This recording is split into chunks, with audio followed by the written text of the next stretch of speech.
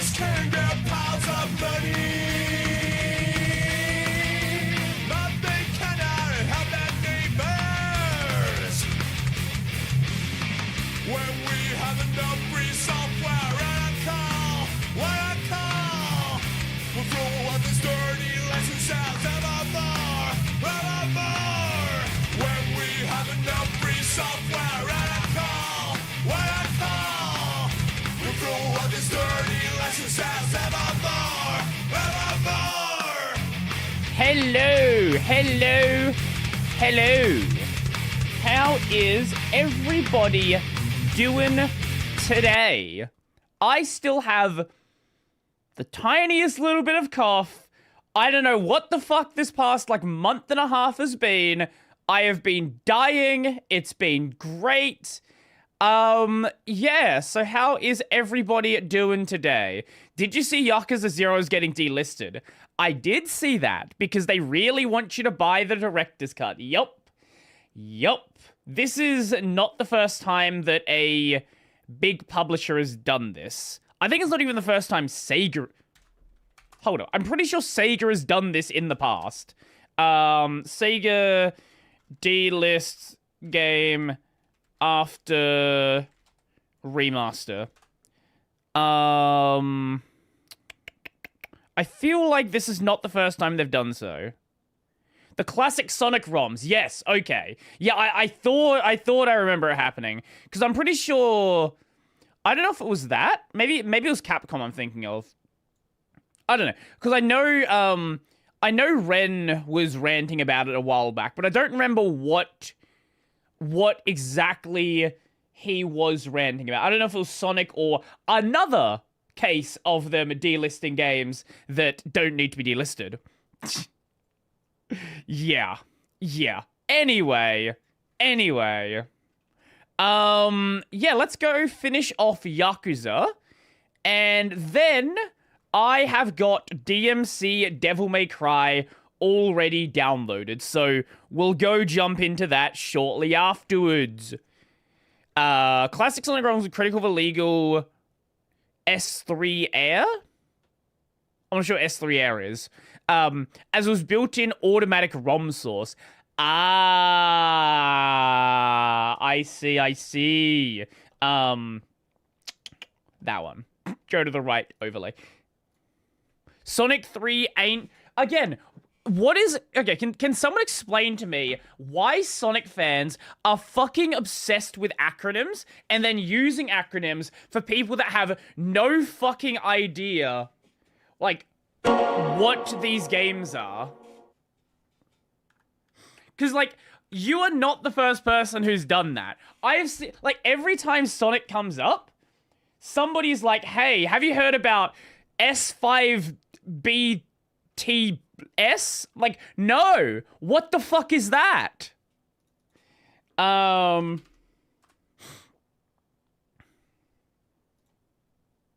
just say BTS? I could have picked any fucking letters. I went with BTS. Oh, you update it? No, that is... I think you set the wrong game. What is... Yeah, there is another game called Song of Life. Okay, there we go. Now we're in the right category. What are the plans for today? We are going to finish off the Yakuza. And then the plan is most probably DMC Devil May Cry. BTS could mean before the sequel. That's true. It could do that. So I think, yeah, we're just going and... I think we're just going to go finish up this, and that's basically it. Unless I run to something else. Hold on. Let me just fix up my chat so it's actually not a million fucking miles away. Put that there. Put that one. That's better. Okay, now I can actually read the YouTube chat without it being weird. Are they... I know they released some of the Yakuza games on GOG. I actually don't remember if Zero was in that collection. I feel like it was. Like, people have pirated Yakuza. Like, the original version is not going away, right? I'm pretty sure it was on GOG, actually. When Ren shows up, I'll ask him. Or if somebody wants to look it up. But yeah, I'm pretty sure it was. I think everything before Like a Dragon was on GOG.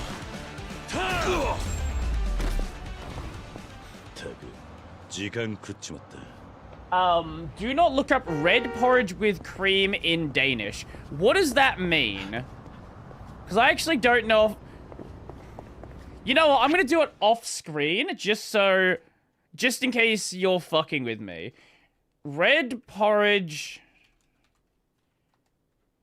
with cream in... Okay, it's the first result.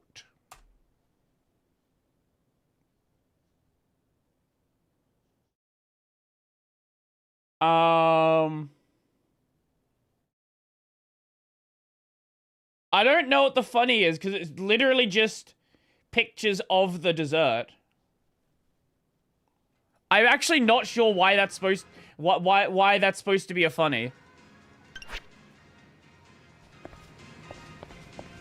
Don't translate it and don't do TTS. But even though Linus video is almost now long, do you see yourself reacting to it? If we do it, it's gonna have to be like the sole reaction. I was thinking about it. I'm actually not sure. We might I don't know, we'll have a look afterwards. Because I still haven't watched the video. Sounds like someone talked with a potato in their mouth. What a very specific kind of thing to have in your mouth. I guess let's yeah, let's just get right to it and go do the end of the game.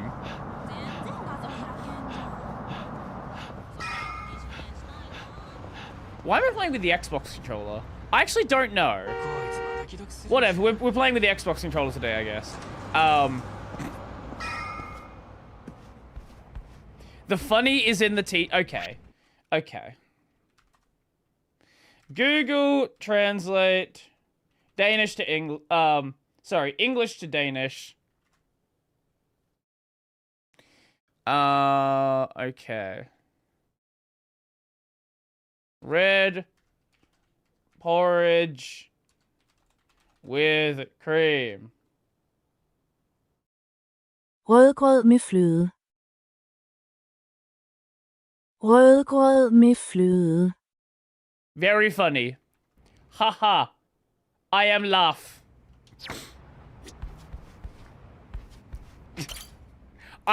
Is that a correct pronunciation? I don't know.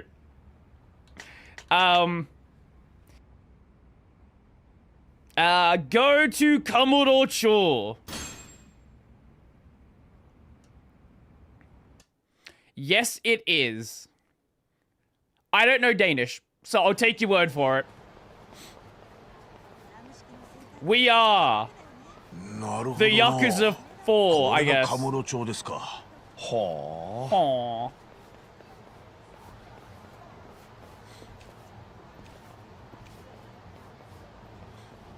タバコはいけんど、高頭。よう覚えとけ。Did we already go over this? わしらの町とは違うんじゃ。行儀をしとけ。の兄貴。Wait, I feel like we already did this line. セレナに案内してやってくれ。俺はタクシー拾って警察病院へ行く。Wait, did they just... Wait, did they just repeat a line? I'm sure I heard that earlier in the game. 桐生の兄貴はな、これから何年ぶりかではるかちゃんに会うんじゃ。少しは遠慮せ。Can you drive cars in Yakuza 6? Sadly, no. It's not a GTA game. 戻りは遅くなっても構いませんけ。Now, in a previous game, you could drive a taxi. You could be a taxi driver, and you could race on the highway. But not here, sadly. The taxi driving mechanics are rough, to say the least. Yeah. Rough Rough is like a nice way to put it. It is so weird that like they just didn't want to use this area for the entire game. Or like we didn't use like what do you call it? The Komodocho Heights. Like at all. Have I played My Summer Car? Is that the My Summer Car? Is that the game where you're building you're drunk and building a car? Yes. I remember watching someone playing this. I don't remember who it was. Fuck. There's a guy I watch I'm forgetting his name. There's a guy I watch a bunch of videos of. What was his name?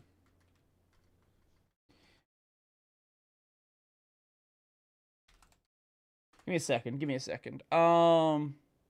Qzeg. Yeah. It was Qzeg, My Summer Car.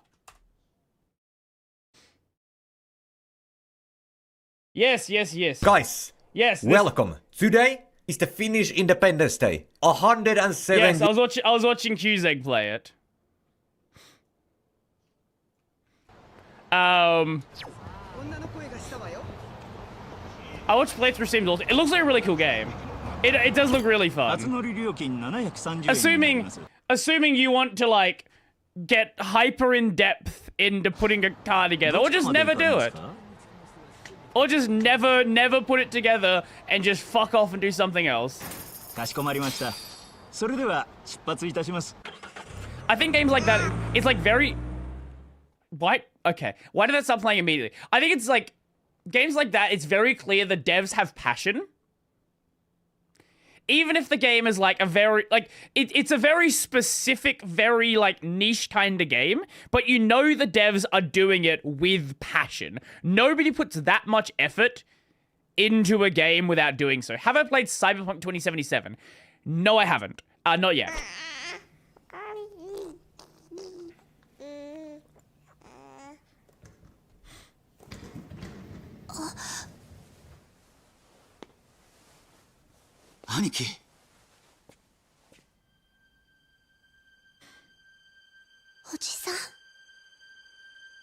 I still hate the way they subtitle that. Uncle Kaz? いや、いいんだ。お前もいてくれ。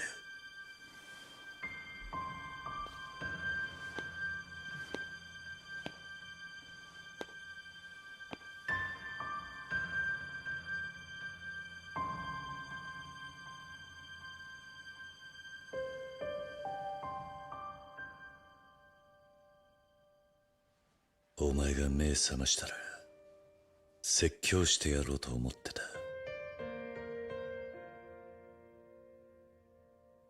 黙って姿消したお前を俺も朝顔の子供たちも死ぬほど心配した。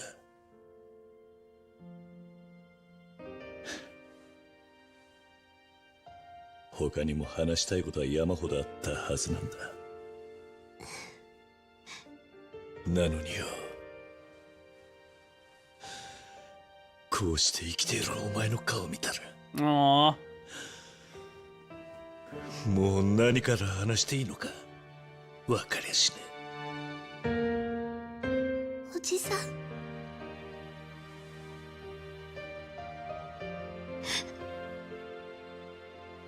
ごめんなさい。They put the entire budget for facial animation in this one scene, and the budget wasn't very much.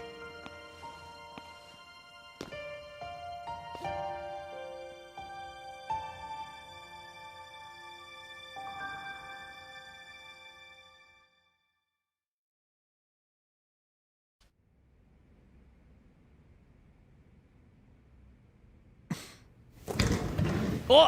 Akiyama! 秋山、おかえりなさい、桐生さん。よく無事でしたね。伊達さんたちと一緒に遥ちゃんたちをかくまう場所を探してたんです。急ぎだそうで。どうかいい場所は見つかりそうか。そこそこのところは。相手は陽明連合会と東上会のトップだ。連中の目から完全に遥たちを隠しきりたい。なるほど。それが相手となると少し心もとないかもしれません。逃げる先を点々と変えるべきでしょうね。おじさん。おじさんはまた私のせいで危ない目に遭ってるの。 Well, that's nothing new. そうじゃない。 Kind of been doing this the entire series. 今狙われてんのは俺だ。俺のせいでお前らを危険に巻き込んじまってる。だが必ず何とかする。お前やハルト、そしてユータが一緒に暮らせるようにな。いや、でもそれははるかちゃんがもし望むならの話で。ゆうたくん、なんで私がそれを望まないと思うの？ We already fucked. いいのか？ねえ、桐生さん。俺らもしかしてここにいるの邪魔なんじゃありません？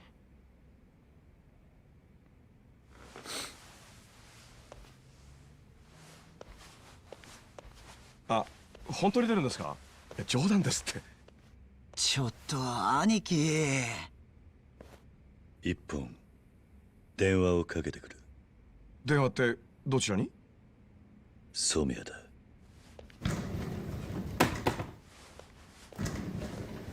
Meow. Nya. Nya. Nya nya nya.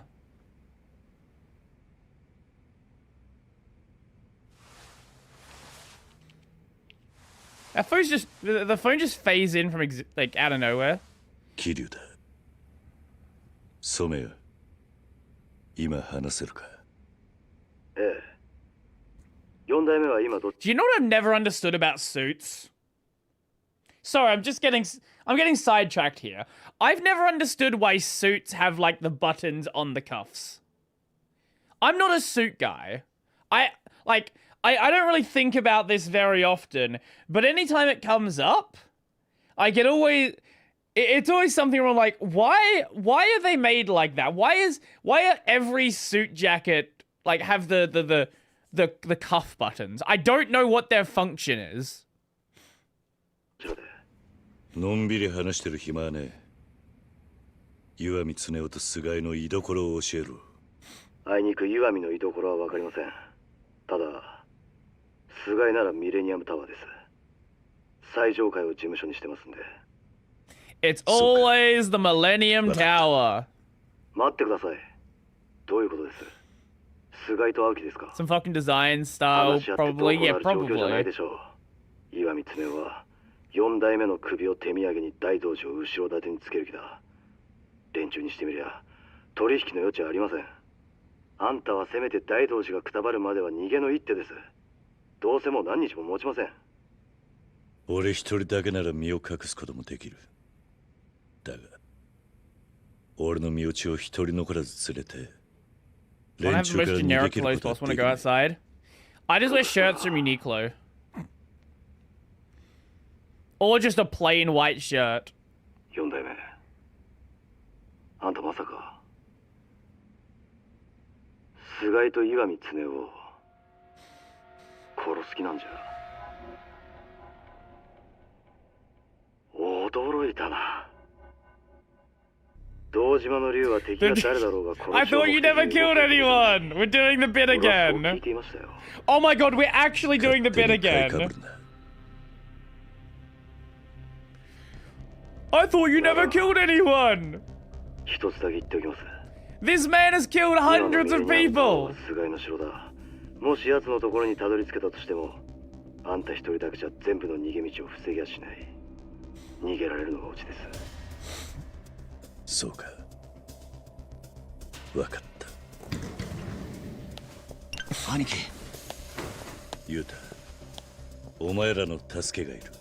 Okay. ミレニアムタワーの菅井に殴り込みだ。すぐセレナで南雲たちと合流して俺を待て。わかりました。おお前は遥たちを頼めるか？それはないでしょう、桐生さん。カムロ町に戻ってきた堂島の竜が殴り込みしようって時に俺が留守番ですか？ Yeah, Akiama's back! 伊達さんと警察がついてくれます。殴り込みに警察は連れていけないでしょうが、俺はそうじゃない。俺と広瀬一家の連中は My parents said they shouldn't wear white shirts if it's not some special occasion because stains are much more visible on white. That's totally reasonable. No, I do get that. Especially with okay, I don't know about your parents, but my mum can't eat anything without making a like she will always spill something. If she's having pasta, there will always be pasta sauce on her shirt within 5 minutes. 菅井たちから的にかけられている。だがお前は今さら水臭いですよ。それに俺はあの菅井ってのが会長代行になってからのカムロ町をずっと間近で見てきたんです。一人で何もできず Are you a very active Twitch user? 水道に隠れて Or is Twitch just that この dead? 町が荒らされるのをこらえにこらえてきた。今菅井に返しができるってこのチャンスをカムロ町住人代表としては指を加えて見てるわけにはいかないんですよ。秋山、俺も行きますよ、桐生さん。まさか俺が役に立たないなんて思ってないでしょうね。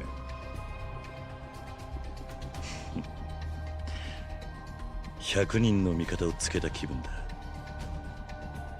俺もセレナで待ちます。早く来ないと俺らだけで先に行っちゃいますよ。ああ。Twitch is a yeah. Twitch is an interesting platform, to say the least. Well, here's the thing about Twitch. Twitch has a serious viewbot problem. I'll show you a great account.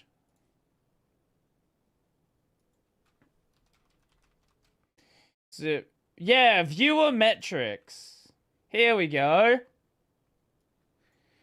Here's an account called Viewer Metrics. This is an account that keeps track of viewers on big channels and whether or not they have weird, kind of impossible spikes. And a lot of big channels, whether they do it themselves or apparently sometimes sponsors will viewbot a channel. And apparently a lot of people in Mythic are also viewbotting. So whether or not that's them individually or Mythic the company doing it, who knows? But considering the platform's like mostly inauthentic users, that doesn't fucking surprise me. You'd be in the top 20%.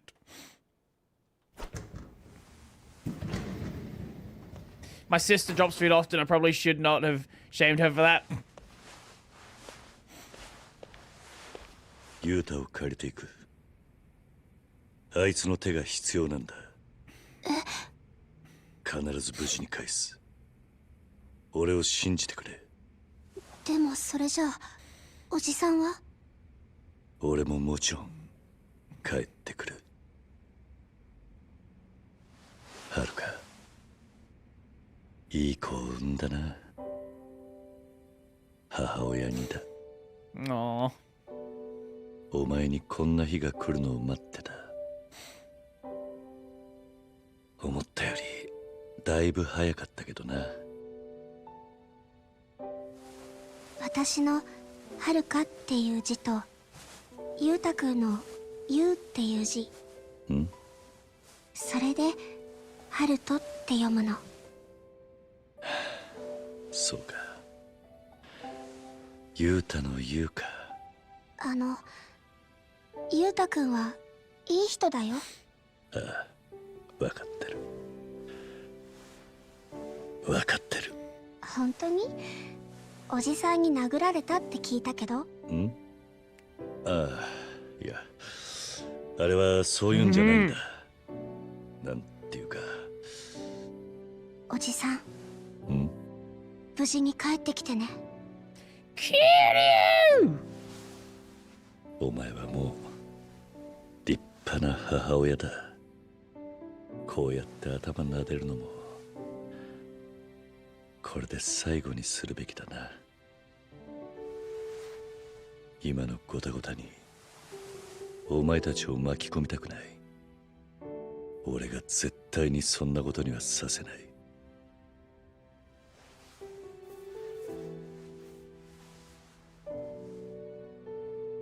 じゃあな、はるか。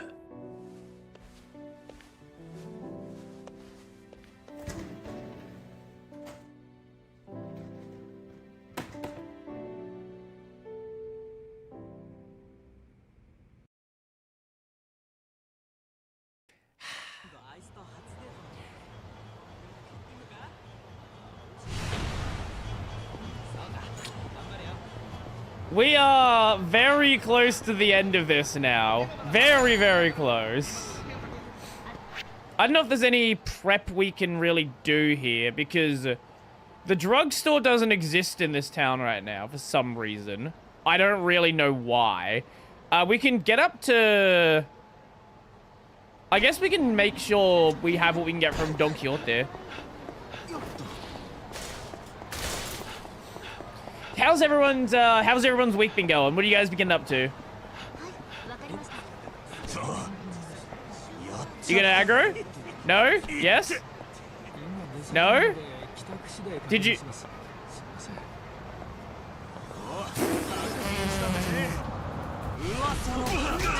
That was incredible.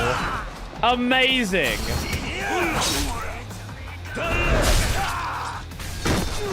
Man, the aggro in this game is, it's something.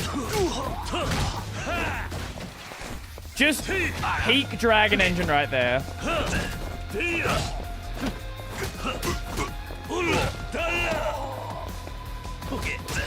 Come on.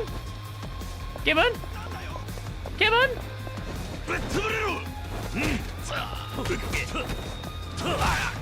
Bonk. Oh my god, yike. What is, what, did I say something? Did you see something? What's up? Well, what are we yiking about?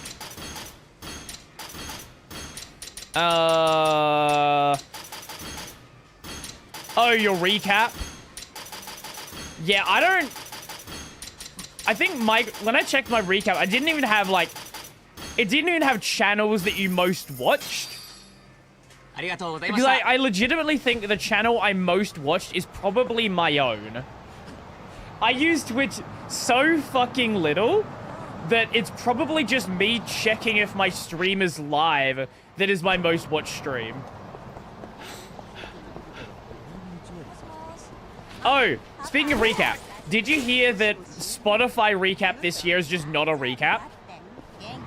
They allow you to pick your top artists in your recap. Just like, you do understand what the recap was supposed to be for, right? The recap is supposed to be a recap of your most viewed things. Like, what do you mean I could just pick different artists for the recap? Is that so people don't post a recap that they feel weird about? Just don't post your fucking recap.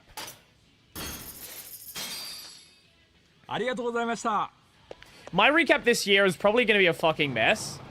It's probably going to be like, who uses Spotify? A lot of people still do. I am one of those people. Mine's probably just like anime openings as always. And like some metal. Recaps were an interesting, unique idea when... Who was the first one to do a recap? Was it Spotify? Like, maybe not first, but first one to popularize it.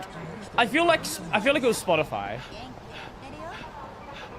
I use YouTube Music. That's fair, that's fair.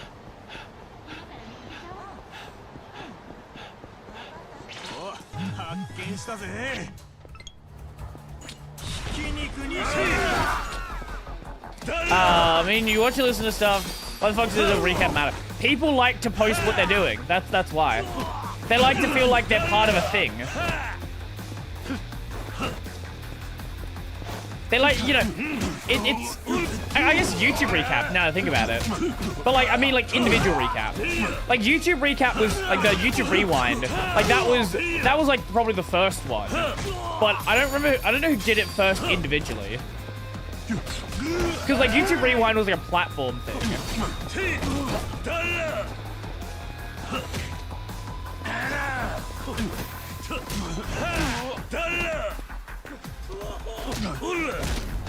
Also, hi Brody, how is it going?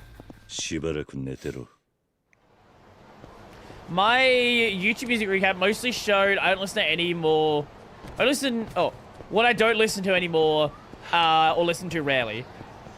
Yeah, mine. Now that I think, I don't know if it's out yet for Spotify. Mine would probably be. It would be anime openings, metal, and then just like Baby No Money. That's probably what it's gonna look like.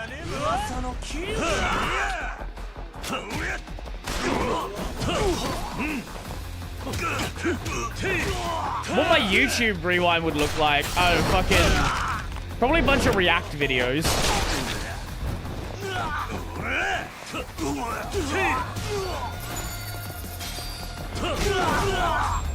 Also, I'm doing Linux from scratch again. Pray for me. Again. Why are you doing it again? Well, what did it go wrong the first time, or are you just doing it again because you feel like it?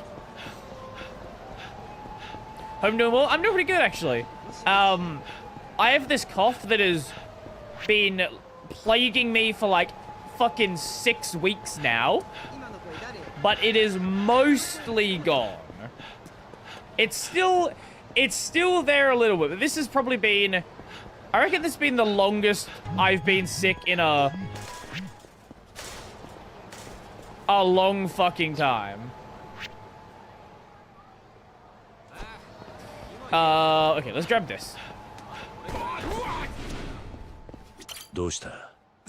And it's not even like a fucking annoying sick, it's just enough where it just like disrupts my talking.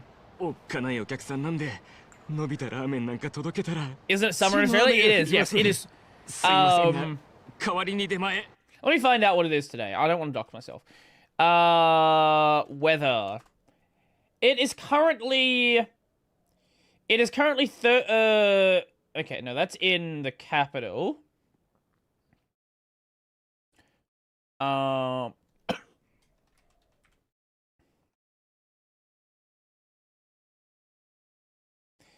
There we go. It is currently 34 degrees. It's going to be 36 today. お願いします。届け先は SNS に送っておきます。お願いします。わかった。任せろ。Jesus fucking Christ, it's windy outside.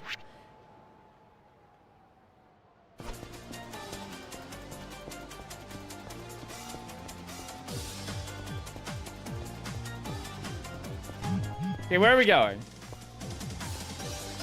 Lullaby Mahjong. Okay, we're gonna look that one up, because I have no fucking idea what that is. Yakuza 6 Lullaby Mahjong.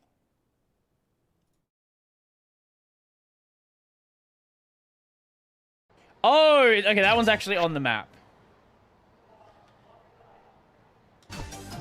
I thought it was gonna be like a little store that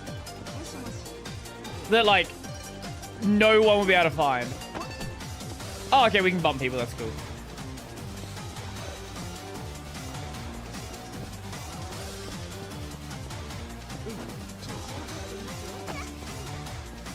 My Balloons recap is only we're just all gonna be Balloons YouTubers. Did I say Balloons recap? Well, that's basically what it is for you. It is a Balloons recap.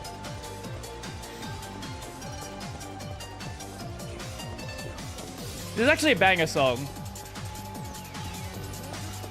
Plants versus Balloons. As I've said before, the last time I played Balloons was the Flash game. I hear it's really good though. Like the modern version. Yo, how you doing, Matt? Welcome. You're watching me deliver ramen.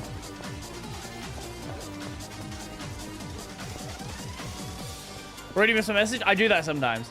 I want to listen to more Finnish folk songs. For recap show that I listen to most to Eminem. Okay, that's not the same thing.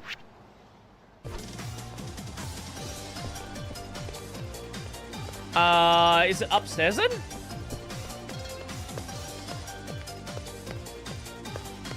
That is the sexy club.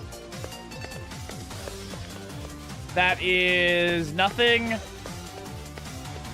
It's supposed to be here somewhere. Ah, here it is. Hey, omachi.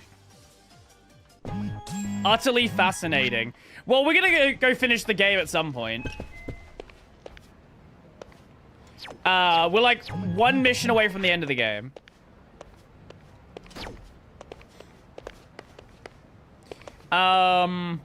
Most listened to Eminem, most listened song was a punk rock emo transfery song. I'm sorry, what? A punk rock emo transfery song. Right. Right, okay. They should do a Yakuza HBO show already. We got a Yakuza Amazon show. It was not good, but we got one.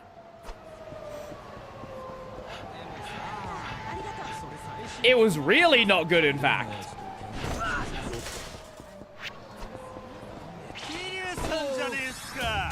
Oi, Kura!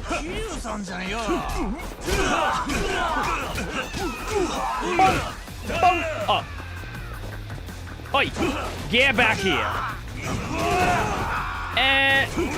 Fuck you. Yes, yes, yes, like a dragon Yakuza.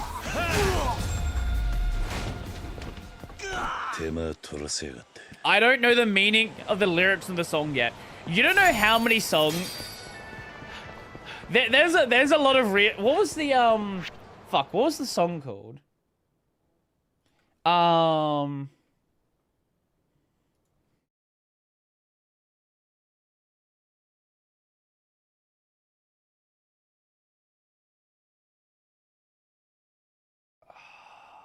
don't remember what the song was called.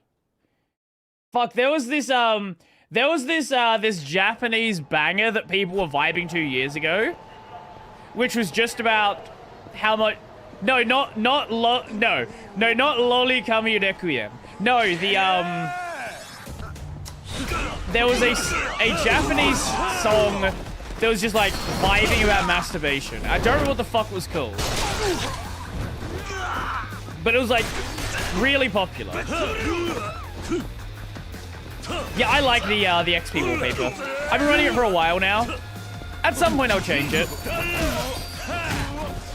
I'm just not big on wallpapers nowadays. I kind of just like I used to be someone who like constantly changes them. But like I kind of just stopped doing that. What is this? What did you send me? This video may be inappropriate. And I want you to know. I don't know if this is. Oh, that's definitely DMCA. No, we can't touch that. No, we definitely can't touch that. I change mine 4 or 5 times a day. I know people that like to have like a night wallpaper and a day wallpaper. I think that's kind of neat. Do you have it on, like, do you actually change it, or do you have it on, like, a carousel? Because if you change it 4 to 5 times a day, I don't know how many fucking wallpapers you have. If you have it on carousel, like, that's a bit different. Carousel makes sense.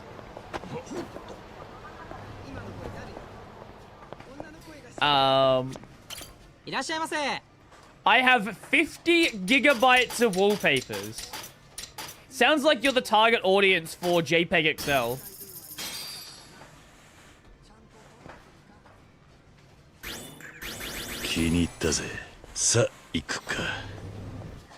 I also practice a no icons desktop. Yeah, I do that as well because I have a desktop that doesn't support icons. Pretty easy. I was no icons over on Windows. I've just not really been a fan of icons in a long time. Let's get triple step. Grab that one. Oh, S rank. Oh, we can't even afford those. What the fuck are we missing here? Ah, yes, vending machine drinks and hunger. Yeah, okay. Oh, and XP. Yeah, I probably should have grabbed those earlier. Did you know that Despacito has 3 lines that turn the song from a typical romance slop into a song that glorifies lack of consent? I don't think anyone who's vibing to Despacito knows the lyrics. Do you know how many... Okay, here's a better question. Do you know how many songs from, like, the 70s and 80s are about the singer wanting to sleep with a 15 or a 16-year-old? And sometimes not wanting to, actually talking about their previous experiences. The answer is a lot of them.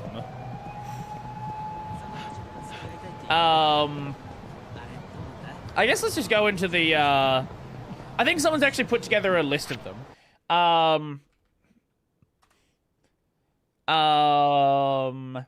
Fuck. What was the...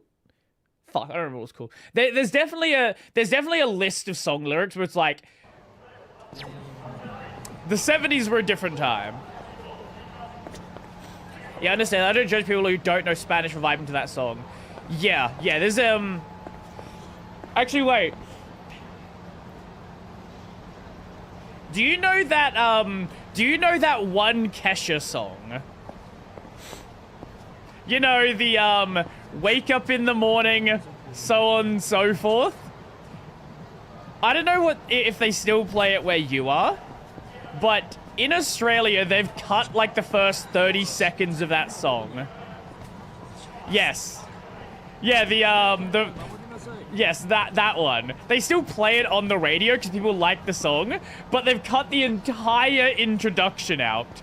So it's just like, wake up in the morning, and then it's just like instrumental for like 10, 20 seconds.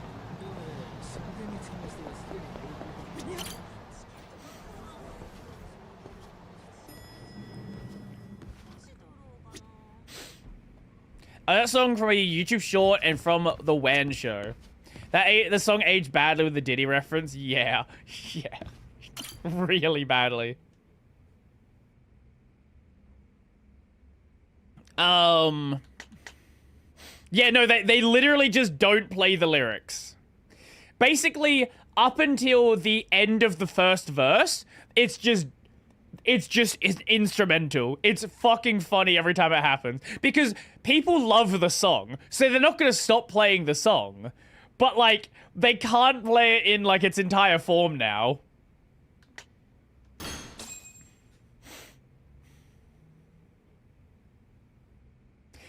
Yeah, because then people are like, why is the song like this? They look it up. ユータに聞きました。登場界の菅井に殴り込みちゃー言うて。Not here for the game, I want to salute Brody in chat as well. Hello. Welcome. We are just about at the end of Yakuza. Oh, I guess Yakuza 6. Totally not strides and affecting it? Yeah. 殴り込み言うたら極度の晴れ舞台じゃ。広瀬のおやっさんにも見せたかったですの。行きましょう、兄貴。目的地はミレニアムタワーだ。その最上階に菅井がいる。奴を捕まえる。Meanwhile, Japan playing Treasure Box and Lolly Requiem in public. いいな。I know you probably don't use TikTok, but Treasure Box became like really fucking popular on TikTok. I only know this because it became so popular it escaped TikTok. It was like for like maybe 3 months or so, the song that every single cosplayer was playing if they wanted to do some like sexy dance.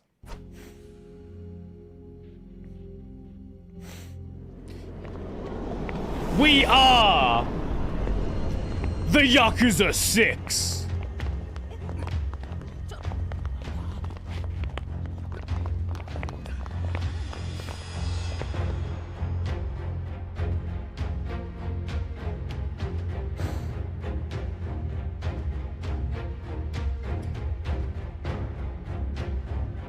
Except him, he's just a dude. What a nose, man. What a fucking nose.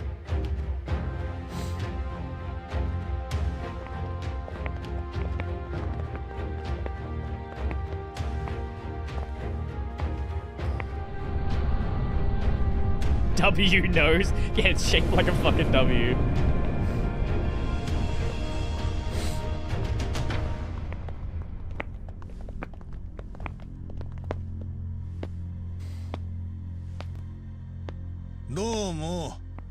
Hi, random guy that we've never heard of.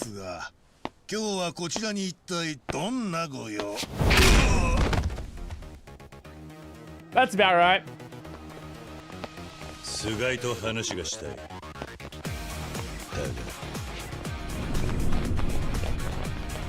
がお前らの案内は無用だ。そこをどけ！桐生逃がさねえぞ。やるぜ！行くぜ！あ、バカ。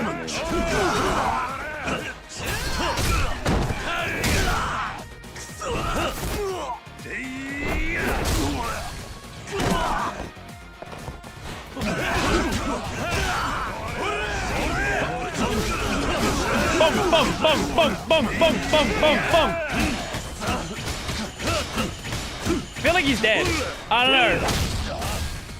I love the Yakuza series so much. I do as well.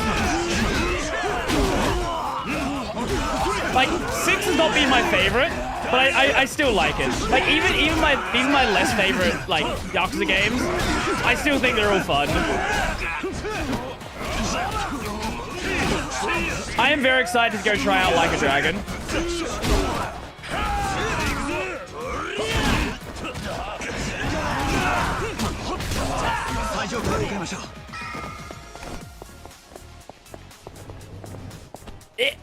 There we go. Boom.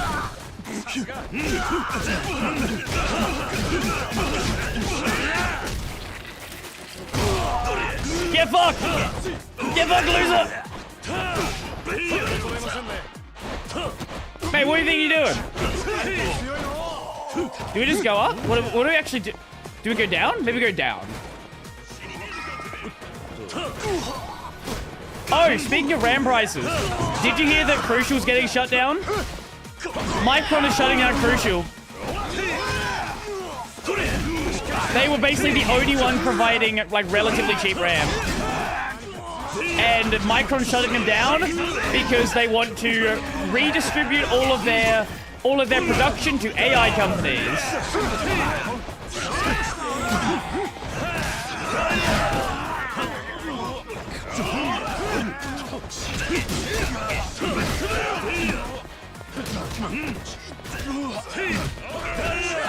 Just reading something about Micron playing out consumer RAM. Yep.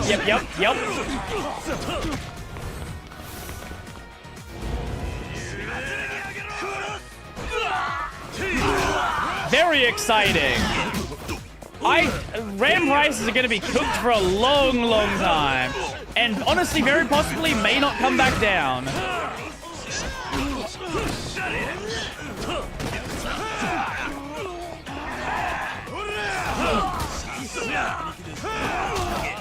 Which is great. Which is lovely. I love it.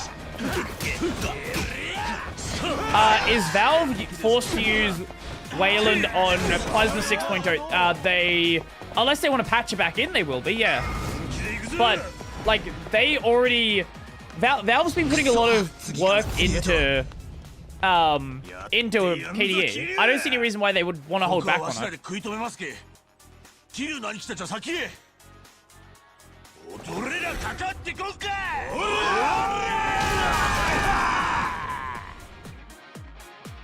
Like, maybe, I guess, but like... I don't... Do you have a fucking grenade?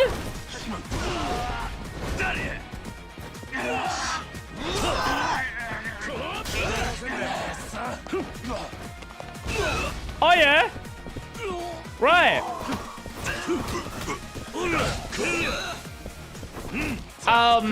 There was a Valve dev. That was Autumn. I guess at the time, Joshua Ashton, but going with Autumn now. That was part of Frog Protocols. That wasn't like a Valve overall thing. That was just an individual dev.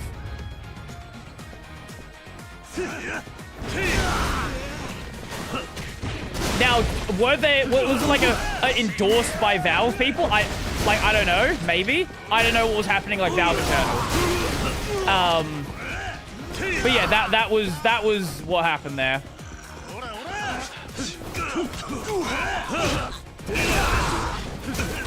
If his nose is shaped like a W, are his eyes, and his eyes are O's, then his face literally O. Fuck off. Jesus Christ. Why are you guys back there? Oh, you good? I guess not. The fuck was that death animation?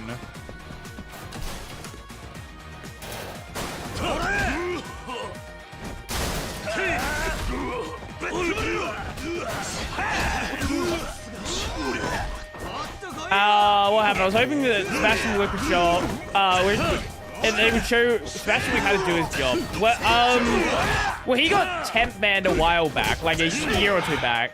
And that's sort of like bring him like somewhat back down to reality.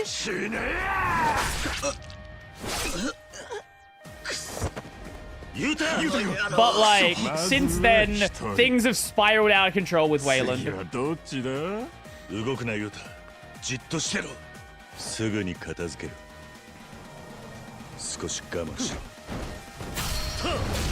Bye.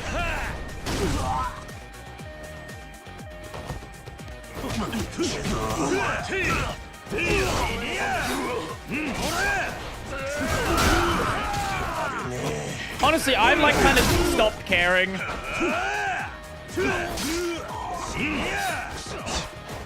Like I'm gonna put my effort into things I know I can improve. Oh, thank you. Appreciate that. Where are we starting from? Oh, okay, here. That's fine. That's fine.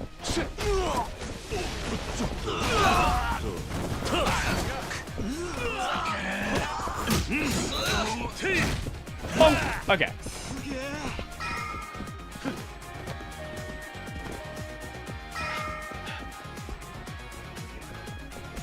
Oh, it's out here. Oh my god. Okay.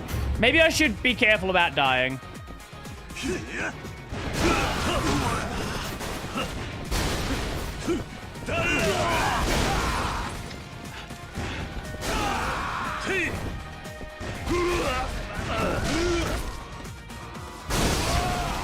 Oh, we got one of them.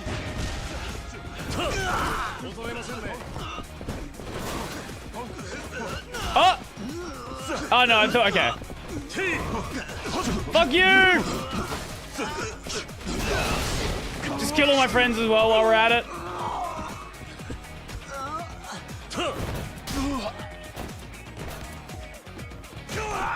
Beautiful.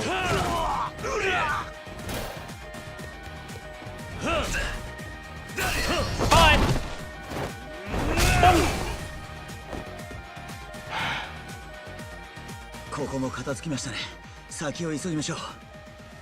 Well, you're getting stabbed again, Yuta.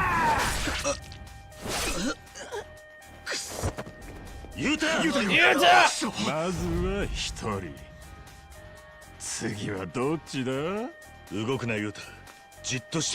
It's just a knife. Just walk it off.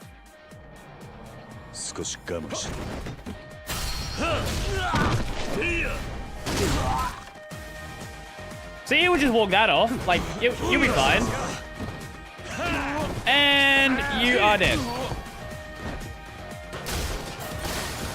No!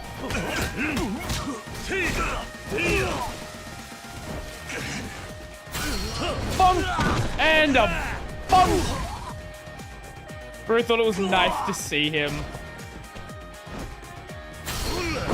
Yeah, just fucking smash with a monitor. That's the plan. Yuta, you have a child to go back to and a Not a wife, but not a girlfriend either. I don't know what they are actually.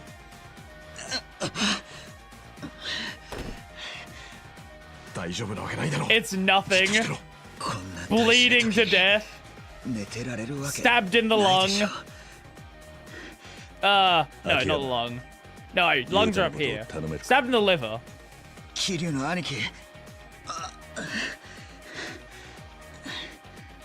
burnt an alien. Wrong series. Yuta.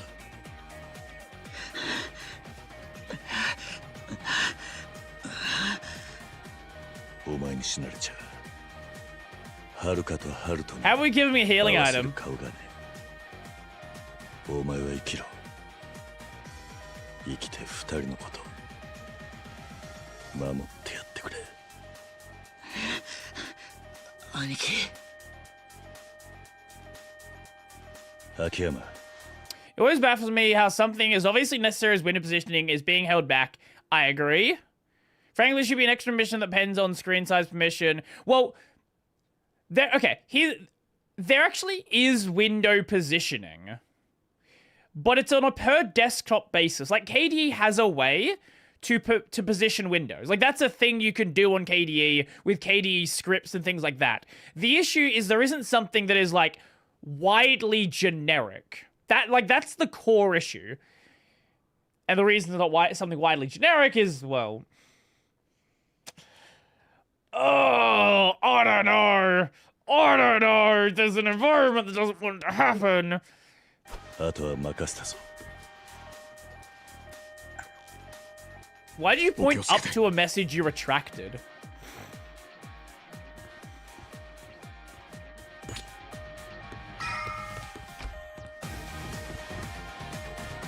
Permissions are fine when they complete like Mac. Mac perfectly shows a competent permission system for desktop. Yeah, it's very difficult to like half bring in a system like that.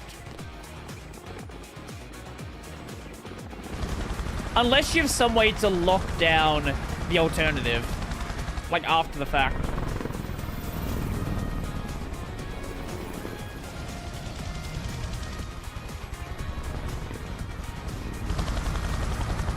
Okay. Ah!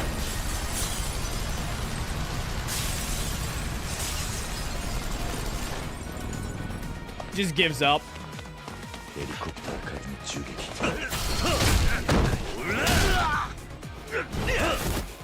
Bye.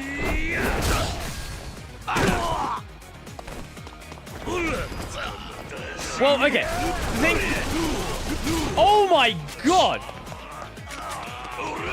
Like, it wasn't there from the start, technically, but Mac has, like, very distinct different versions. And Apple has, like, they have a lot of sway in whether or not something exists, right? Like, if you don't want to follow the way that GNOME does something, for example, you can exist on Linux, right? Like, that's fine.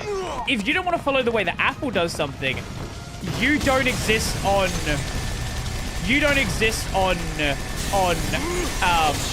macOS.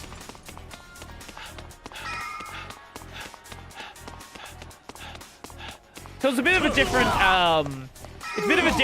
I guess, environment.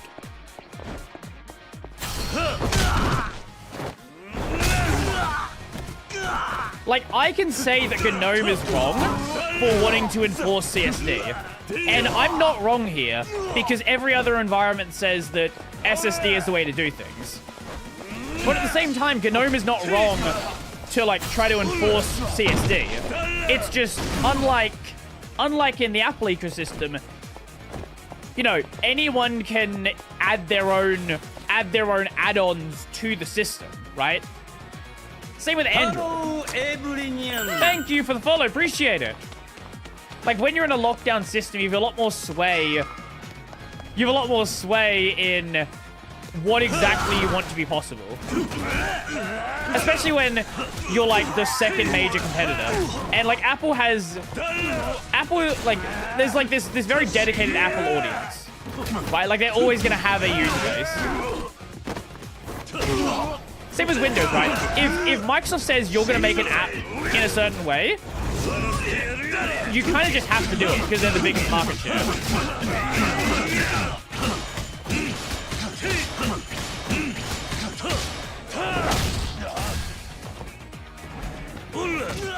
But like when you're like one of 30 desktops, even if you're just like one of 2 and the other of the 2 says we're just going to do things differently, like, you know, there's just a lot less power that gives you.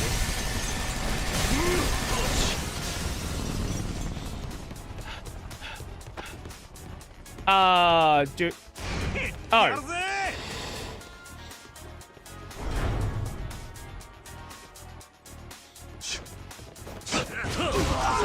Oh my lord.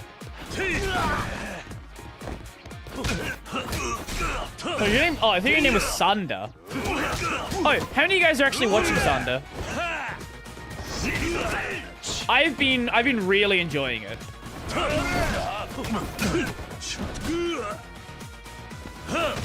Bonk.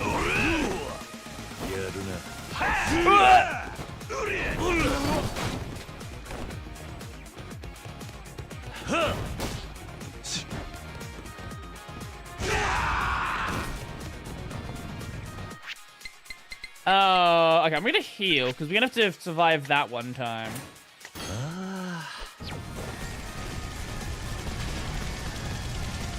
Here, is this safe? Yep, okay, that's safe.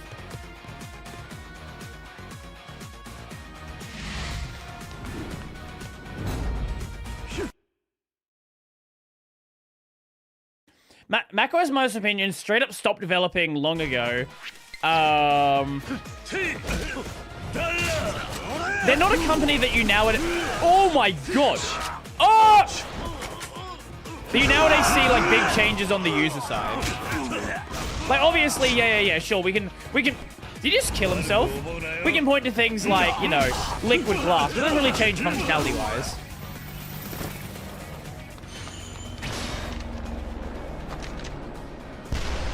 Kiryu doesn't kill anyone.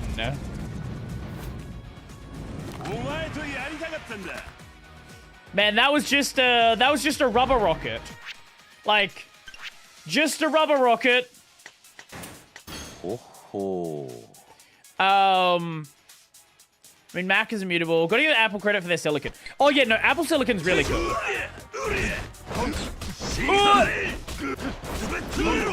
I don't. If I die, I don't know where we go back to. Well, we're gonna find out, aren't we?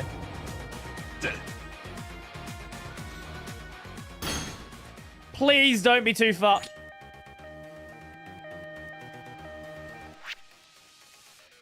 Ooh, okay.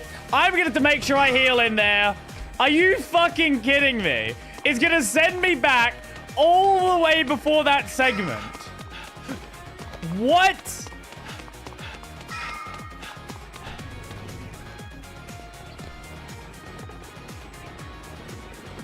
Oh my fucking god.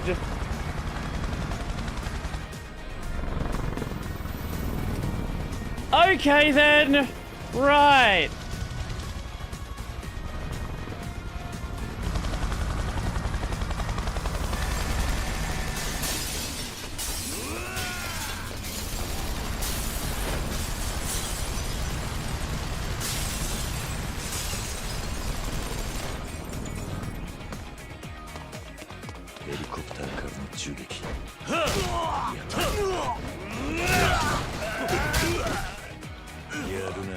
My favorite runbacks, yep.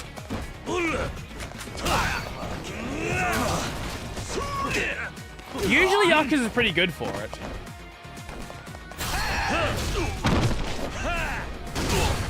Yakuza Steel Soul. I think this is probably like one of the worst runbacks in a Yakuza game before. Like normally there would have been a save point somewhere along that way. I don't know why there wasn't this time. Oh. Yes. Ice bucket heat action. Oh, it's just boring. Okay.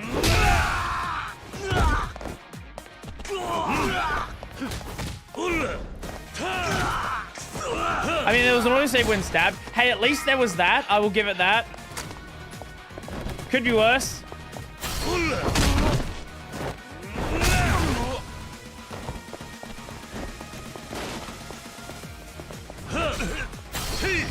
And you're done.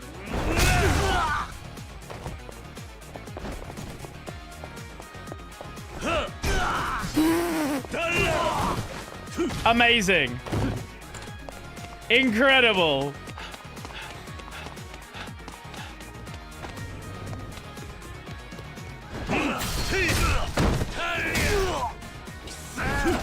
Okay, okay. We just kind of got to be careful and not like... not completely, fuck up out here. It should be fine. I don't know how that counted as a parry. That shouldn't have. That window is way too big. I'll take it though. I'll certainly take the free parry. Come on. Come on.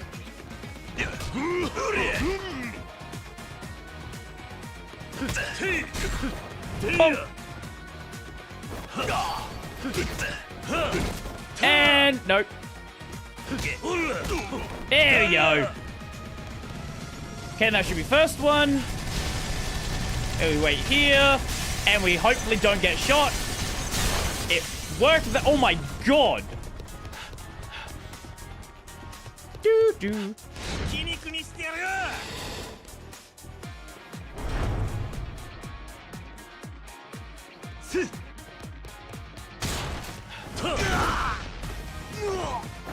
You know what? I'll take that. It worked. What? Yep, thank you. Kill all of your friends.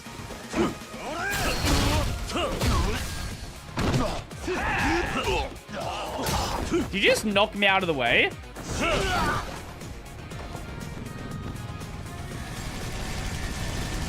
I think here by a large margin. Whatever. By a large margin from Konami, like stuff that works on those always involves some extra effort or more clutter on Mac desktop. That's a summary. Way too clunky in comparison. I'm not sure what you mean.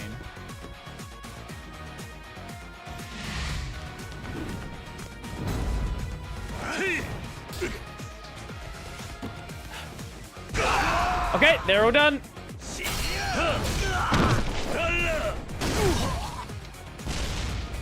Okay. Thank you for heat action iframes.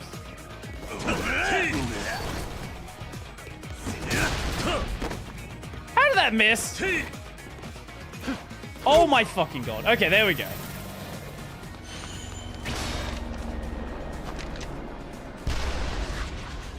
Yeah, if you like Mac, use Mac. If you like X11, use X11. If you like Wayland, use Wayland. People get really hung up on, like, using the right thing. Right? Just use the thing you like. I don't know why that's so difficult.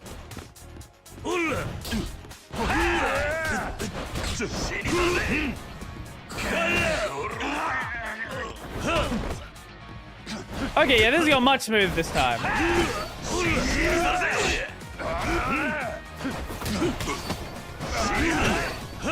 Still not, like, super smooth, but smoother. There we go. I'm gonna assume there's a rest point right after this. Or, like, a autosave right after this.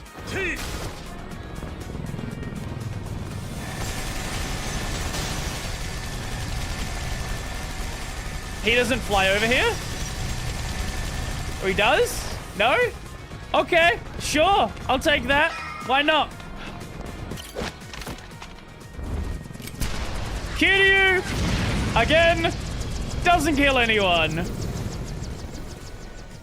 There was no one in there. It was a that was an auto. That was a what do you call it? Like a self-flying helicopter.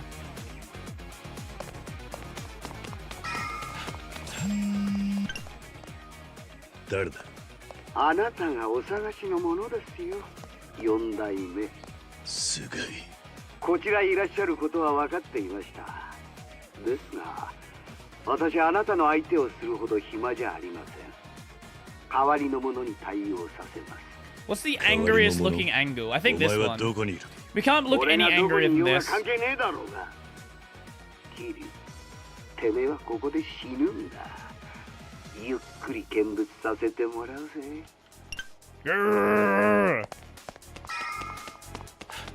Oh. I guess we hit the trigger.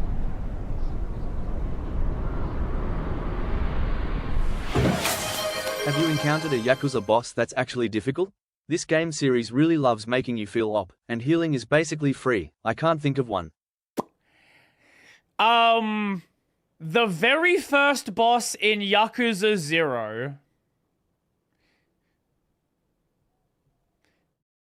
And also the super bosses. The actual difficult bosses are the assassins. What is their name? The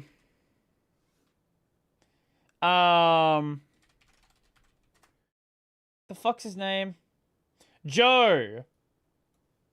Or the Amon family. The Amon family are basically the only actual difficult ones. Here's someone doing it with no equipment and no damage.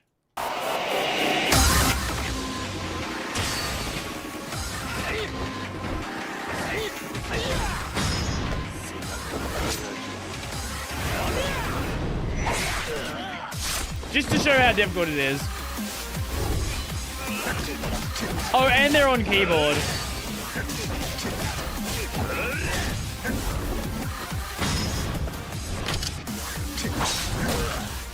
This is actually difficult, by the way. It might not look difficult, but it actually is a difficult fight.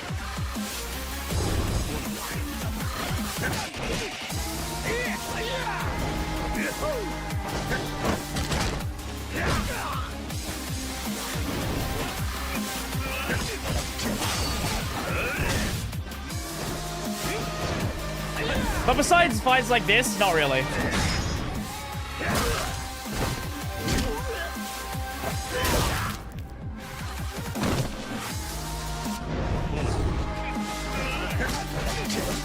This is canonical Majima.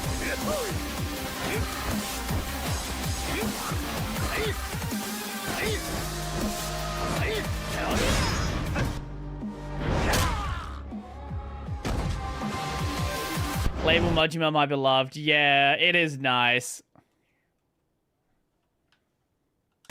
Oh, no, skip.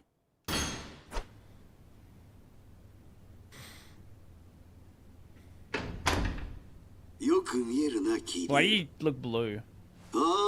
I'm blue, WDW. どういうことだ染谷見ての通りですよ4代目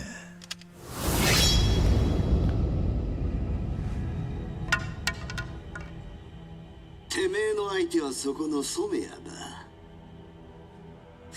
聞いたぜあんた俺と岩見社長をぶっ殺すつもりだったんだってなてめえを殺した後沢村遥と赤ん坊も必ず見つけて殺してやるその前に大道寺が死んだとしてもだ俺らを敵に回した人間がどういう目に遭うか He studied the blade いい見せしめになるからなすごい He's got the Virgil slick back as well. Except his is a bit pointier. イカれちまったんですよ俺は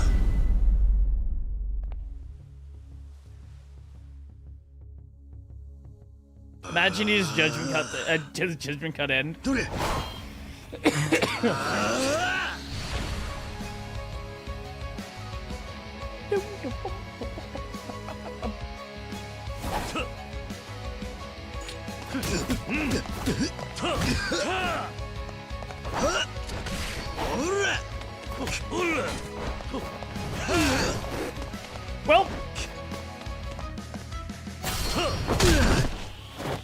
can I have that sword, please?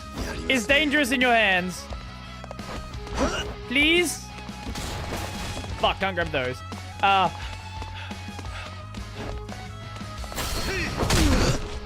Please give me sword. Nope.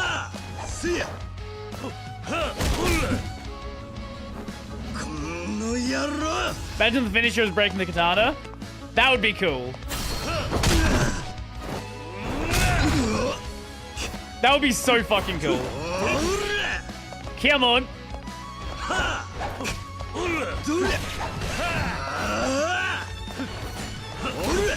There actually is an item you can get to block blades, and that would make this fight.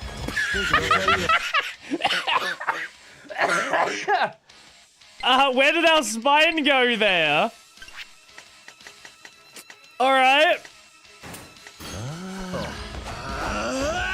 Just delete the spine.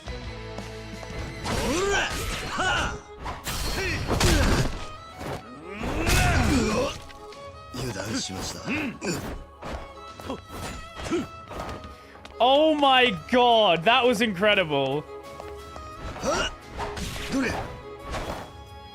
I love this game. I fucking love this game so much. Dragon Engine is so scuffed.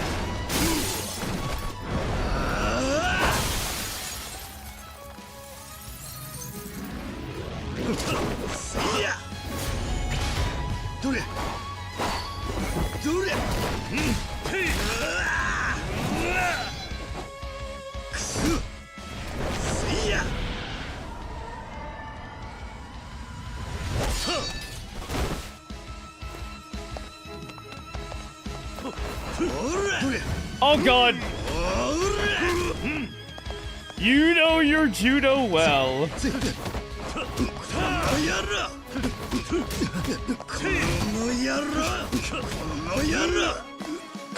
Come on.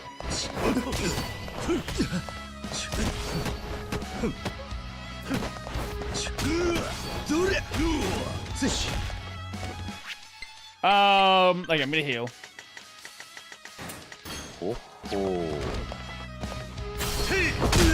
Take some of this!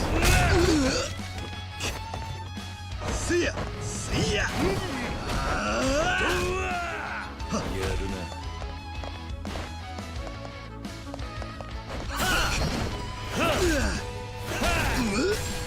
Oh, that was a cool way to end it.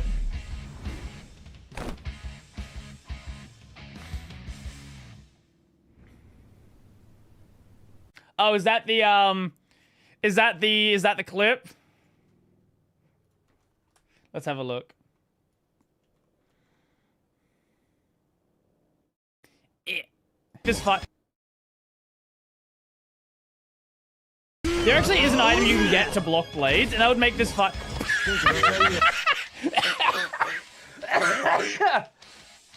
Where did our spine go there? Oh man, what a fucking game this is. Just normal Dragon Engine stuff. 俺が殺す相手はお前じゃねえ。後ろで笑っている菅井たちだ。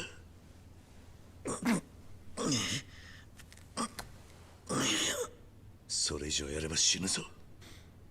もうやめろ。まだ終わってねえ。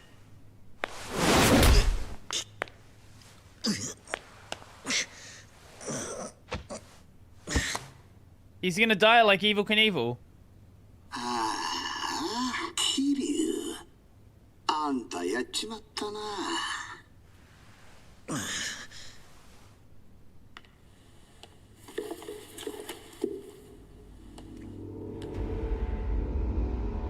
清美。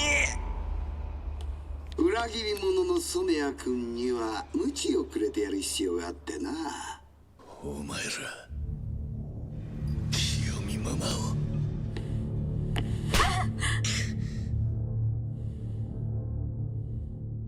岩見。染谷にはあなたを殺せば女を助けてやると言ったんです。だが染谷はその条件を守ることができなかった。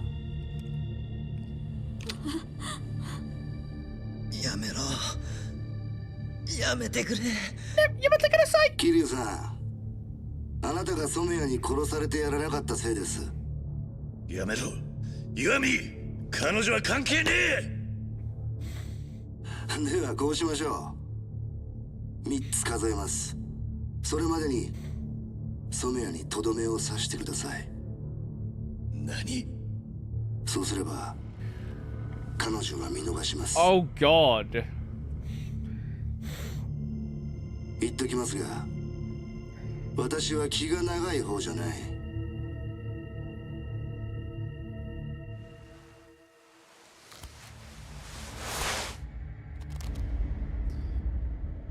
一つ。4代目、あいつら本当にやる。頼むからこいつで俺をやってくれ。2つ。 I don't even know at this point.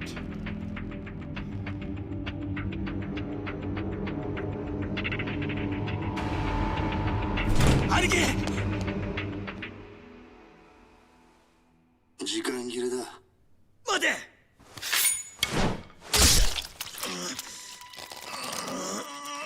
そうや。あなた。なんじゃこりゃ。清美、あの子には Bang。 ヒロミには俺一度も手あげたりなんかしてねえからな。大事にしてきた本当だ。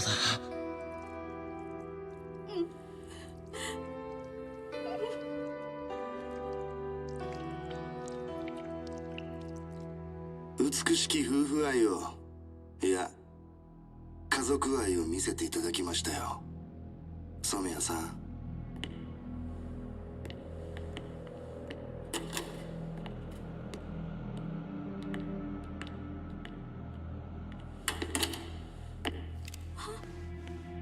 何をする気だ。まあ時間切れは時間切れじゃけえの。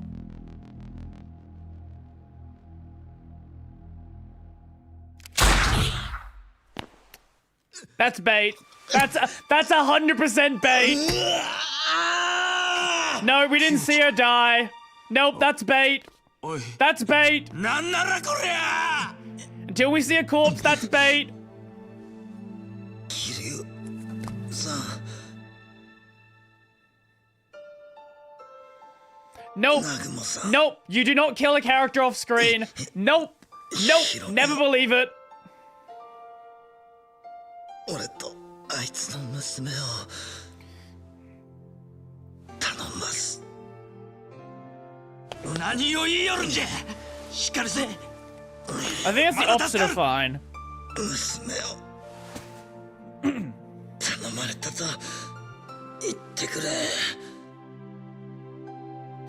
今ここでだ。ナグモ。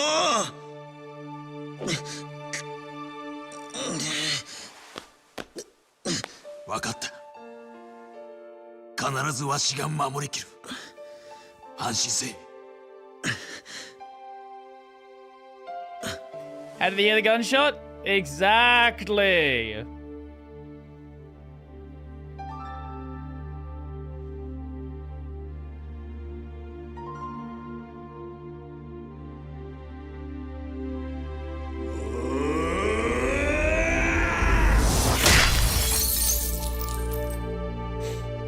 A very normal Kiryu reaction.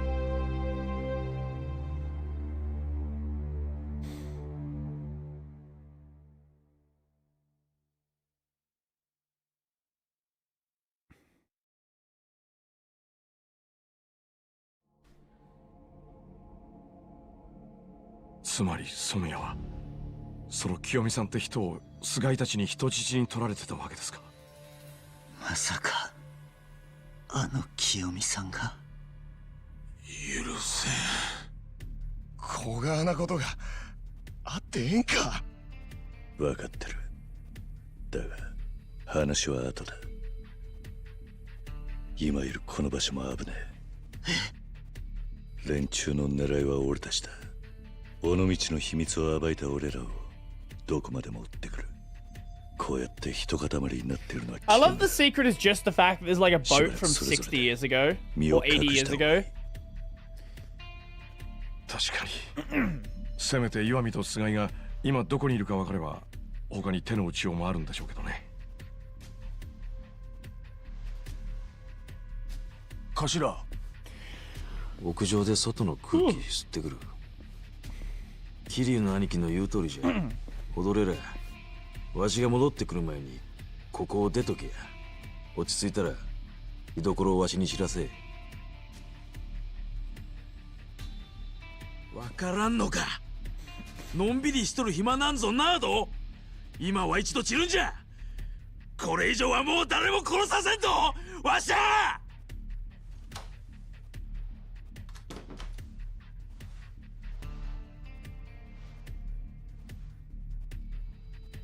秋山、お前には雄太を頼めるか。例の下水道なら東上会も陽明連合会も知らないはずだ。わかりました。遥たちの方はどうなっている。伊達さんが動いてくれてます。今日中には警察病院から場所を移せるようでした。そうか。桐生の兄貴。Oh, that's me. 清美さんのことをもし気に病んでるなら絶対に兄貴のせいじゃないですか。I am not convinced she's dead. I have never seen a game. Okay, wait, no.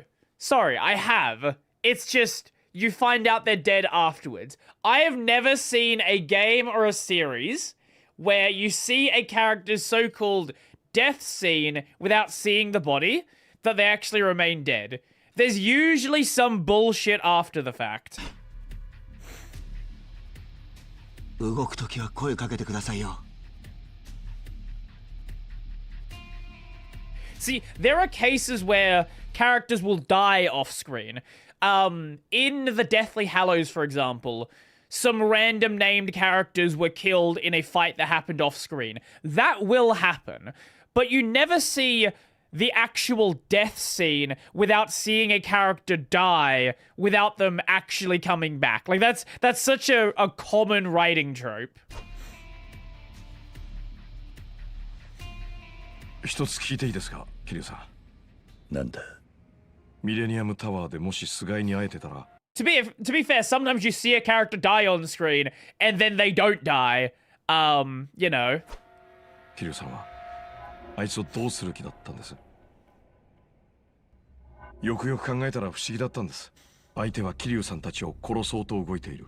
その周りの人間を巻き込むことを平気でやってのける連中です。話が通じる相手じゃない。I don't think I've ever actually finished Shadow 5. もしかしたら桐生さんは菅井や岩見恒を殺そうとしてたんじゃないかって。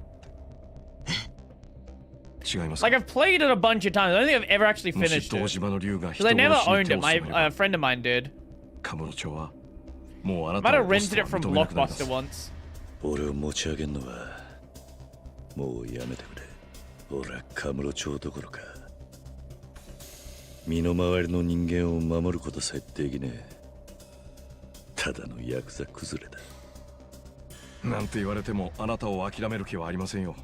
岩見恒夫と菅井がカムロ町にいればもうこの町は死んだも同然です。今この町にはあなたの支えが必要なんですよ。 Did it finish all the outcomes to Lock Shadow 2? And yeah, I definitely wouldn't have seen it あ then. んた今までこのカムロ町に刻んできちまったんだ。 Man, I miss Blockbuster. 俺は一度どん底に落ちてカムロ町に救われた人間です。あんたが帝王を救うらいならいつでも俺の手使ってください。 Well, actually, we had a local brand as well. Actually, wait, are they local? Hold up. Are they local or are they let me see. Video Easy. Is that a thing outside of Australia? It sounds like an Australian name. Okay, yeah, we also had Video Easy. Video Easy was a very popular option here as well. For a long time, they actually were running, up until COVID, they were running vending machines. Does it say on the Wikipedia page? No. So they actually had, like, video vending machines around the place, and you could, like, rent a DVD from the vending machine. They were doing that probably from, like, 2015 to 2021. But obviously, COVID killed that when everybody realized, hey, guys, let's try out this internet thing we have. Oh, wow, we can watch movies on the internet? What? And that's when all of that just entirely died.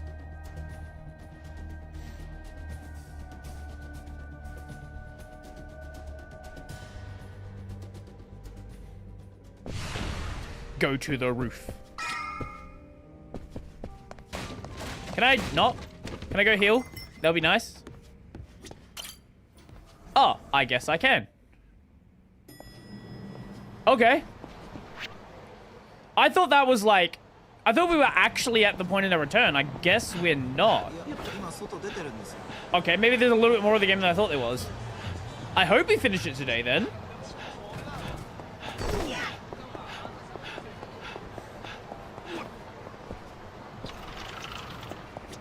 Irashaimase.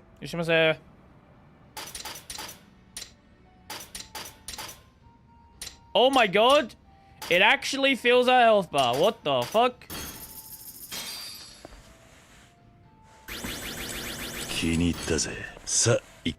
Like, I've talked about this before, but there are so many games that I just never would have played if it wasn't for things like Blockbuster and Video Easy. Like, I'm sure we've all played games that we never would have, like, bought.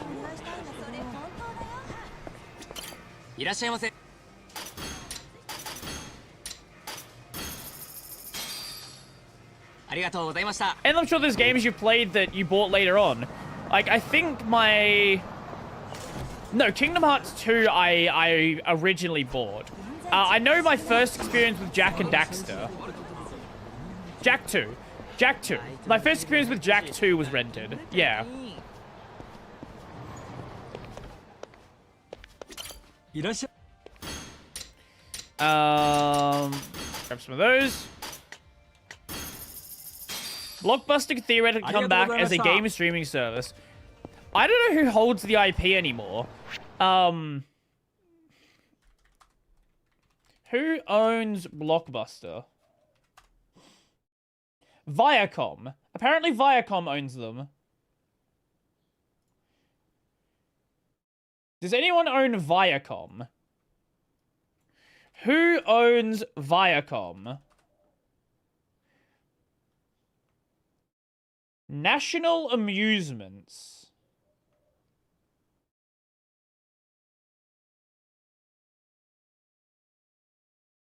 Okay, who is National Amusements?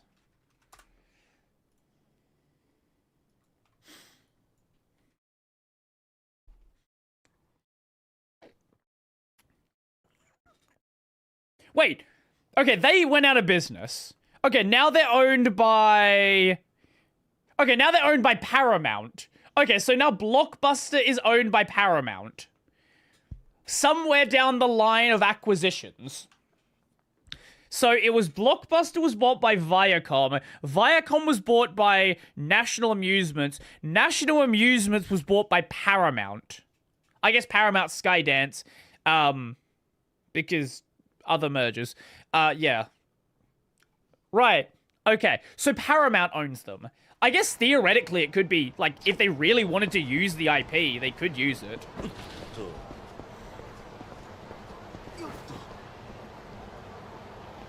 Well, Paramount owns Paramount. Well, they have their, what is it called? Paramount Plus? So I don't know if they want to make a service that, like, kind of competes in that space rather than just expanding Paramount Plus.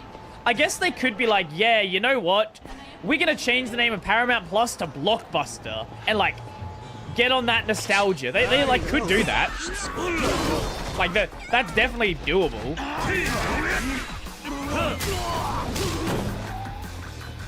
But considering who owns it now, I doubt they would. I doubt they'd want to compete with their own.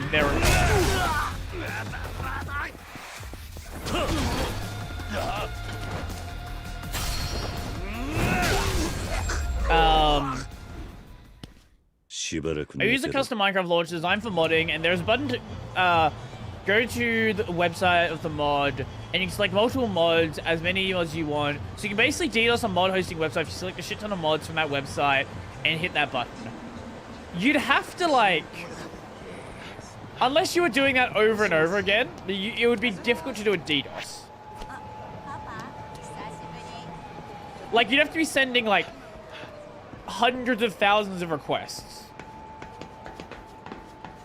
And you would end up hitting your own network limit on a like personal connection.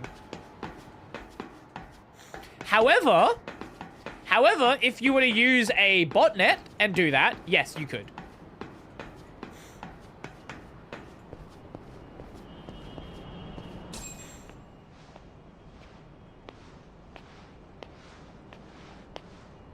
Drop sound effect, yeah.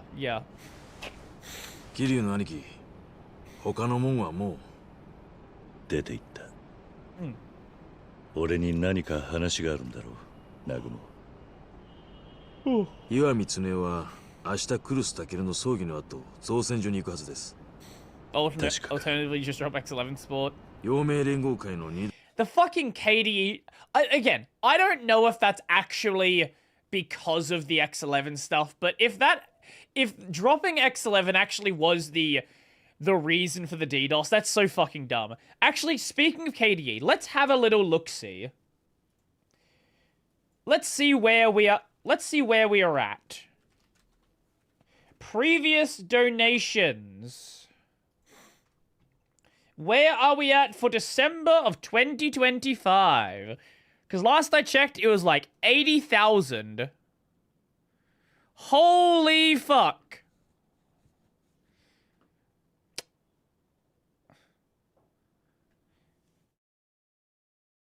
Yup. We're at 94,000 euros. Jesus. Just as a reminder, this is 2024. That's by the end of the month. Also, this year they had a really strong October as well. This, I don't even know what it's going to be. As a fun little side thing, let me just show you the GNOME budget report, just for anyone who's unaware of this. So this GNOME budget report published by Robert McQueen. This is coming from, like, Foundation Director himself. Where is it? So, 2025, 2026 budget breakdown. This is a projection of their budget. 250,000 in donations and contributions.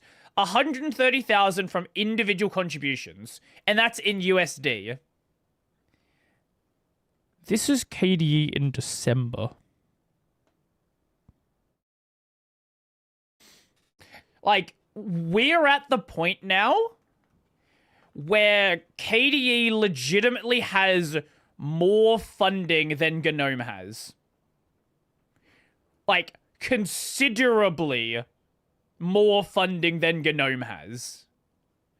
Because this isn't all they have. They also have sponsorships. They also have some other stuff. GNOME, for a long time, they relied on... They had, like, a big grant. They got, like, a $2.5 million grant. No. That's... No. This is the year. This is what GNOME expects over the year. That's what I'm saying. What is that link?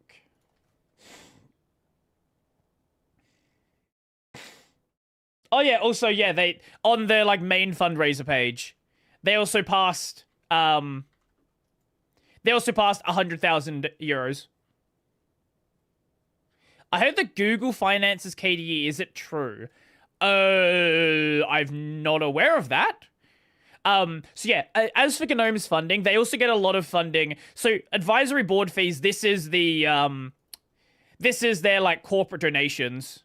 Why are we talking about Gnome money? I'll show you why we're talking about Gnome money. So again, this just because I shouldn't have closed the page. This is KDE during December of this year in euros. What the fuck? Okay, zoom out. This page has a lot of data on it. It's a little bit slow. In euros, so far, 4 days in, 94,000 euros.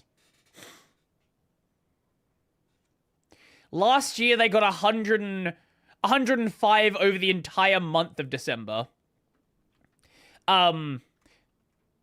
Yeah, so GNOME funding. So they're projecting, this is not confirmed, they're projecting 130,000 for individual donations, 100,000 for advisory board fees. This is their like corporate sponsored stuff. This is other corporate sponsor stuff. Then they make a bunch of money from like Guadec sponsors and stuff like that. This like 55,000 isn't from like Guadec the event. This is from like the sponsors for Guadec. Then they have a bunch of investments. I think they have some crypto holdings and some other stuff like that. Then they're taking $25,000 from the Flat Hub funds. 5,000 from fiscal sponsorships. This is for hosting for GIMP and Black Python devs. And then 35K through new funding efforts. They're projecting 435,000 over the year. KDE is doing very well. Yes.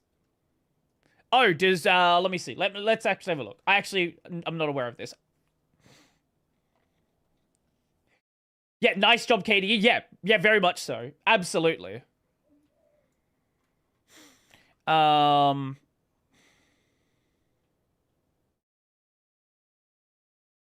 am I supposed to be seeing Google?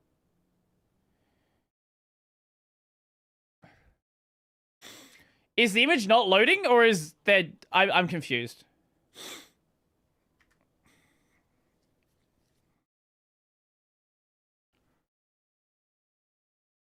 Is there supposed to be a Google logo here somewhere?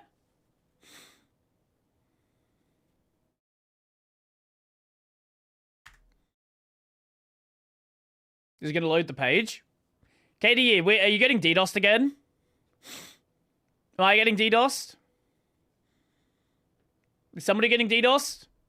Here we go, okay. Oh, right in the middle. Wow. Holy shit, okay. So we have Canonical... Why does SUSE... That's such a weird... Like, SUSE doesn't use... They don't use KDE. I'm very confused why they support it. Maybe SUSE just has a lot of money and they just want to support things. I would not be surprised if internally at Google they use KDE and this is why they support it. Otherwise, I'm really confused why this is here. Qt obviously makes sense. Blue Systems is where Nate Graham used to work. Slimbook is a PC people. Tuxedo is PC people. Kubuntu, obviously. GNU PG, never heard, sure. Tech Paladin is... Okay, this is like a weird sponsorship because this is like money that is funding KDE, development going back to KDE.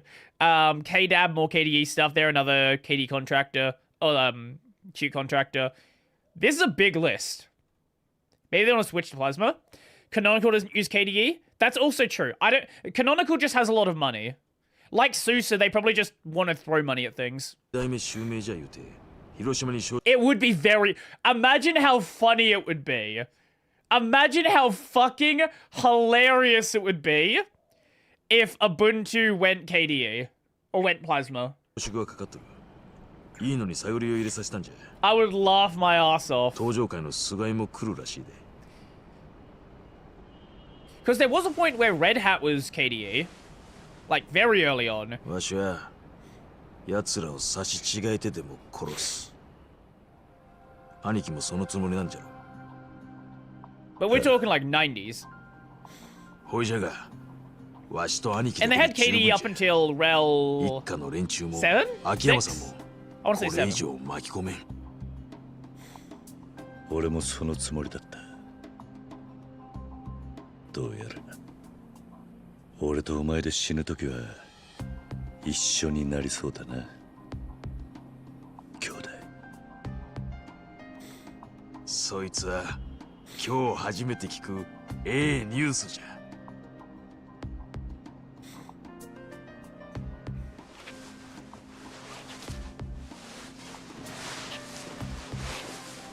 Imagine, you know what would be funny?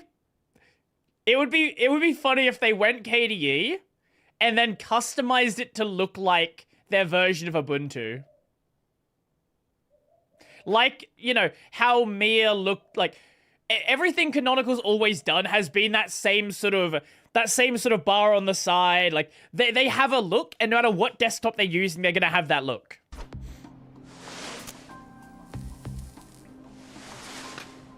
They're really funding various open source projects, keep the ecosystem healthy. Maybe also as charitable write-offs. Probably. わしはもういつ出てもですけ。ほいじゃが兄貴はそうもいかんじゃろ。カムロ町に別れよういう時間はまだあります。わしはセレナの中で待っとりますけ。用が済んだら声かけてつかさい。ほいじゃ。 Ubuntu looking like Mia in 18.10 was coincidental. Surely.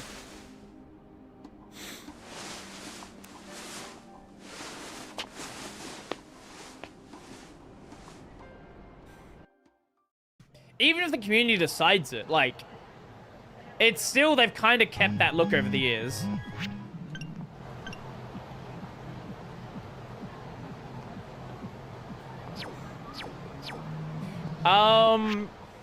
Yeah, I guess let's just go do the final, I think final section?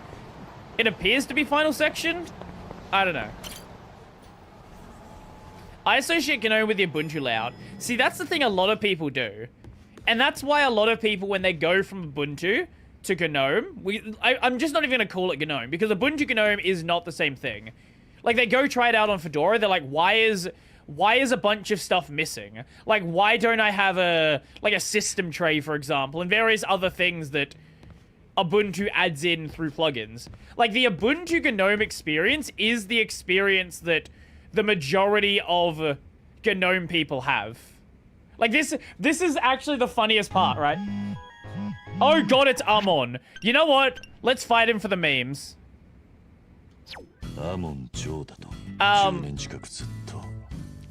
Like, we can talk about Fedora and all this stuff, but most people experience Ubuntu, and not even through the modern version. They experience through whatever LTS is currently available. 仕方ねえ。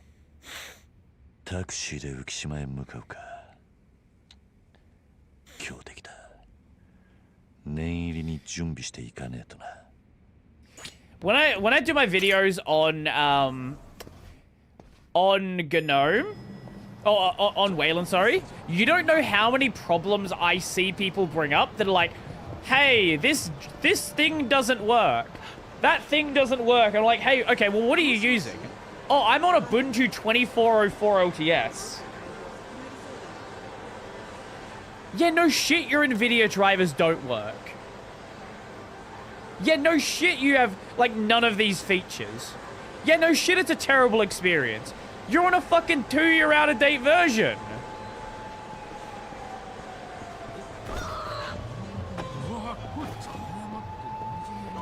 People in chat kept asking, so check the answer Hodgepodge 10th anniversary release mock-up. Okay, let's have a look.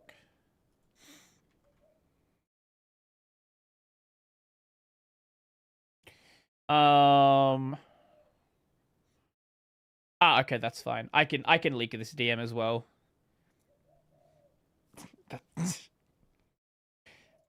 Okay. I feel like you've shown these before. Or maybe an older version of it.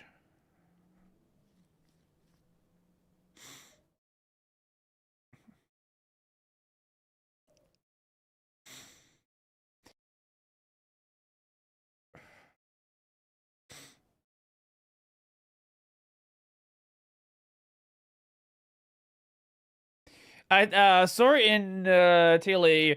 I had to forward the Yakuza meme. That green wallpaper gives me nostalgia. I do like this era of like green. I saw someone say, "Oh my, I can't like my Nvidia doesn't work on my system. Nvidia doesn't work on Wayland."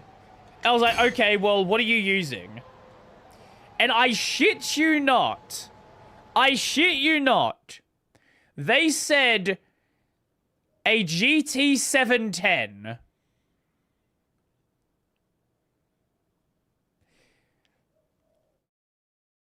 There's no reason to buy a GT 710. Like, this is not like, oh, privilege, blah, blah, blah, you could afford something better. No. I mean, a GT 710 is not a functional graphics card. The GPU on your chip, on your CPU, was faster when the GT 710 came out. Unless you were running, like, a Sandy Bridge chip at the time.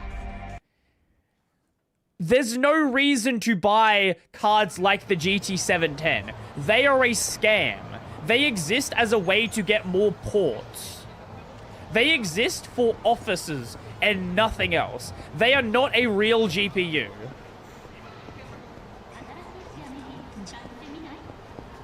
I also heard someone say that it doesn't work with the Intel iGPU, and then they had a Sandy Bridge chip. I was like, okay, well... Yep. Like, let me just... Didn't Linus do a video on this fucking, like, years ago? Let me see. Linus Tech Tips GT 710. Was it GT 710? Maybe it was an... Oh, no, he did GT 1030, sorry. What an order of thumbnails this is. We have a $30,000 H200 followed by a GT 1030.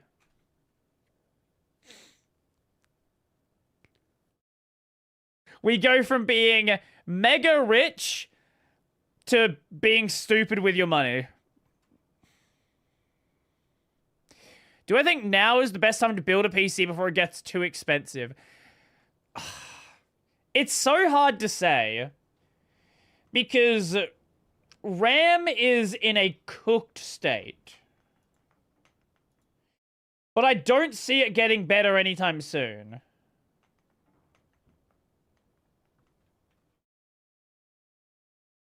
Right? Like, hold up. Let me make sure I'm not going to dox myself. You're not showing my address or anything. Nah, we good. Okay, we Gucci. Like, RAM right now is... It's probably the least cooked it's going to be for a long time. If you really need to build a system... Honestly, it's hard to say that you should build it now, but, like... it's... I don't know if things are going to get better for a long time. Because AI companies are going to want to buy up RAM for a very, very long time. And GPUs have started to come down now. But it's going to take so long. If you want to stop worrying about doxing, you should just tell us your address here and now. What's it? What's the funny address from Nemo?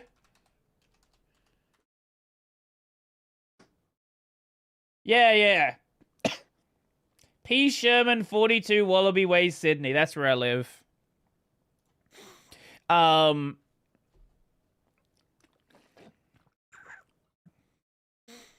So, do you use a VPN? No, like, my concern is that I'm logged in, and it just shows my address.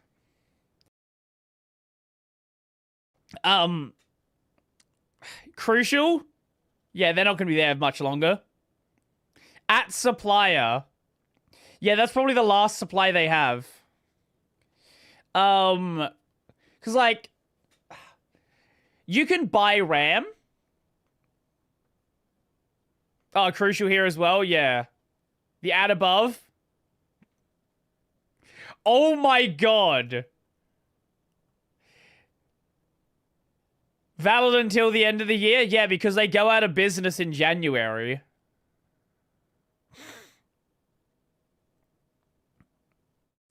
Yeah. Like, this is going to be cooked for so long. If you can find a good deal on RAM, like Scorp Tech in Australia still has RAM at $400. It's not a good deal, but like if I go to PC Case Gear, I can show you the same. I can show you the same SKU, the same options. Sorry, we want to go capacity 2x16, and then go sort by low, and then go in stock, like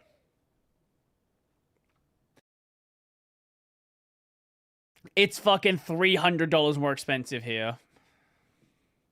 So if you can find RAM that's not insanely expensive, like I've been really contemplating buying a new system, like buying a new CPU, because CPUs are supposed to go up in price as well.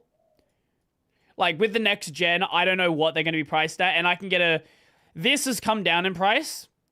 So this, like, kind of compensates for, like, the RAM price increase. I don't know. I really don't know.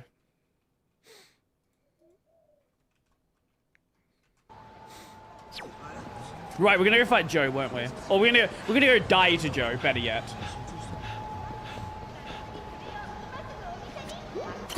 I'm so depressed with PC hardware right now. This is fucking insane. With zero benefits to people except making billionaires into trillionaires. Yeah. Yeah, well. It is what it is. It is what it is. 久しぶりだな、桐生一馬。待っていたぞ。 Wait, Joe was Joe was the Amon from Zero. 今こそ貴様を倒し、我らアモン一族が最強サマラマリンド。示す時。行くぞ、桐生。終わらせてやるよ。はっはっはってやるよ。 Yeah, he's got a bit of a health bar.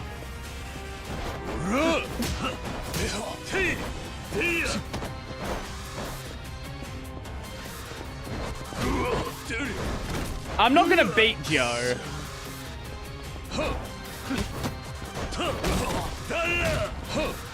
Because even if we got his health bar down, he usually has like multiple health bars. This is the easy mode of the fight.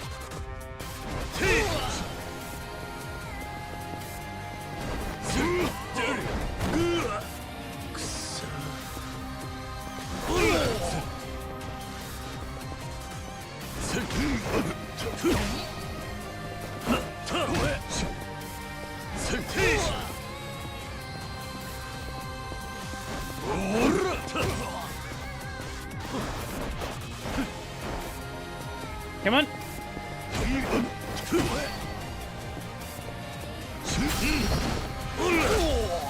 Unless it's like a situation where, as his health goes down, he goes into a new mode. But probably not. Yeah, it's probably going to be multiple health bars. No. We're just... I think that's the first... Wait, is that the first game over we've seen? I actually think it is. Because normally I just go retry.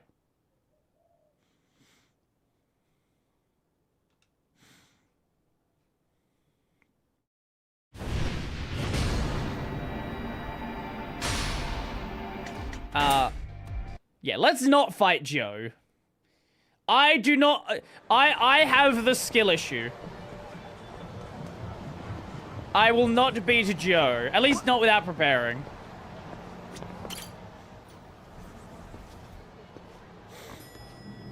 Like, for my PC upgrade, it's going to be a big upgrade. Like, I've talked about this before. But it's going to be a... It's going to be a RAM, motherboard, and CPU upgrade. So, it's gonna be an expensive one for me. And no matter what I get, it's gonna be expensive. Right now, it's extra expensive, though.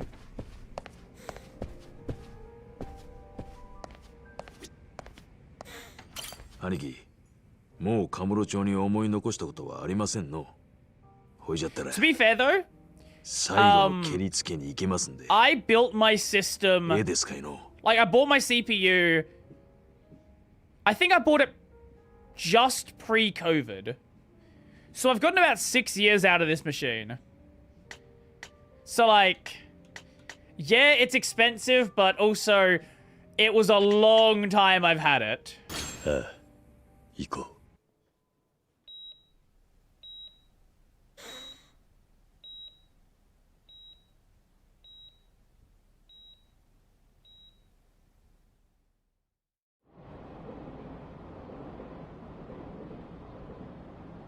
Oh yeah, what happened with your RAM? I know you ordered the wrong RAM.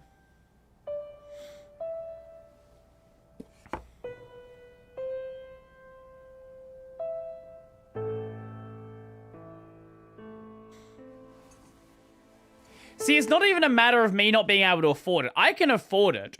I just don't like spending large sums of money.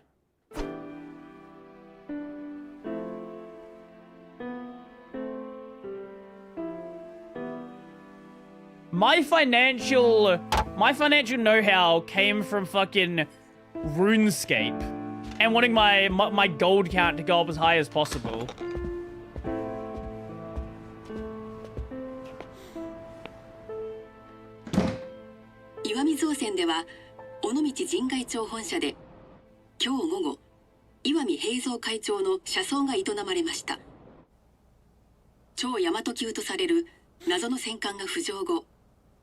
You mentioned this before. You didn't say what the Yaku truth was. あれユタか市の後継者である岩見恒夫社長の今後の動向が注目されます。 Yamato Mark II!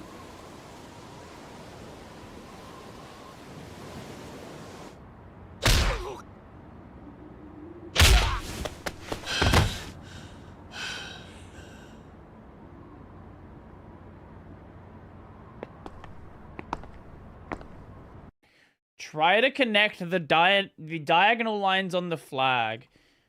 Wait, what?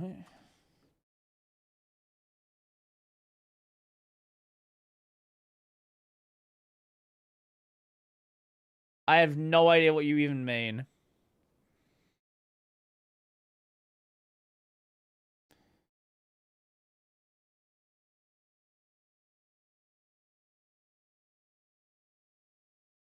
Yeah, I'm not sure what you're trying to say. Imagine there's a Yamato Mark II boss fight. There is a tiger boss fight in an earlier game. And you fight a shark in a later game. You fight a bear once. お待ちしてました。二代目クルスタケル襲名のいい余興になります。すぐに三代目が必要になる。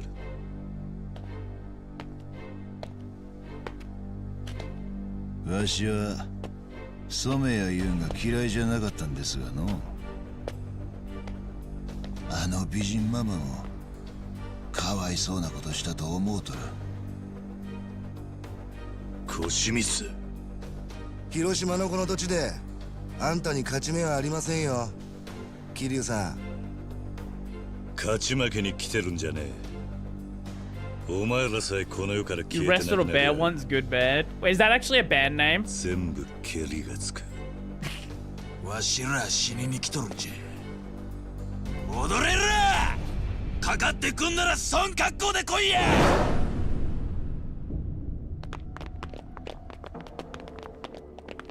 I don't know. I'm not sure what you're trying to say.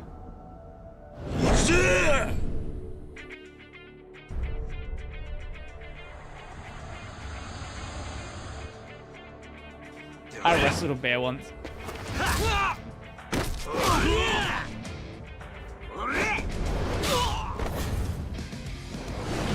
Let's go! Kanji? I don't know that.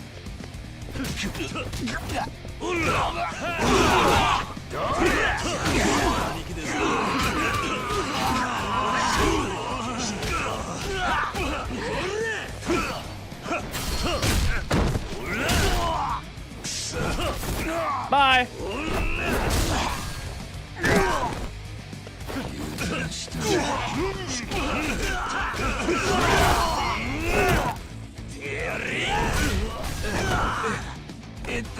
Yeah, I'm confused about what you're trying to say about the Union Jack.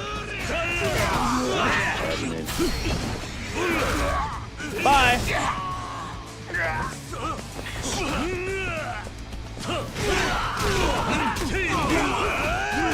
Imagine the mod that changes the model to kanji. Now that's a mod. Now that's a mod.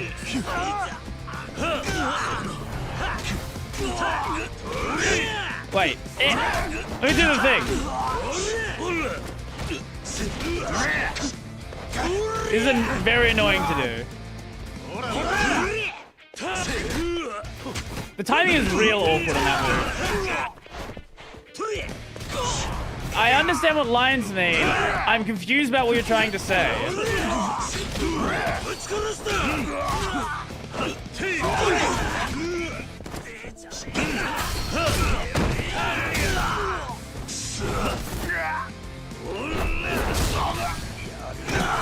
Like it's yeah, I'm very confused what you're trying to say. You have an X on like a plus. I'm confused what they don't align with each other. Oh, that's what you're trying to say.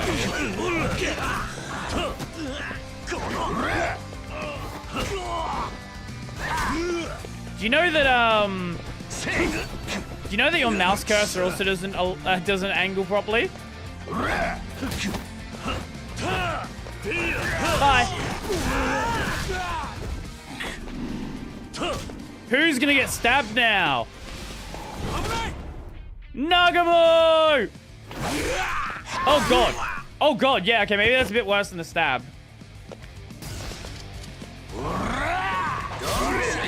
Fuck off with that auto aim, bitch.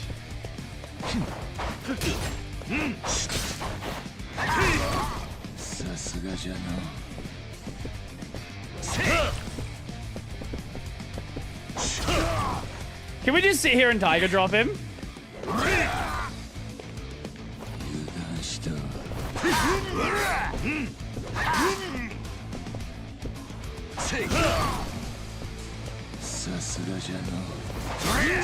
We gotta not fuck up that timing though.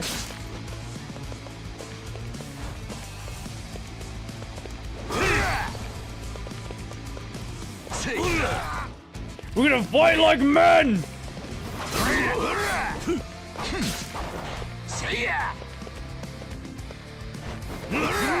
Okay, I'm gonna heal. No, we're gonna heal. Nope, we're gonna heal. And now we're gonna fight like men. Oh! Can we not do that move, please? There we go.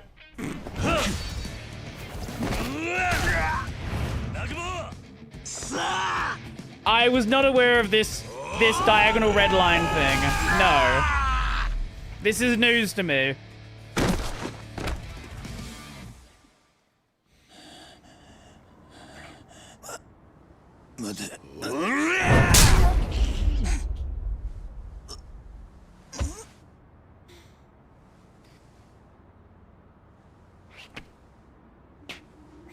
He didn't wait. そろそろ終わりにするか、菅井。ええ。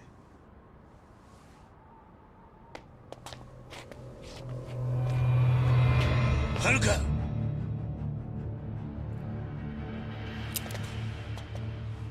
坊ちゃんもなんでじゃ。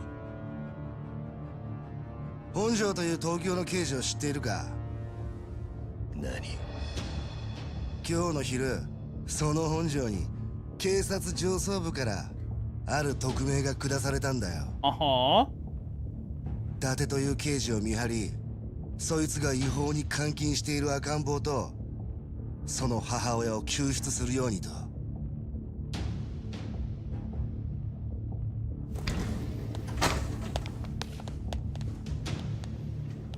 本庄、なんでここは。伊達さん、あなたこそなんでこんな真似をしたんです。どういうことだ。誰の命令でここに。伊達さん、これは。監禁の現行犯です。無駄な抵抗はしないでください。違うぞ本庄、こいつは遥たちを狙う連中の差し金だ。警察の上層部に誰かが手を回してる。私への命令は正規の手続きで下されているんです。Yeah, that's the problem. They were paid off. 連れて行け。お前ら。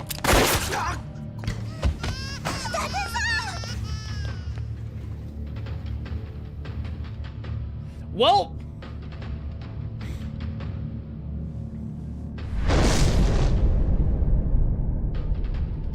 is it time? Is it time? 指一本動かすな。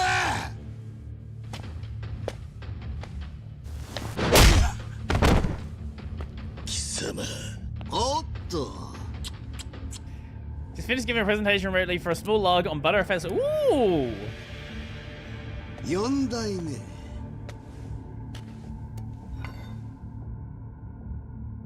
あんたは東上会と陽明連合会をいっぺんに敵に回したんだ。なめてんのだ。てめえも。奥大名。Steel pipe sound. 俺を甘く見やがって。死ねえ。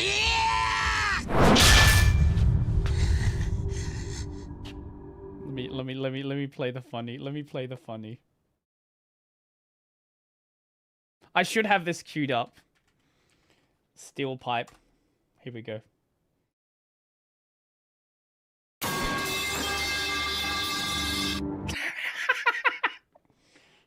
There we go. That's all I needed.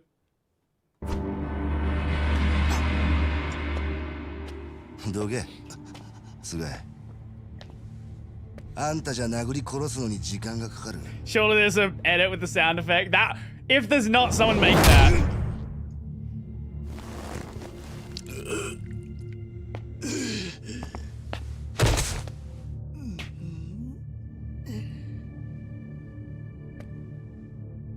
は俺の本質を見誤っていたよ。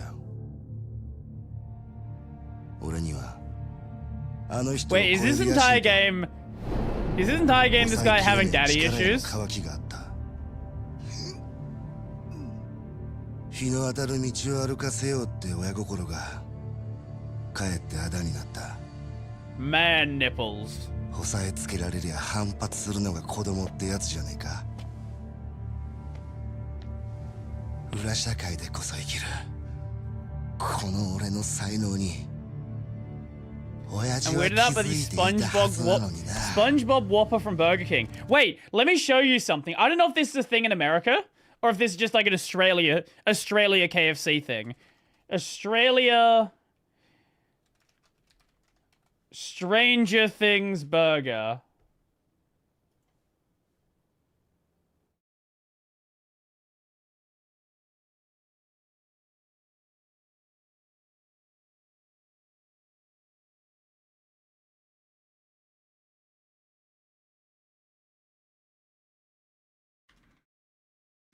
It's just a double down. But yes, the Stranger Things burger. It's a double down with a burger patty inside of it. So what is this SpongeBob Whopper? Explain this to me. I know people have been talking about it.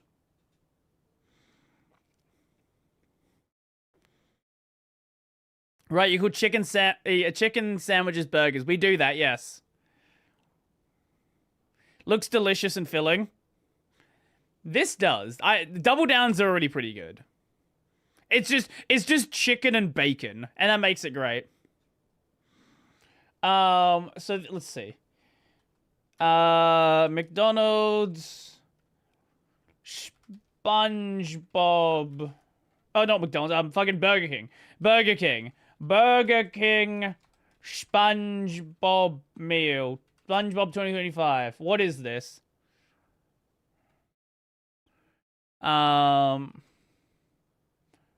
What the fuck?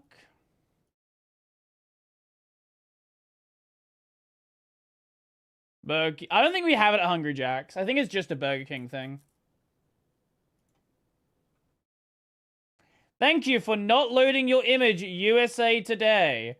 Okay, I'll find another one that's talking about it.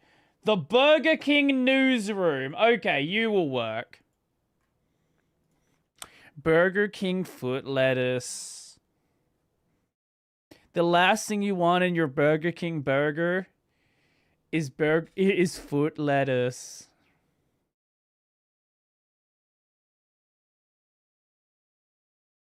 That is the least real looking bread I have ever seen. And I know this is like a marketing photo. Does anyone have like a real photo of it?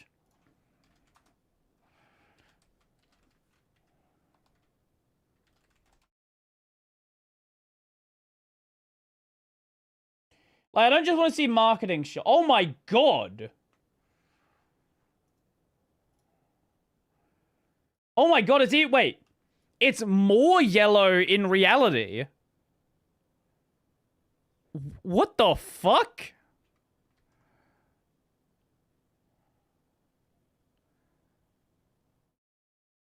That's okay, that's not that.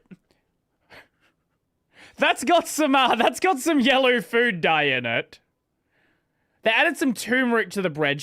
There's no way that's no. This is not just turmeric. There is no world where you're getting the bread that yellow with just turmeric. Surely not.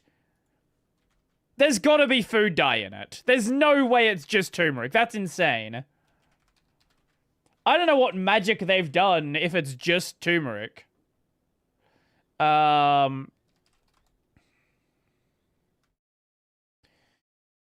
Burger King SpongeBob yellow bun. Turmeric is strong as fuck? I guess so. Okay. Sure. I guess I've just never seen bread this yellow.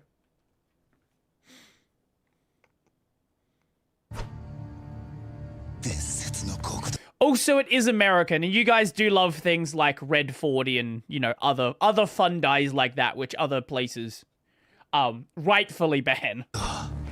クルスタケルの名は俺が名乗るべき名だ。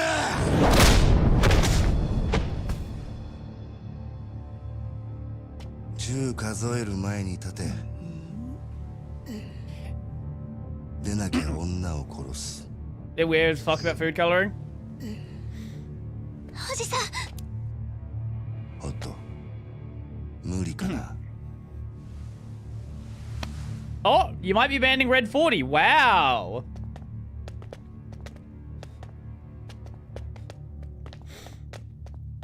Huh? 踊りはこっちじゃ。岩見さん。Broken locks and everything. Yeah. 兄貴、頭。はるかとハルトは。I think like. for all the, like, I don't want to get into, like, US politics, but for all the problems that you have with, like, for all the problems you might have with the US government as it is right now, you have to celebrate when things you want done are done, right? Like, you can't just sit around and be angry about everything. Like, if you get your goals, you should encourage that more of your goals be followed, right? Like, if you're just sad about everything, like, you know, why would anyone try to, like, appeal to you, right? Jesus!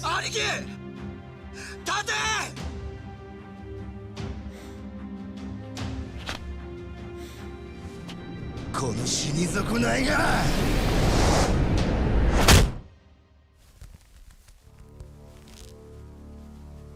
I'm still proud of the fact the US is the only country that mandates all food and drink products are required to have a nutrition label. Wait. I'm still proud of the fact the US is the only country. Is that not mandated in Australia? I thought it was. Like, everything here has nutrition labels on it. Like, even stuff that's, like, imported. Oh, restaurants. Oh, okay, okay. Yeah, fair enough, fair enough.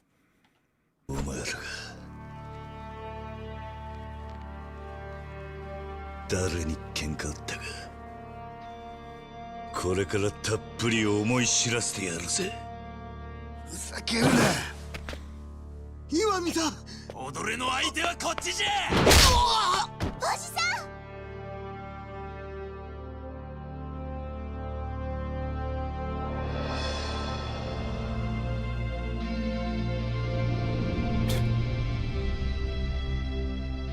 Oh, that reminds me. Speaking of America, there was a restaurant in Sydney that started adding in tips onto their prices, and it had on the receipt, if you'd like the tip removed, then, you know, ask as you're paying. This store was just review bombed into the ground because people in Australia want fucking nothing to do with tipping. 思い残すことは何もねえ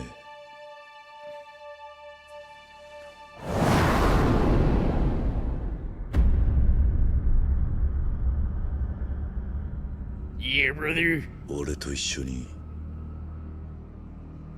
地獄まで付き合ってもらうぜ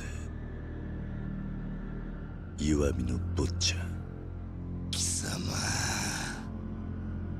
お前らだけは Horrible subbing choice, but I like it. 全部ここで終わら It's fine, he's just really concussed. Don't worry about it. Yeah!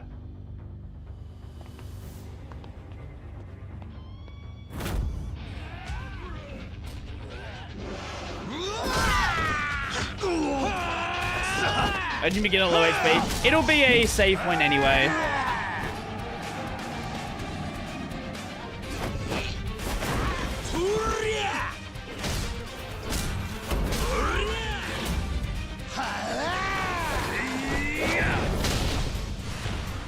Well, the crazy thing about US tipping is there are people that work... Yeah, okay. There are people that work in retail that don't want tipping to go away because they would make more money with tips than they wouldn't.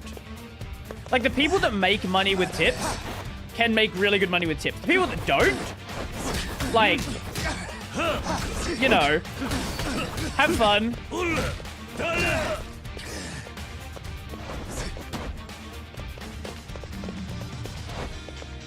Come on. Oh, God.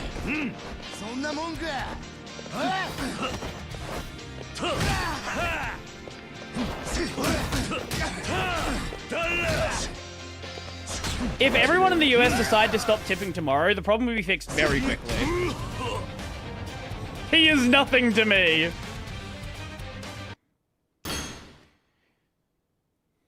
the problem is that like the system is perpetuated. There's never a reason for it to stop. And again, like there are these people that want there to be tipping because they make vastly more from tipping they would if tipping wasn't a thing. Like people making like $60,000-$70,000 a year in food service because they are like good at getting tips from people.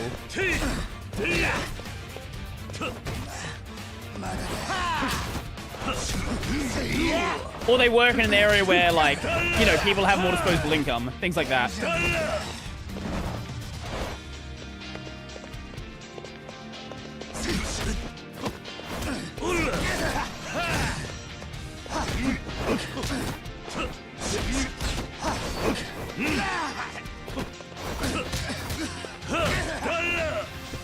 Well, we have tipping as an optional thing in a lot of places. Like, there's a lot of, like, mom and pop stores that, like, have a tip jar, for example. But it's like, always an optional thing. And, of course, like we have Uber and stuff here as well.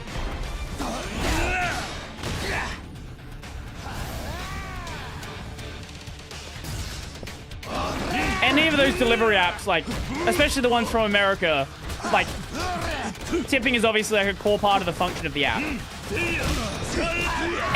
I do expect tipping to become a... I expect tipping to become a thing in Australia as, like, more people grow up having access, like, from the, like, the beginning of their, like, introduction into society, having access to, like, Uber and stuff like that, and being, like, sort of normalized around that.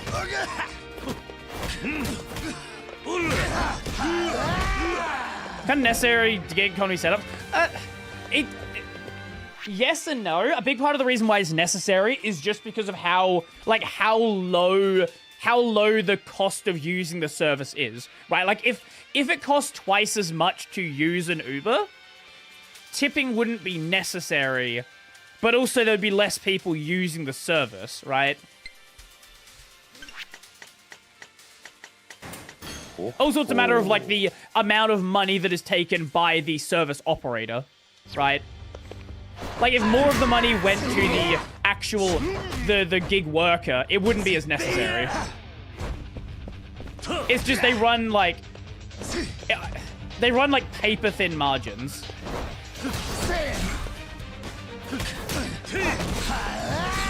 And the market is so competitive.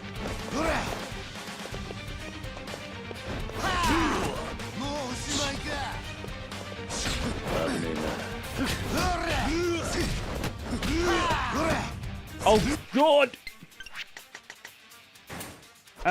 Grab one of those.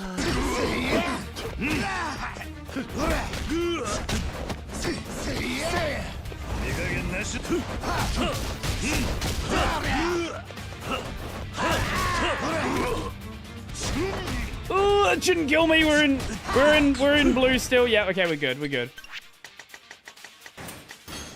Oh.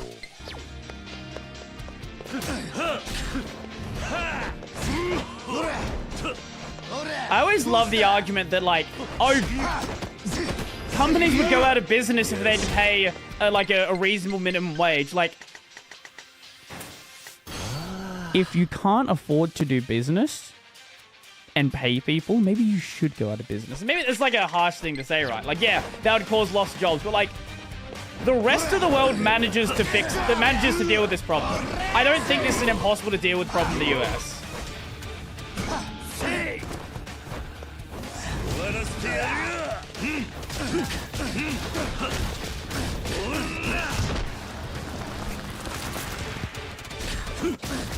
Oh, he can't be hit by that. Okay, we got him like this.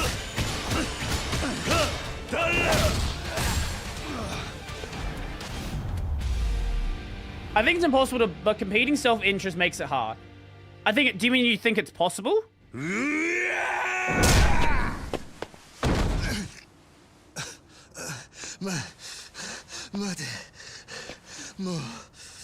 Yeah, okay. That sentence didn't make sense. Right, that makes sense. Yeah, okay. It's possible but difficult. Yeah.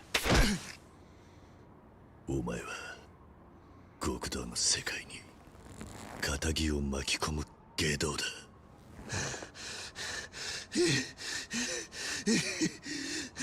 I think there's also problems with like a federal, like any sort of federal change is hard in the US because like different states are effectively different countries, right? Like the cost of living somewhere like, I don't know, California would be very different to somewhere like, I don't know, fucking Mississippi, for example. Like, obviously $3 is stupid, but any sort of, like, baseline you set, like, you can't set, like, yeah. Your country is so, it's basically what the United States is if, it's basically the EU, if the EU actually controlled each of the individual member states. Like, that's effectively how the US operates.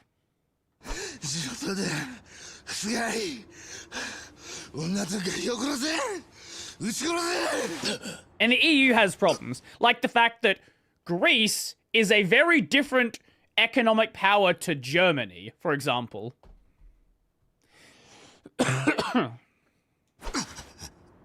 Were you trying to have a stroke while talking? Yeah, yeah.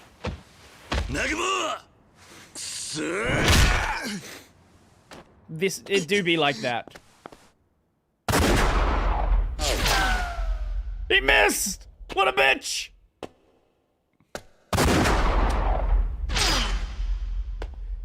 Maybe stop running as you're shooting and you actually hit her.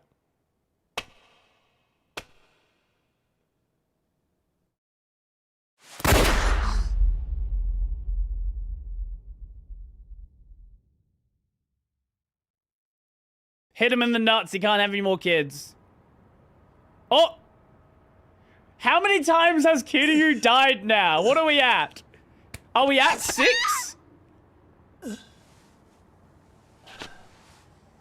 feels like every single game he fucking dies.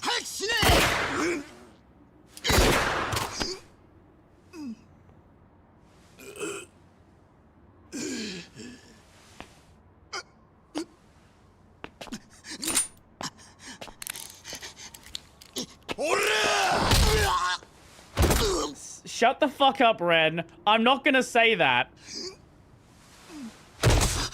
Aniki!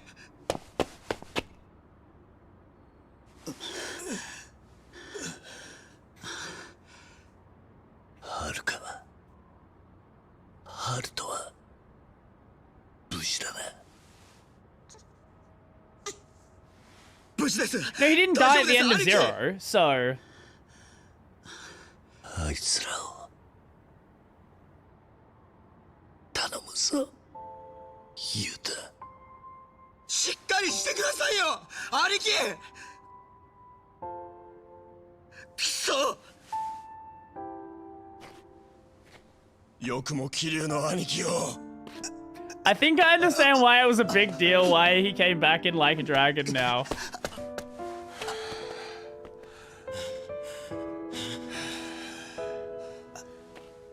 Just feed him toughness? Yeah, yeah. 短い夢だったか。Well.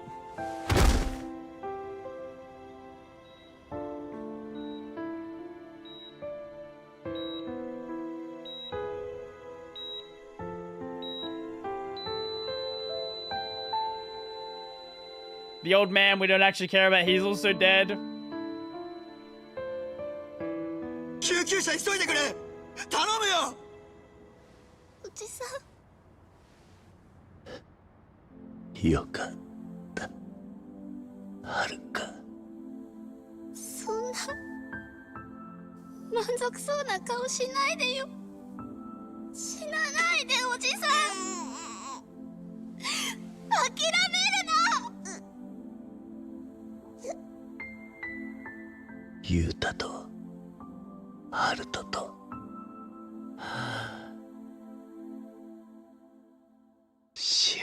This is nothing compared to knuckle cancer. This is true. This is very true.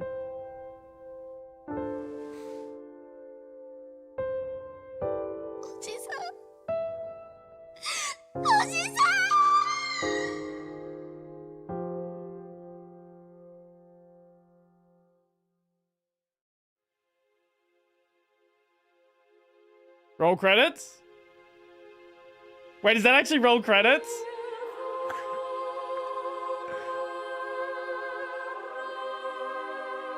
No way.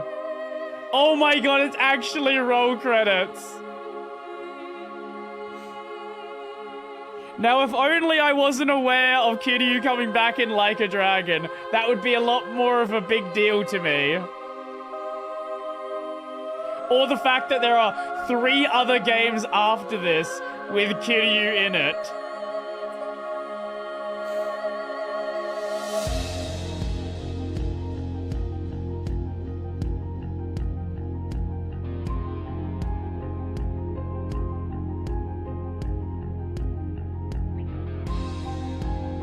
He can't die yet, he still has to get knuckle cancer.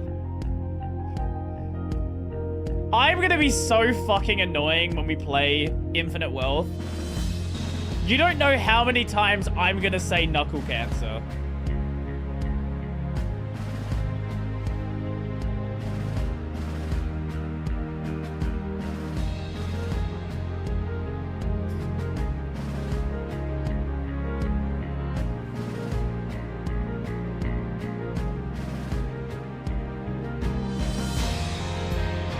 Well, that was a game.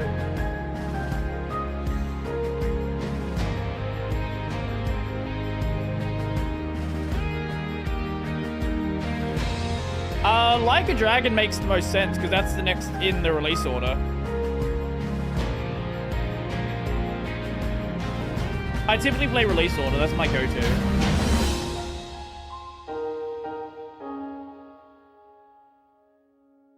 You know, I'm kind of disappointed I can't experience this ending blind. Yeah, even if I didn't know about what happened in Like a Dragon, like the fact that I know that Infinite Wealth exists, right? Like, if you've watched the trailer for Infinite Wealth, you know that Kiryu obviously, like, he's obviously not dead. I do kind of wish I had the chance to play Yakuza years ago before Like a Dragon came out. Like, I can only imagine what this scene would have been like. Granted, again, this is not the first time they've killed Kiryu. In fact, this is probably, I think legitimately 3-4 times, right? Because he got stabbed at the start, he got stabbed at the end of 2.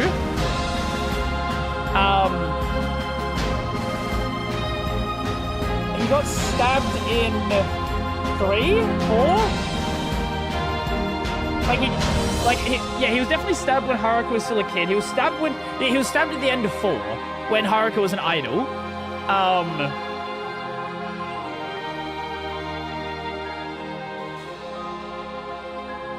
I'm actually trying to remember how many times he has been. I'm actually trying to remember how many times he's been stabbed and like basically been dead.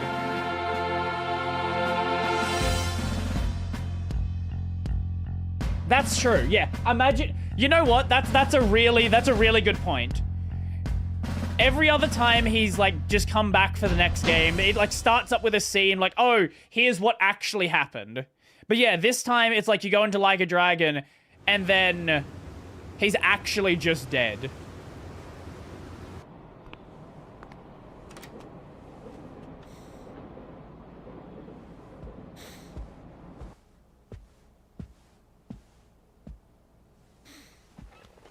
Wait, speak of it. Wait, did she actually die? Kyo-chan wa Wait, is Kiyomi actually dead? Okay, I didn't believe it. の時に別れたんちゃったの覚えてるんか母ちゃんのこと写真でだけ。でもお父さんがいろいろ話してくれた。染谷が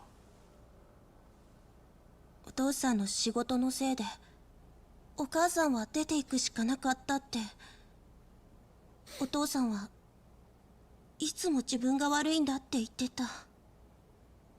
そうか。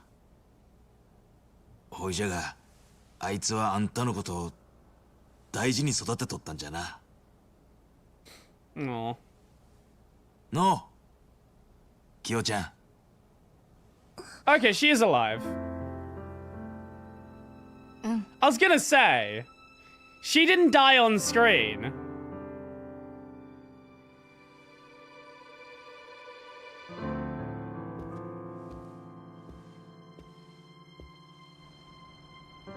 Masaka, Kiyomi-san が無事でおったとはのう。小清水のやつがかくまっとったんじゃって。小清水は空砲で清美さんを撃ったんです。 Yeah, I fucking knew it was bait.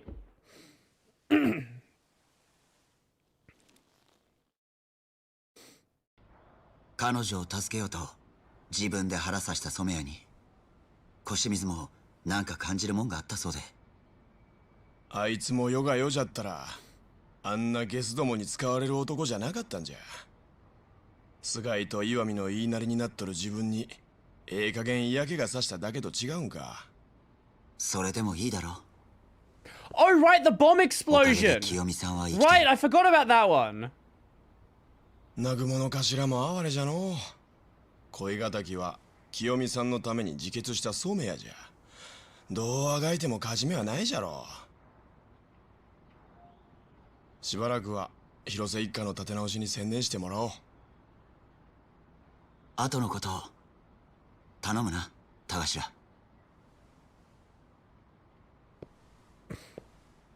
松永の兄貴も。沖縄に行っても達者でな、言うた。はるかちゃん。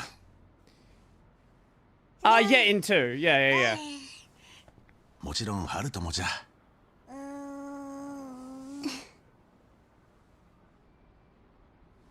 桐生の兄貴のことは残念じゃった。わしらもまだ死んでない。 Wow, okay, so everyone's convinced he's dead. Okay. でも Wow, this would have been a crazy scene to see without Like a Dragon おじさん existing. の背中を覚えてると思います。私も絶対に忘れないです。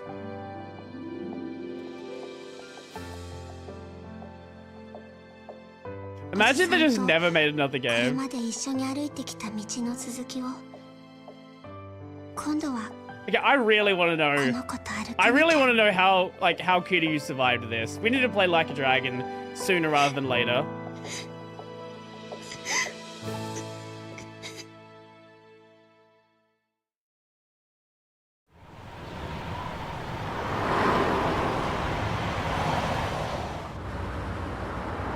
Oh, Daigo's out of prison.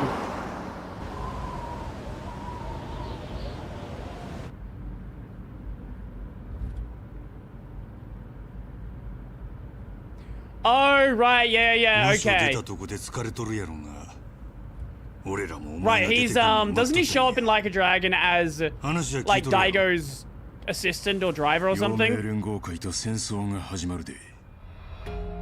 Because I'm pretty sure, like, Kiryu's just driving right now. I'm pretty sure that, like, that's how he shows up in Like a Dragon. If I remember correctly. 俺も気持ちはわかるけどな。したらどないする？六代目。来栖武は死に、息子の岩見恒夫もぶち込まれた。小清水って男は陽明連合会の跡目としてまだ広島を掌握できていない。なんや、今が広島への攻め時や言いたいんか。まあ広島でもうちの報復が来ると思うとるはずや。やるんやったら早い方がええやろ。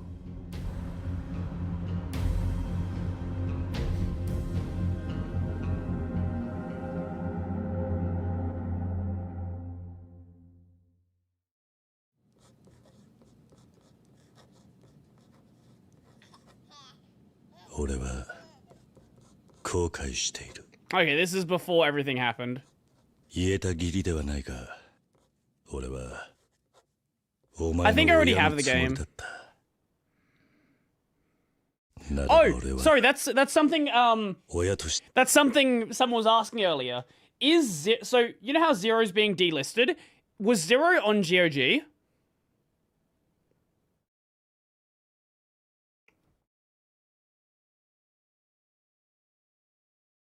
Because I'm pretty sure Zero was, but I don't remember. And I know you preferred the GOG stuff if you can get it.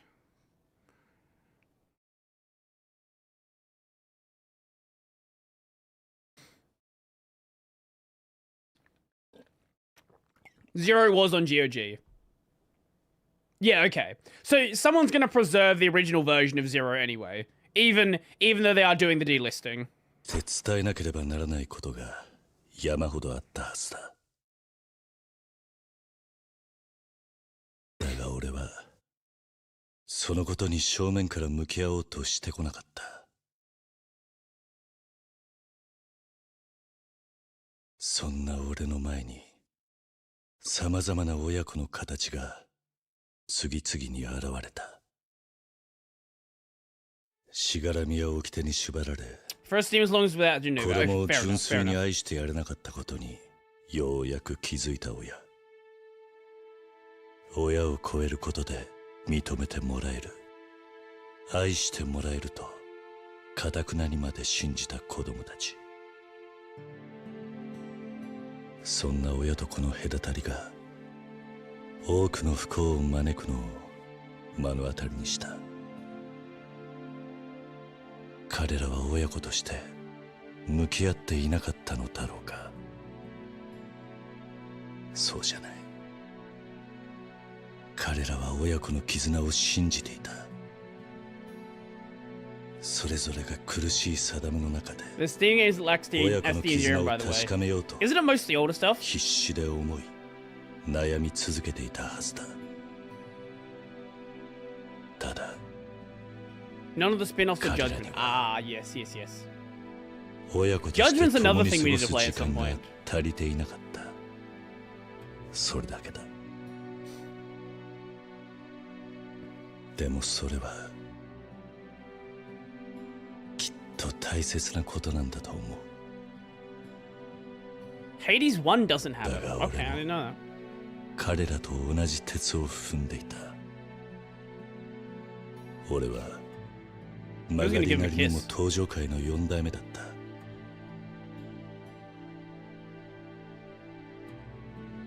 6代目としてお前を登場界に引き込んだのも俺だ。大悟、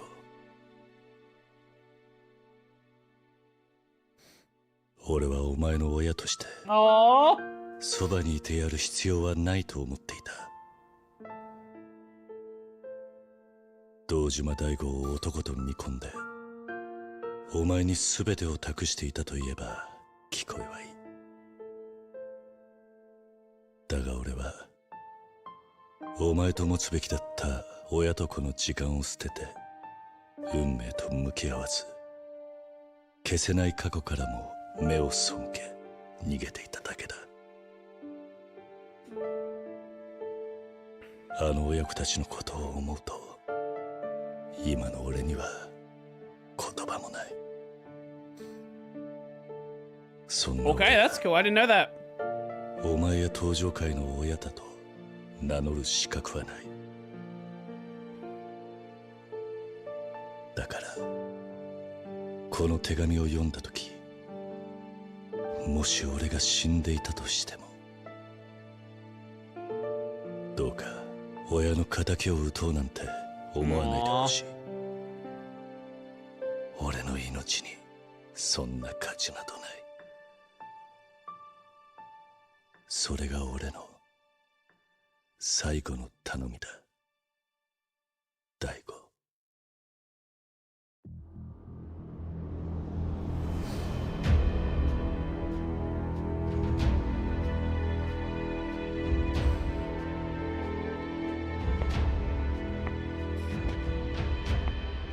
I'm pretty sure he's literally in the front seat right now. 俺は守ります。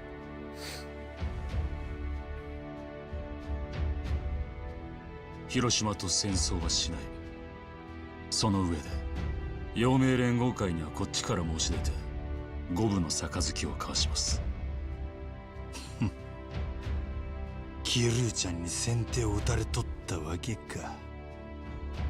俺はあの人の手紙に超えるべき親の背中を見た。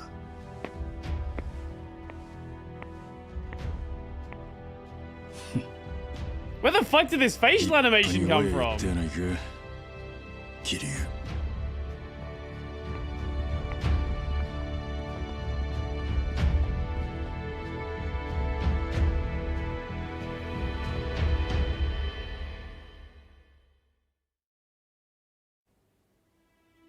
Oh, Date's alive. またこのビルでスカイファイナンスを開きますんでね。See, this is why it was such a big fucking deal.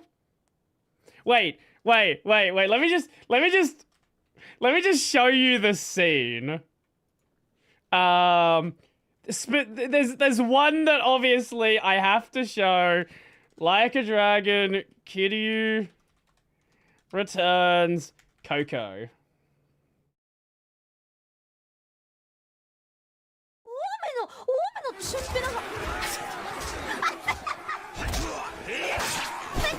Because she was playing this as someone who played the rest of the games.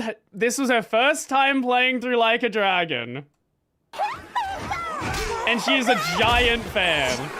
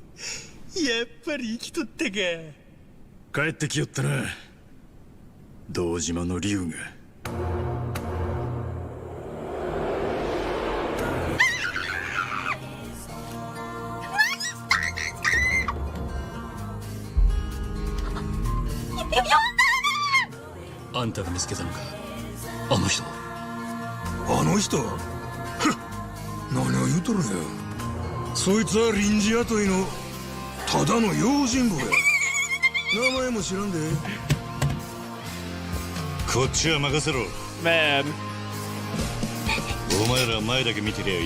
I wish we could have this reaction to it.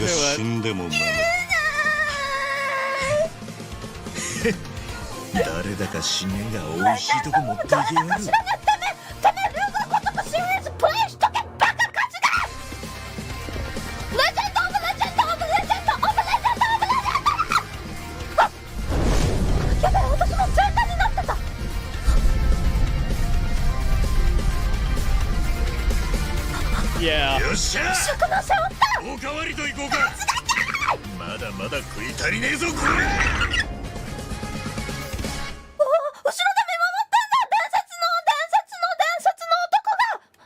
Do you know why this is also so... Do you know why this is also so fucking big?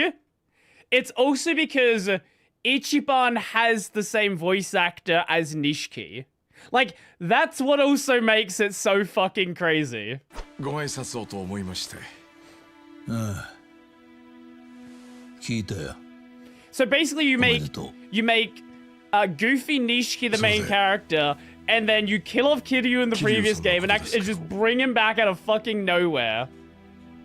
伊達さんは本当にあの人の遺体を And they have almost the same tattoo. Yeah. 間違いなく確認したんですか?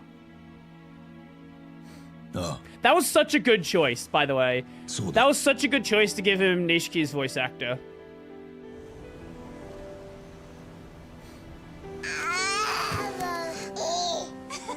よし、もう一回だ。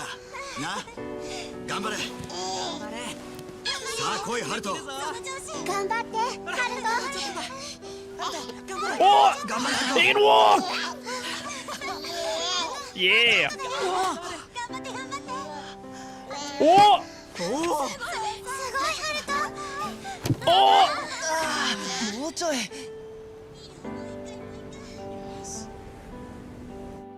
桐生さんの死を確認したのはあなただけだ。 Centered of Ichiban's fish is halfway turned someone into a dragon, which is full of symbolism. 遺体は不可解にもすぐ火葬にされちまった。Fishy? 桐生には遺族がいない。あの日俺が遺体の確認に呼ばれたのは警察関係者の友人としてだ。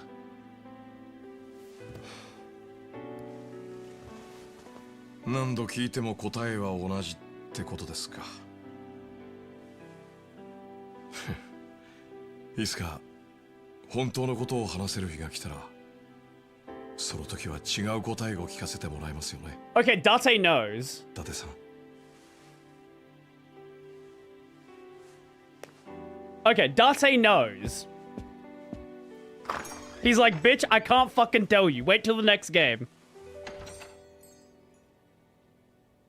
That's, oh my god. Oh my fucking god. Okay, if you watched that at the time, maybe you wouldn't have caught that, but knowing after the fact that, like, very subtle smile.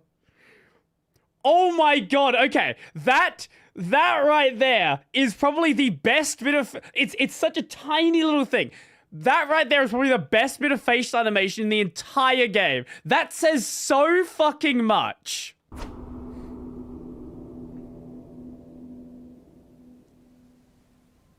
見えるか、桐生一馬君。つい今しがた He's not dead! 大道寺実先生が亡くなられたと知らせがあってな。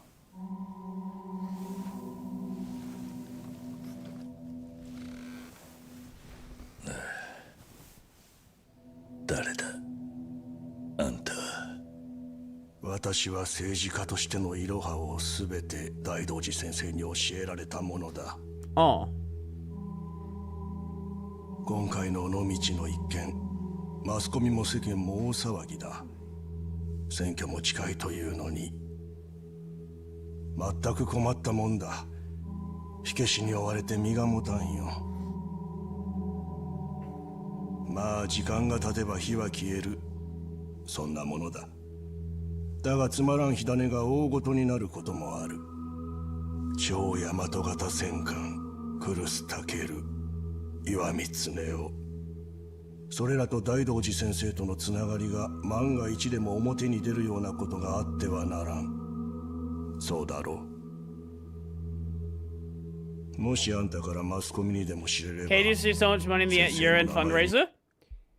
Neil, it's the 4th of December. I guess 3rd of December where you are. You've almost passed the 2025 all of December. 傷がつく。するとそのことで過去の過ちを詮索される人間が出てくる。彼らの多くは今この国を支える指導者たちだ。What did the fundraiser stop at last year? わかるかね。 Because I know what the number for the previous donations pages is. あんたもその一人で、口封じの賄賂ってことか。いろいろ調べさせてもらったよ。 It's kind of amazing, 養護 yeah. 施設のことを気にかけているんだって。 I completely agree. じゃあ金も必要だろう。 I am so happy with the support Katie he's 私は情け getting. 深い人間でね。憔悴している人間に鞭は打たない。それを気持ちよく受け取って全ての秘密を守るという意志。それさえ示してくれればいいんだ。 I think I donated, I don't remember the number. I did 2 separate ones. I think I gave like 150 euros, something like that. Something in that range. Who the fuck knows what that is in Australian dollars? Too much money. Way too much money, because our fucking currency's shit. 断る。何？全てを秘密にしたいのなら、俺の条件を飲め。なんだと？ They would have done a little bit, but they sold out so quickly. Dante!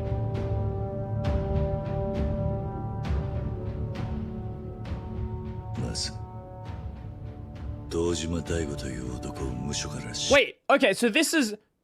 Okay, sorry, the timeline is fucking weird right now. Okay, so this is before the Daigo scene. Oh my god, okay, we are playing with... Can we... okay, this is so messy. None of the scenes are playing in order. Okay, thank you. 奴が出てこないと、広島で戦争が起こるぞ。これ以上の火種は起こしたくないんだろう。そんなこと貴様、自分の立場が分かっているのか。条件が飲めないんなら。 Oh yeah, one more thing, sorry. One more thing regarding KDE. And Neil's mentioned this already. In a previous stream. Ubuntu LTS still doesn't have Plasma 6. That's not until 2604. 2604 is like when that happens, that'll be every major distro with that offers KDE having KDE. I'm pretty sure. Or having Plasma 6. Post 2. 6.2. Pretty sure. There might be something missing. なめるなよ。命が惜しくないのか。場合によってはお前が大事にしている人間も巻き添えになるぞ。やってみろ。いろいろ調べたんだろう。俺を本気で怒らせたらどうなるか。 All the previous ones post credits were in order. This is the only one that's a flashback. I see. Ah, okay, okay. なら、貴様が秘密を守るという保証はどうしてくれる？死んでやるよ。何？ My guy already died once in this game. And we're gonna die a second time.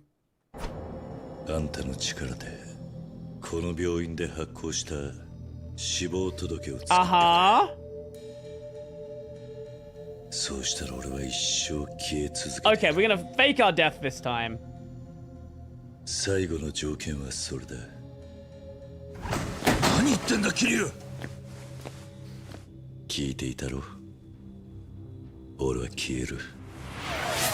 Raw X3 Nuzzles pounces on UUWUU so warm. You pick a scene where we're gonna fake our death, and that's the time you decide to do that. The man who erased his name. Oh my god! Oh my fucking god! Wait, you actually... Oh, okay, yeah, okay, yeah, you're right. 俺の死体を確認したとあんたがみんなに伝えてくれ。どうなんだ、この男が証人だ。 Wait, so does Gaiden... I don't know how Gaiden starts. Does Gaiden, like, start from this cutscene? Or is there, like, some... Do they pretend for, like, half the game that he's not actually Kiryu? I don't know how Gaiden actually goes. おい、ふざけるなって。分かってんのか、お前。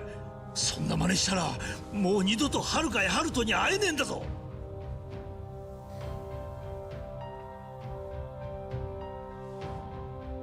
そうだろうな。分かった。その条件、飲もう。 You can't really leave me to as end user.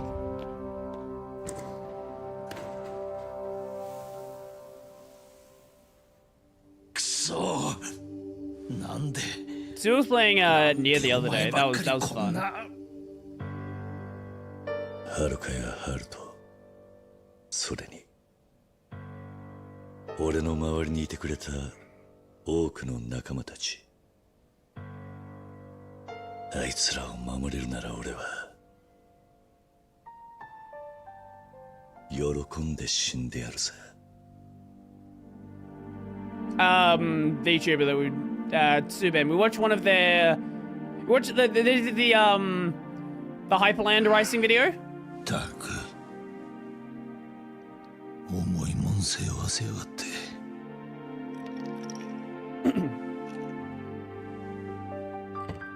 バカ野郎が。Son of a bitch! よし、その調子だ。おー！できるぞ。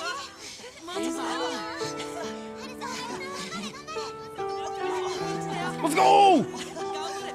The kid can walk!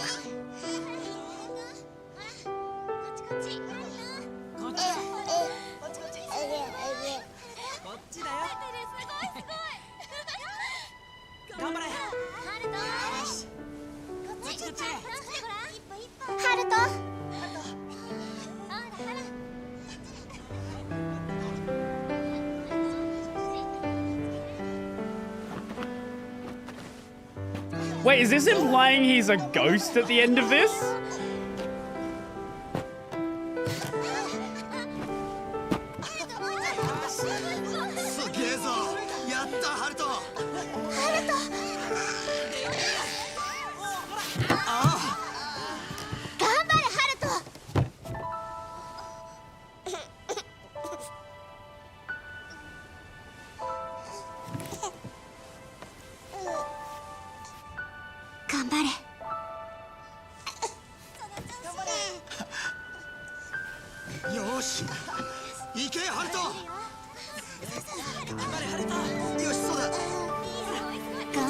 Like a ghost.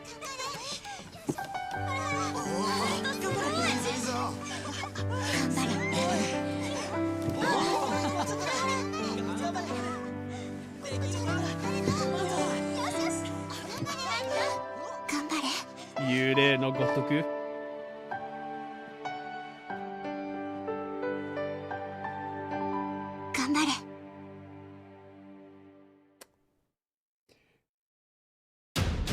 Man, I wish I got to experience Like a Dragon without knowing what happens next. I really wish I got to experience Like a Dragon without knowing that Kiryu actually is alive, without knowing that he gets knuckle cancer, without knowing he becomes a spy.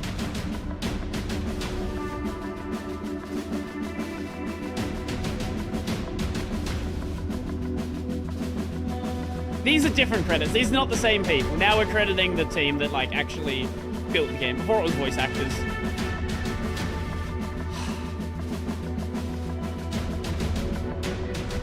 Man, holy shit. I can see why Like a Dragon would have been such a crazy deal.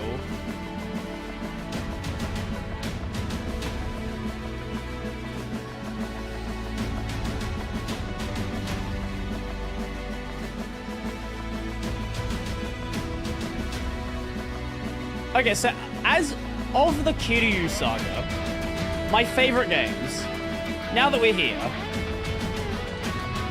so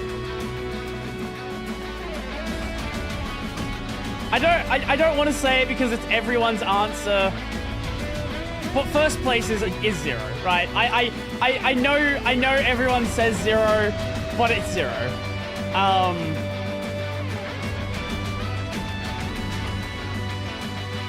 Second favorite, I have to give to Kiwami 2. Yuji was such a fun antagonist.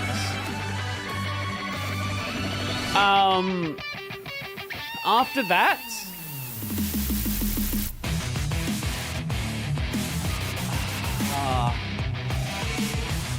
I think 4. I think 4 because I really like Saejima as a character. Like, we'd heard about Saejima so much before then. We finally got to see him. After that, I'm gonna go 3. No, 6. I'm gonna go 6. 3, and then 5. Wait, did I forget about 1? Wait, shit, sorry, I forgot about 1.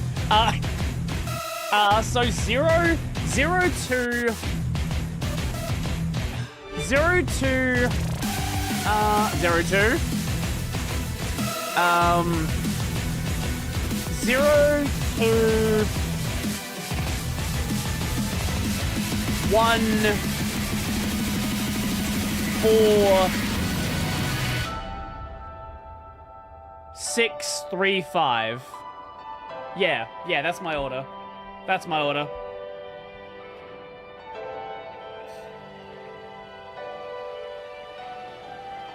Zero, 2, dinosaur waifu, exactly. Can we skip these? That would be a no.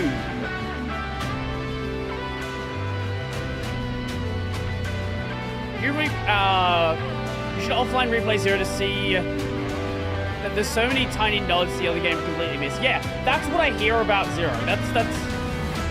No, I said 2. I said 0-2.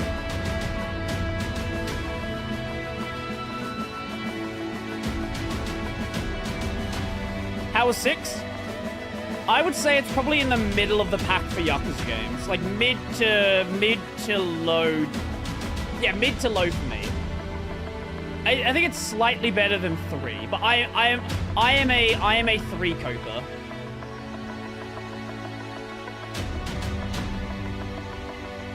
I know a lot of people don't like 3. I'm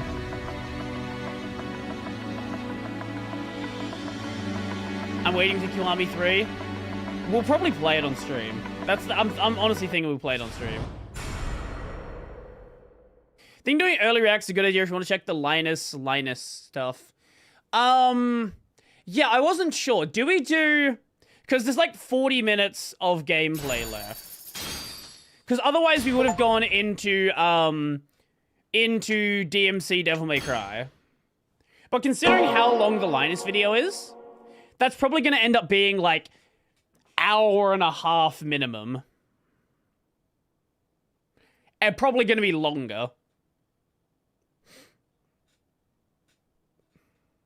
If I can figure out Sunshine, I want to try the Zero co-op. We can... Yeah, if we can work out a way to do it, I would love to do it. So, with that... Why is this installed? Okay, I'm going to go... with that, manage... Uninstall, get rid of 5. I don't know why I still had that installed. With that, we've now finished Yakuza 6.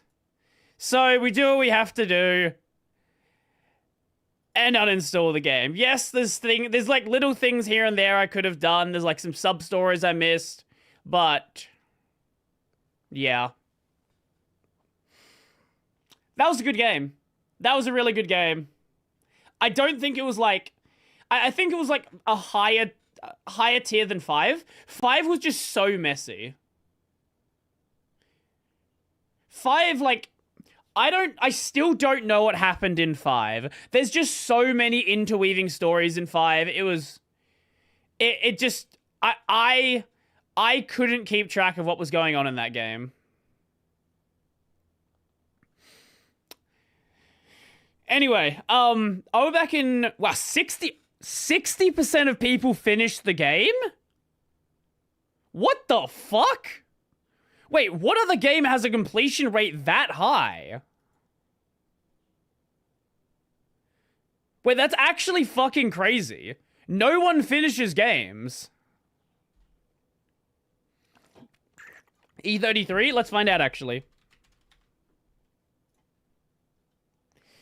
The end.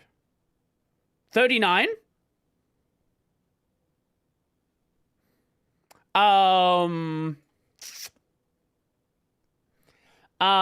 What's another good example? Give me games that I might have. Spyro, here we go. Does that have an end of game one? I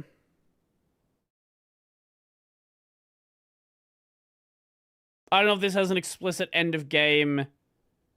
Explicit end of game one. I don't have a clan ad. Hollow Knight. What about Hollow Knight? Does Hollow Knight have like a... Because Hollow Knight has like a way you can complete the game with like basically doing fucking nothing.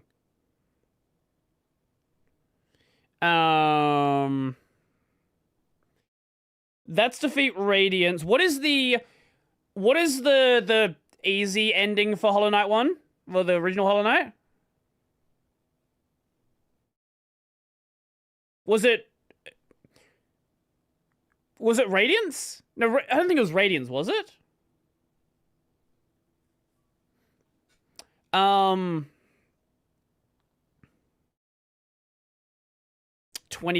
people beat Grim.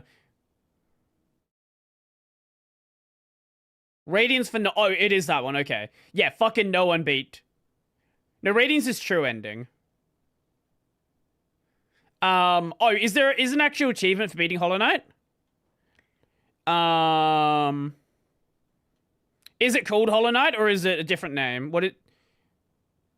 Defeat Hornet, Lost Kin, Traitor Lord, Grey Prince Zote.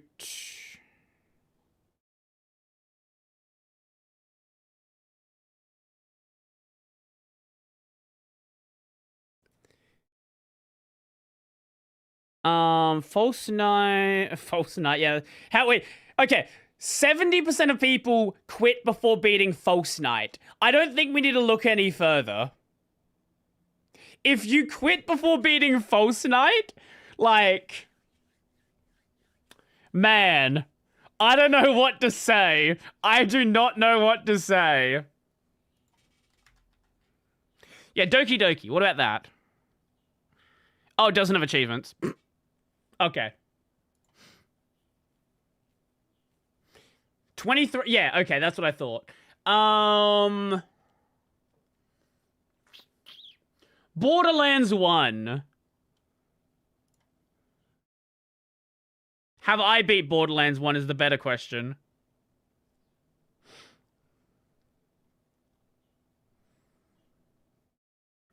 On PC, apparently not. I know I've played it on console, but apparently I'm not... Oh, maybe it was Game of the Year Enhanced I played.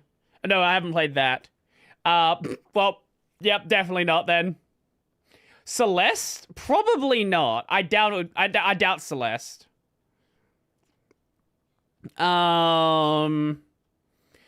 Crystal Heart, we don't care about that stuff. Climb the Mountain. 34.6%. Yeah, no. Oh yeah, you know what? Let's go Yakuza, let's actually try within Yakuza, actually, yeah. Nope.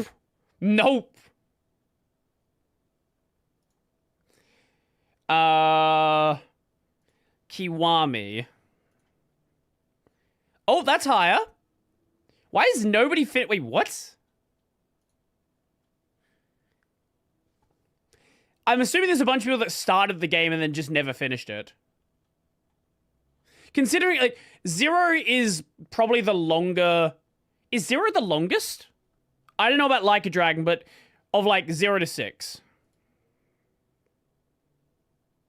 Oh. Sorry, give me a second. I don't know why he needed to request access. That's weird. Should just be give you access with a link.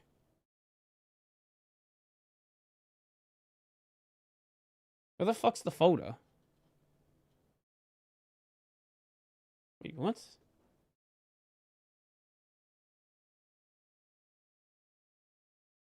What? Okay. Why is the folder not here? Hold up. I'm trying to send someone a folder in Google Drive. I thought it should have permissions already. Share. Anyone with link. Okay, whatever. Yeah,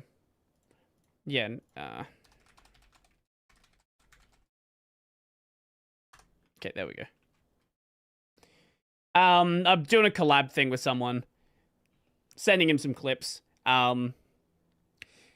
Anyway, yeah, it defaults to restricted. I thought I'd set it to anyone with link, but apparently not. It's anyone with link can look at the link and then request access. Oh yeah, right, the DM thing. Yeah, let me check that.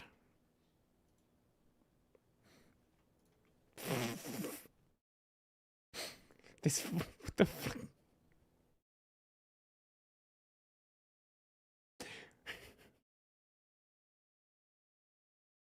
Yep.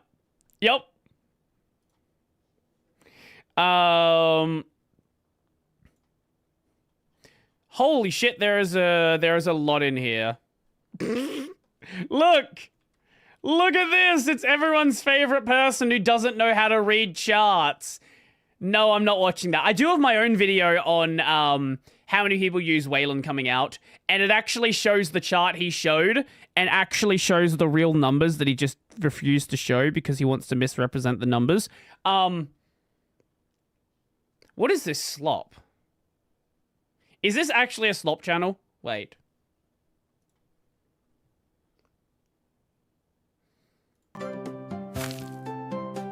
I think this is a slot channel. Let me show you this intro again.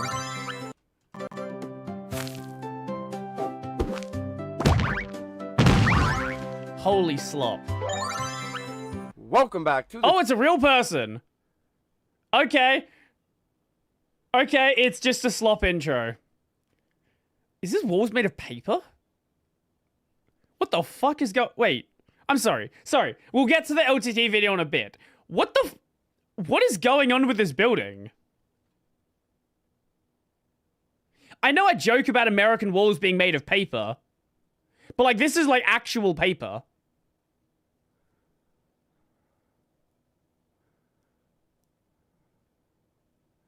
I'm so confused.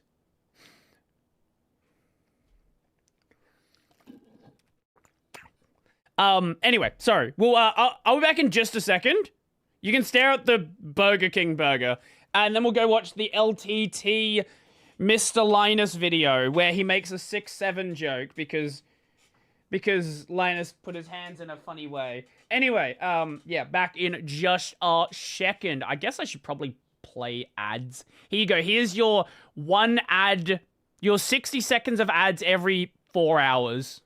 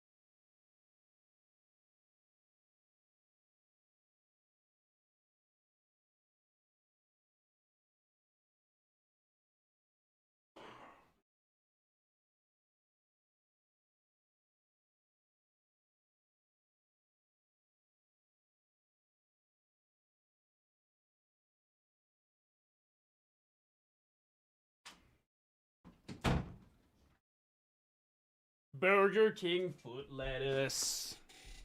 The last thing you want on your Burger King burger is foot lettuce.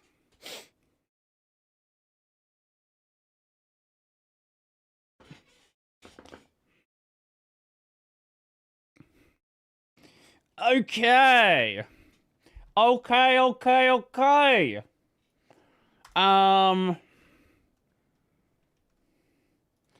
Let us go to just chatting. And hold up, am I on my DMs? Where's my Discord window?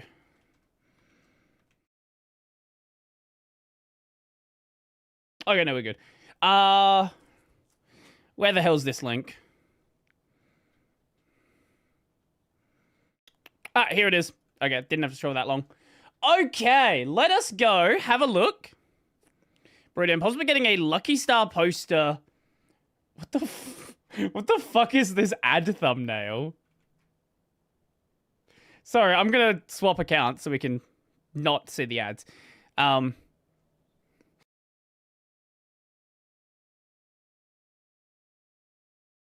you? I'm assuming it was probably an ad for like a toothpaste company. I'm guessing.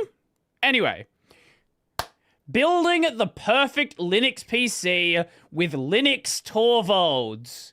It is time.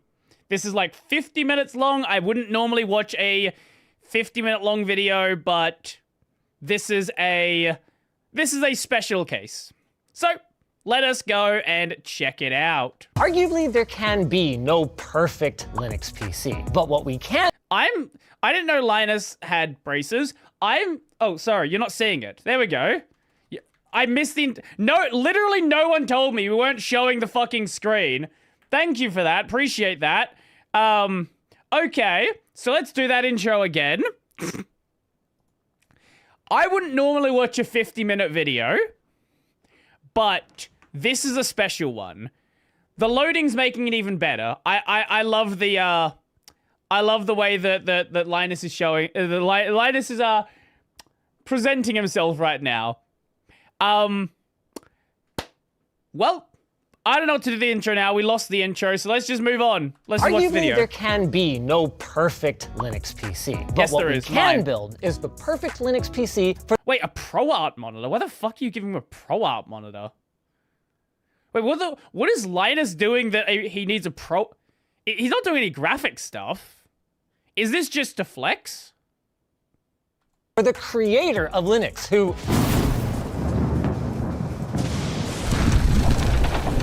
There can be only one. Hold up, we actually have a perfect...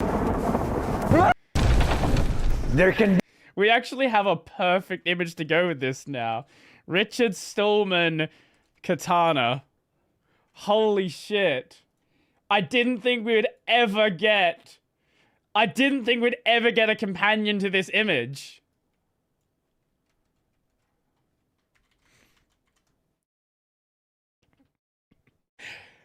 Somehow, years later, this has happened. Incredible. Be only one.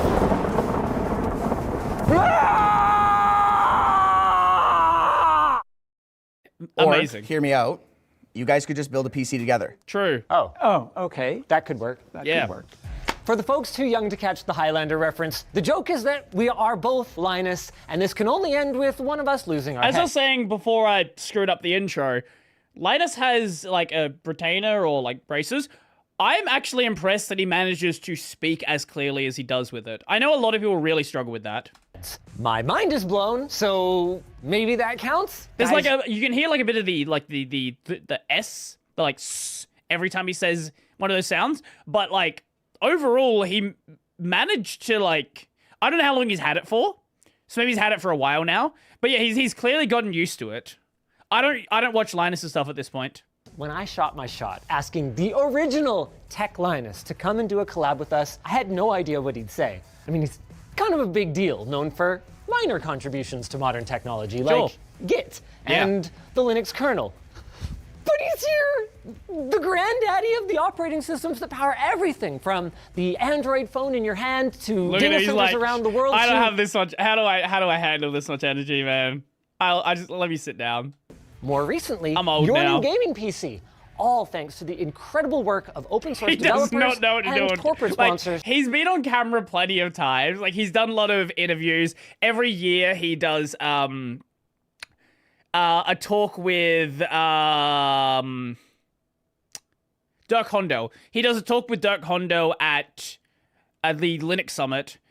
But like a YouTube style video, I don't think he's done before. Like Valve, and I get to build a computer with him and ask him some of your questions. And you think I'm the awkward one? Sorry. Look, I know that fangirling does make you a little bit uncomfortable. Yes. But you are here right now in my studio, and this is so cool. So I'll tell you what. Sure. If you could just quickly Is sign this my first time copy you've been with a of this, YouTuber? and then I'll. I'm like for like a YouTube style video, yeah, probably. He's done like podcasts before, so he's at least done that. But like this style of thing, I don't think so. I'll settle down, I promise. Okay. How cool is this, you guys? He made it out to fake Linus from the real one. This is officially more valuable to me then this message from our sponsor. What a segue. New is the all-in-one. It's got the ads you need. Unsubscribe from those other guys.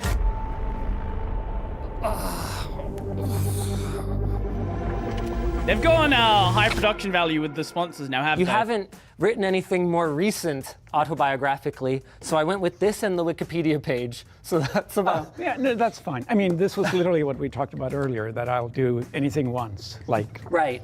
Come here. I really enjoyed it.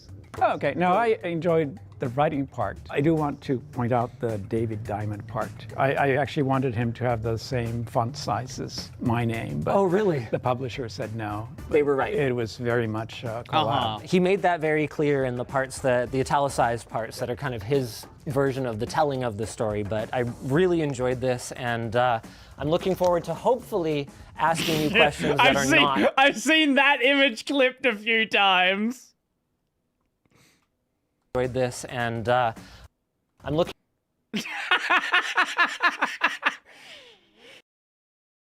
Yeah, I've seen this one. I've seen this one floating around around Reddit quite a bit. Looking forward to hopefully asking you questions that are not thoroughly covered by your own autobiographical works, but From 25 years ago? I was going to ask you. That is one of my questions. Is do you feel as detached from what you wrote then as I might be from something that I wrote when I was 19? I actually don't remember what I wrote. Oh, okay. So then you might have forgotten the meaning of life, for instance. Oh, yeah. Because that's in there. That's in there. Yeah, it's entertainment, by the way. Uh-huh. And sex is a perfect example. It started for survival, and then it became for He's like, wait, did I actually write this? Fuck. Society. Did I actually And then also entertainment. say, yeah, the entertainment part. No, you were quite explicit in both meanings. Okay. Anything once, right? We're not done yet, so you still have to do more. He just walks out. When you say Linus, just to clarify, say a false Linus or something. Fake Linus. Fake Linus, yeah. Yeah. Today I can live with that. Now you didn't Oh yeah, for any, this is like the be all and end all. Can we stop with the whole, it's actually Linus. His name's not Linus, it's actually Linus. People like still keep this up. They've been doing it for so many fucking years. He said in an interview like 20 fucking years ago, when he speaks English, it's Linus. When it's in Finnish, it's Linus. Can we, like, just stop with that? That gets brought up in the video? Yeah, I'm not surprised. Interview with ZDNet a number of years back about your daily driver computer, which you built yourself. And I do remember we this actually article. replicated that build. What did you think of our video? Oh, the one I never saw? Yeah. Yeah. So yeah, sorry. I knew that was going to happen. And so the next thing I was going to ask you is, what about this video? Are you going to watch this video? I probably won't, because I will be feeling way too self-conscious to actually Understandable. watch it. But I might have to, just because I will probably get emailed comments, and then I will, have to wonder about the comments. You will. I love that comments to you are email. It's the only media I use. Yeah, I don't do the whole social media thing. So he has a Mastodon account. I don't know how, he's probably posted it a few times. I don't think he actively uses it though. But he's definitely, there was a period like at least 5 years ago where he did start to use Mastodon. text for my family or email for everybody else. Right, so I can text you? You actually can text me now, yeah. That's actually pretty cool. So, you know what? Even though I am not one of the couple of dozen Torvaldses on the planet, right, I also have a made-up last name. So my mom broke from her family, changed her name, and then got my dad to agree to use her name for me. Okay. So I'm also Linus, with also a last name with no genealogy whatsoever attached to it, which I thought was a weird thing for us to have in common. That is strange, yeah. I mean, there's literally maybe 20 Torvaldses in the whole world, because, yeah, my grandfather made that name up for very similar reasons. Dude, this is so much fun. You are actually doing amazing. It's nothing like that night that you barely slept before your first major speaking engagement. Right. You really did read the book. Of course. Good on you. What, you think I would fake it? I don't know. Shame. Shame. Shame on people who collaborate with people and don't actually read their book ahead of time. Well, I didn't watch your videos, so. That's fine. I am the beta Linus today, so I fully accept that that's going to be what happens. What else is going to happen is we are actually going to build a computer at some point here. And if you watched our last video, it's fine you didn't, but if you have your computer, then this may be familiar to you. We are starting with an AMD Threadripper, this time a 9960X. This is a 24-core, 48-thread CPU that I imagine is going to absolutely rip. How much are we paying for a 9960X now? What are they going for? Shopping. About 2,500 Australian. Okay. It's a big boy CPU. It up for writing emails. It's not the only thing I do, but I do spend a lot of time actually reading emails more than writing them because you can fit so much email in this bad boy. But of course, you do have some high performance demanding needs. Yeah, like, compiling say, for the kernel. example. Yeah, I do compile the kernel a lot. So it's part of my test requirements that when I merge other They haven't given him any notes to go off of. This is just like... Fake Linus just needs to like push him to say the right things. This is gonna be an absolute mess. Pulse code because I don't code myself very much anymore. One of the things I do between every single merge is compile the whole kernel with every module I can. And that's where you want something fairly powerful. I wonder how long it would take to compile the code I'm with sure, you know, NVIDIA is probably working on a way to make code compilation GPU accelerated, but is CPU still the way to go? Yeah, and I can use as many cores as they can give me. Why did we cheap out on him? Oh, because I mean, people ask me what I want. And I was like, I don't want the crazy high end because I want it to be quiet and reliable and not like insane in any particular direction. So you know what? We actually take a very similar approach with our editing workstations. That's fair. You know, the writers or whatever, they can play around with the latest generation stuff. Yep. They're always one step down. See? I fucking tell you people. Everyone's like, oh, Brody, why do you buy the prior gen? This is why. Let other people deal with the bullshit. I want my system to be stable. Because I just want it to work. Exactly. I think I've always wanted to have something that just is reliable. Yep. And that's to me, I mean, that comes How you doing, first. Yogi? Welcome. It needs to be something I can trust and work with. And then within that envelope, it needs to perform well and not be crazy, bleeding edge. And he's letting me build it. Yeah, that may be.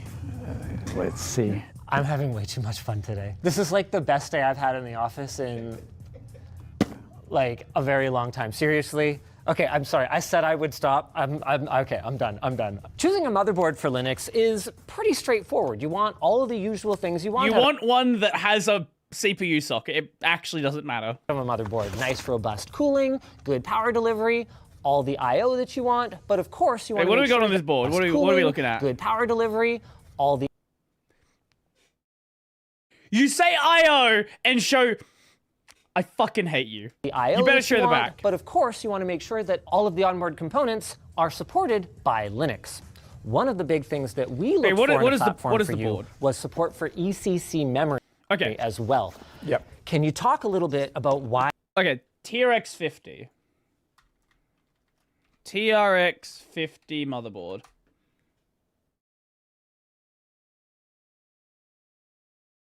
I think this is it. Okay, cool. Yeah, I think we found it. This is a $1,900 motherboard, by the way.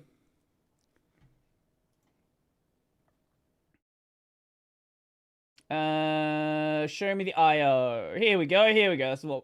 That is what we are looking at. He hasn't posted on Mastodon like a year, I think. Yeah, that's probably for the best. I stopped posting on Mastodon like a month or so ago. I fucking hate the platform. Where is the picture? Here it is. Every time I'm on Mastodon, it feels like people just want to fight. So we have a flashing button. What's wrong with Mastodon? Nothing wrong with Mastodon. It's just the people that use Mastodon. We have Wi-Fi on board, line in, line out, mic, USB, DisplayPort. We're not going to use that anyway. Dual 10 gigabit, okay. 2 USB-C ports, one of them being DisplayPort. Okay, it's a pretty standard board. Pretty standard board. It's a $1,900 standard board, but it's a pretty standard board. Besides the dual 10 gigabit. Why that's so important? I don't understand why people don't require EC. Anything that, like, anything where you can host your own server, there's going to be people doing criminal behavior. See, I'm just side tangenting about Mastodon right now. The main reason I like Twitter a lot more than Mastodon is when I don't want to deal with politics, if I just go like a couple of pictures of anime boobs, my entire thread is nothing but anime boobs. And I just don't have to think about politics for like a week after that. But on Mastodon, because there's no recommendation algorithm, if people are arguing about politics on your thread, you're going to see nothing but people arguing about politics. In their machines. That's honestly the main reason I stopped using it. Like, Mastodon is just incredibly stressful. Based algorithm manipulation strategy, exactly. Just if you interact with posts, if you want to stop seeing a kind of post, just go and interact with like whatever your like other thing is that you just prefer seeing. Anime boobs, cat pictures. I don't know. I like seeing like car crash videos. If you go like 3 or 4 of them, the algorithm's going to be like, okay, you really want to see this, and then it'll just show you nothing but that. Because being able to trust your machine is like the #1 thing. And without ECC, your memory will go bad. It's not a question of when, it is a question of when. I mean, it just might take a few years. So when I built the machine you apparently shot a video around, I could not get ECC. And I said, it was Beard Linus! Oh, that was a while ago. Whatever, I'll get reasonable. Man, I miss Beard Linus. RAM, and it worked fine. It worked fine for a couple of years. And then It's weird how many people like to watch car crashes. Wait till you find the people that like to watch animals hunting each other. If you go on Instagram, there is a lot of footage of like tigers hunting deer, of like wolves going after whatever. Like there's a lot of this, and there's a lot of people that really like it. Years goes by, and I start seeing oopses, I start seeing segmentation violations. I'm obviously doing this on... Dashcam Australia is one of the best channels, I agree. Linux kernel that is being developed right now, and my first reaction is, oh no, we have a bug. Right. And I spent days. Right, yeah, if you're the one compiling the kernel, adding in new patches, and out of nowhere your system starts crashing, the logical idea is, oh yeah, it's probably me fucking up.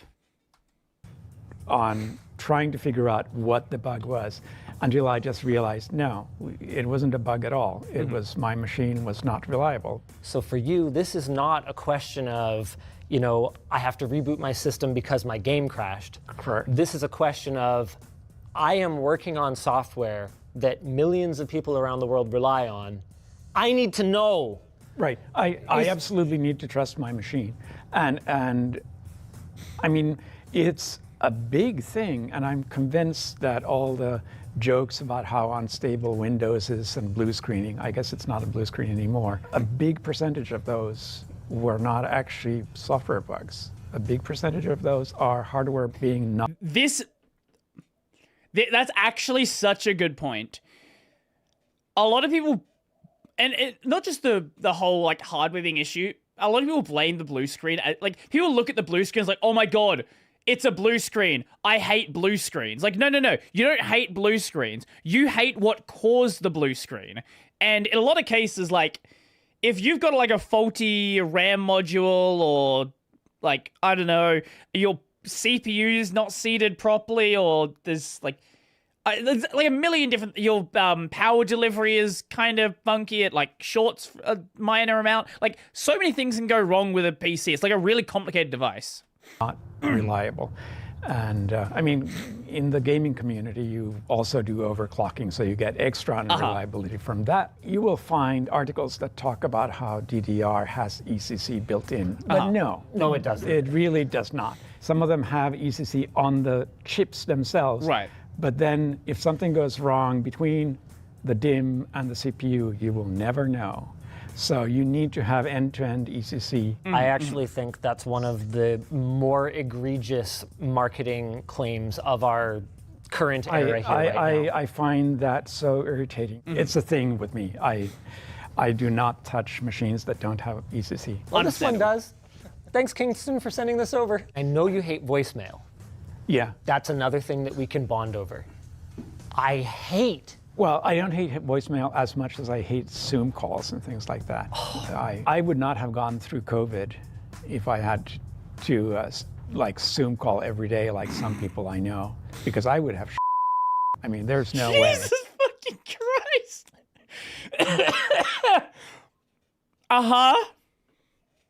Did you see Corsair getting sued over RAM needing XMP to enable max speed? I did hear about that. They shouldn't advertise it.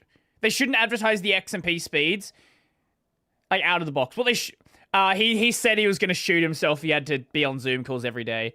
I think with the whole XMP thing, they should show, like, the regular speed on the... They should be required to show both the regular speed and the XMP speed.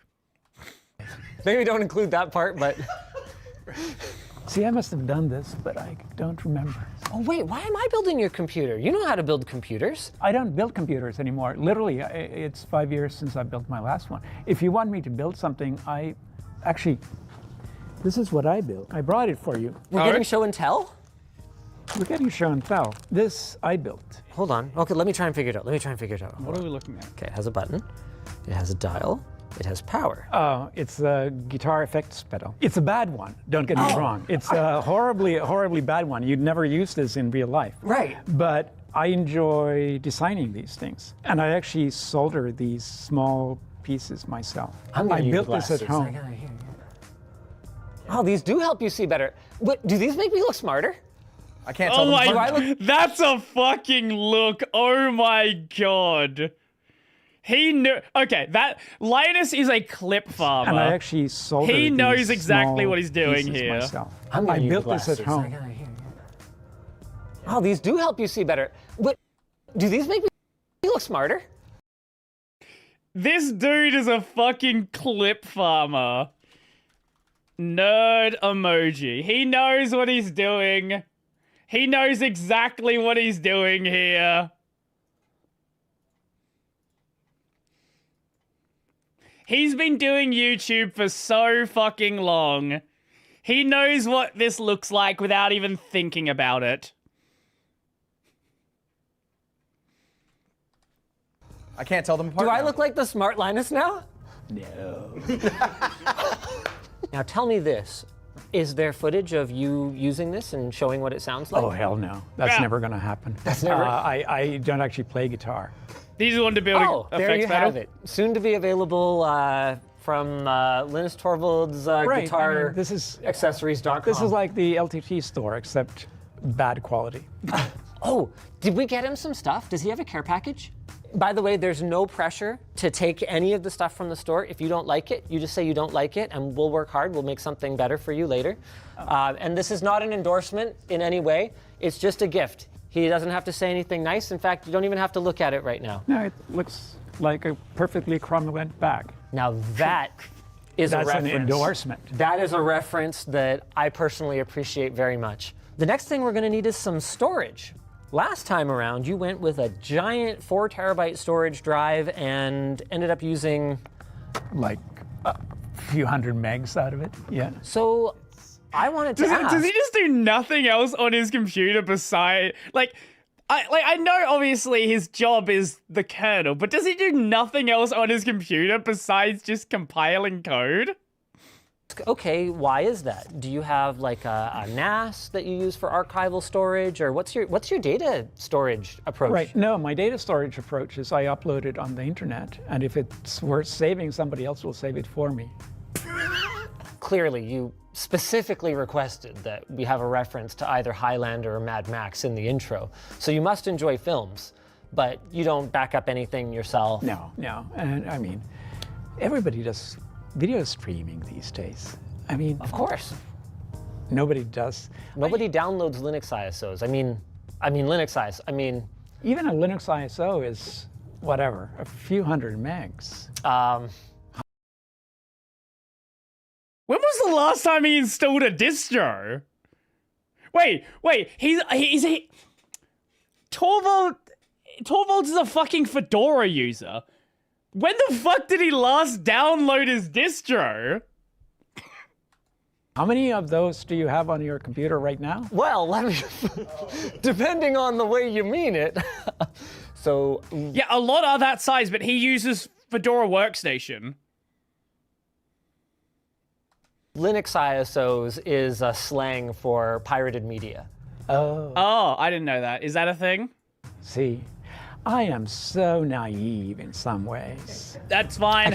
Everyone is. No one got that fucking joke.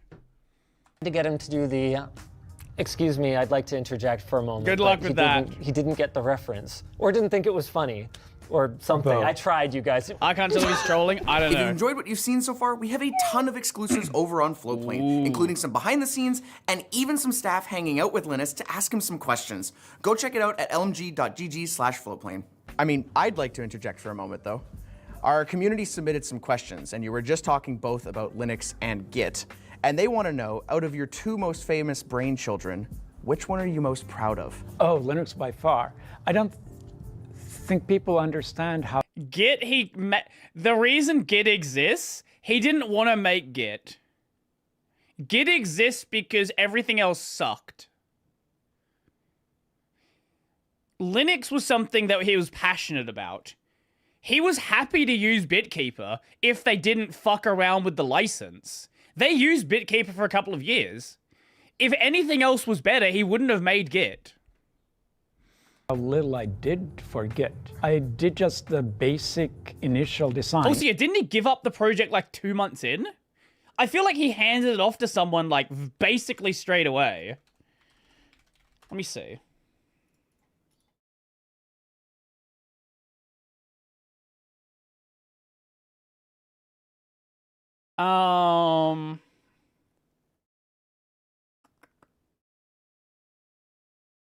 Yeah, he started the project in April 3rd, 2005, and then handed over maintenance to Junio Hamano on July 26th. Like, he just gave up with it like 3 months later. And hey, I'm proud of that. I think Git does things really well, and the design is good, and so much better than anything that came before it. Only a little bit proud of it. There's pride there, don't get me wrong. But at the same time, I worked on Git for 6 months. And the moment I found somebody who I felt could take it over, I threw it over the fence and said, you go, right? And Junio has done an admirable job, and he's been working on it for 20 years. I didn't work on it for 20 years. To me, Git was something I needed for Linux, and Linux is my child. So that's like having a second child so that you could enhance your first child. So you could throw it worry away. about your children. With spare parts, maybe. Then why did you have 3, Linus? Something Linus is not gonna. He's not gonna ask him about it. But this is not the only project that Torvalds made. There is another one. There is a diving project. I'm forgetting the name of it. Torvalds diving app.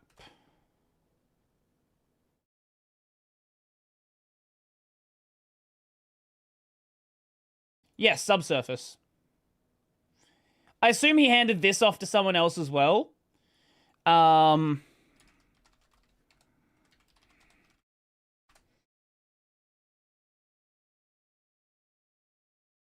Yeah. So this is In case anyone doesn't know, one of his hobbies, probably his only hobby, is diving.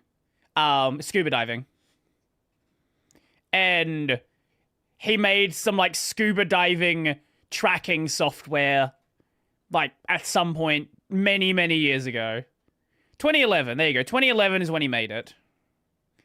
I assume... Yeah, wait, Dirk Hondel runs the project. Yeah, so he made it in fall of 2011, handed off to Dirk Hondel a year later. Literally, I never wanted to do source code. Maybe I should do a video on that. The Linus Torvalds project no one ever talks about. Control management, I felt it was almost as boring as databases. I never want to do databases. I mean, in the same way, I don't think you ever really wanted to make an operating system, though, did you? No, operating systems are really interesting.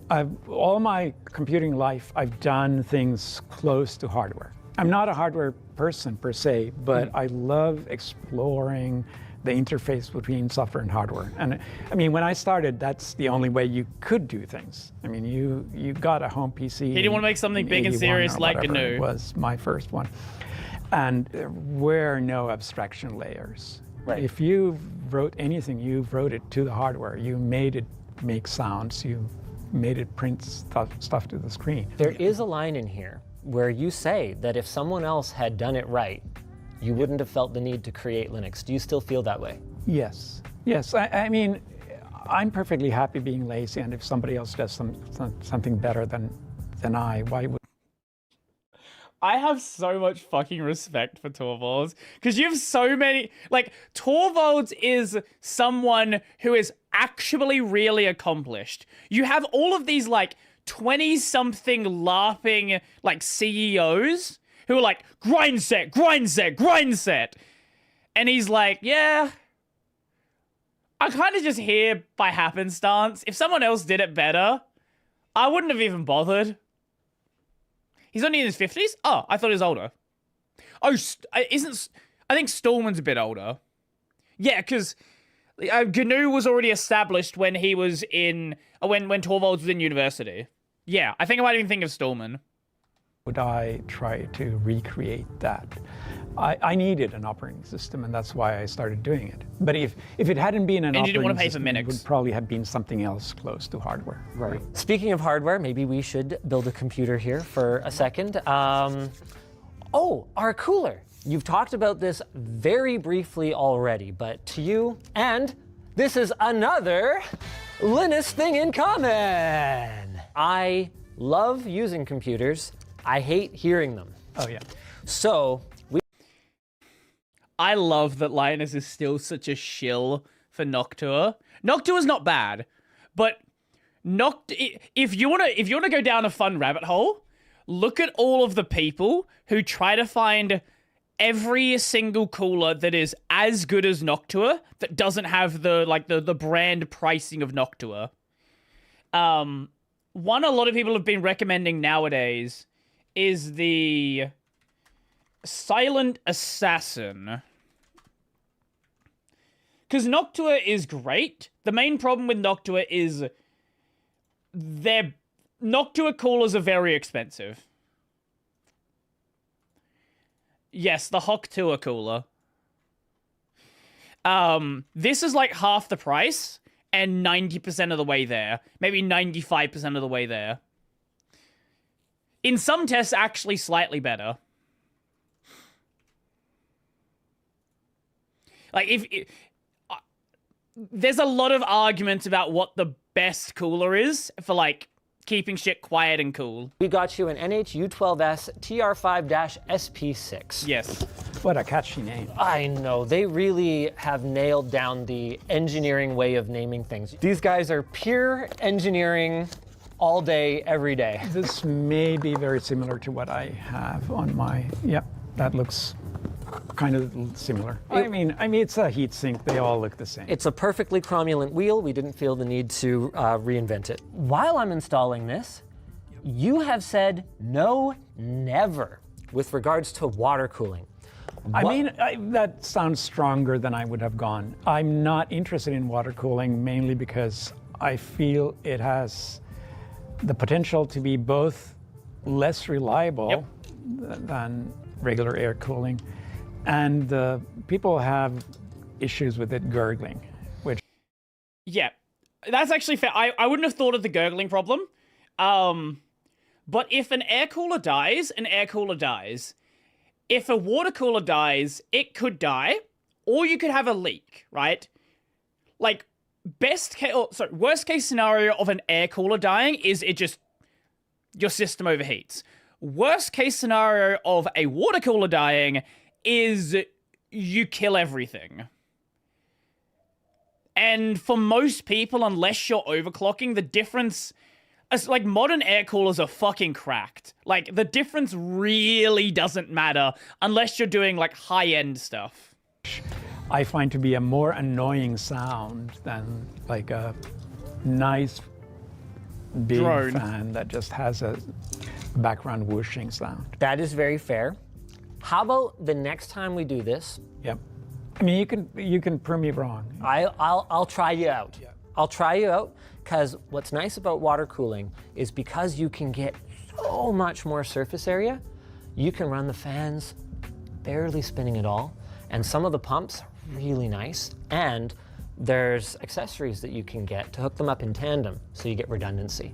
It's like ECC. But you don't get cooling. the redundancy for things growing in your cooling fluids and stuff like that. He does right? watch our videos. I've seen people with green stuff in there. Or leaking on your entire server rack. That's bad too. Listen. Yes. His whole server rack just covered. Oh, okay. Yeah. All right. Yeah. But we can still try to convince exactly my fucking point. Now, it's less of a problem if you're doing AIOs. If you're doing custom loops, yeah, you're like, just don't. We're trying to get him back, man. Yeah, way to go. Linus pretending there's going to be a next time. Yeah. Elijah? Yeah. I assume this is a special see-through LTT Tech screwdriver. You better believe it. What do you think? I just like seeing inside Screwdriver. technology and stuff. Oh, nice strategy. Oh. Our community wanted to know what you do to relax. I read less Scuba than I diving. used to, but that's still what I do. These days, I mean, this is part of it. I just design pointless stuff. There's no pressure there. I actually don't think I have a very stressful life. How much of that do you think is attitude, though? Because you do bring up that as the user base grew, you did feel more pressure. Right. I mean, part of it is we have, I wouldn't say perfected, but almost perfected the workflow. We've used the same workflow for the kernel now for 20 years. And it's not just Git, it's the whole release schedule, it's everything around it. And that means that when you know what's going on and you kind of, it's a predictable workflow, it's no big surprises. That's not stressful. And technical problems are not stressful either, because technology you can fix, right? And we're good at that. The main source of stress for me tends to be people. Yes, it does. Yes, it does. Oh, man. I will never forget. I will never fucking forget what was said when Lena crashed out on the kernel.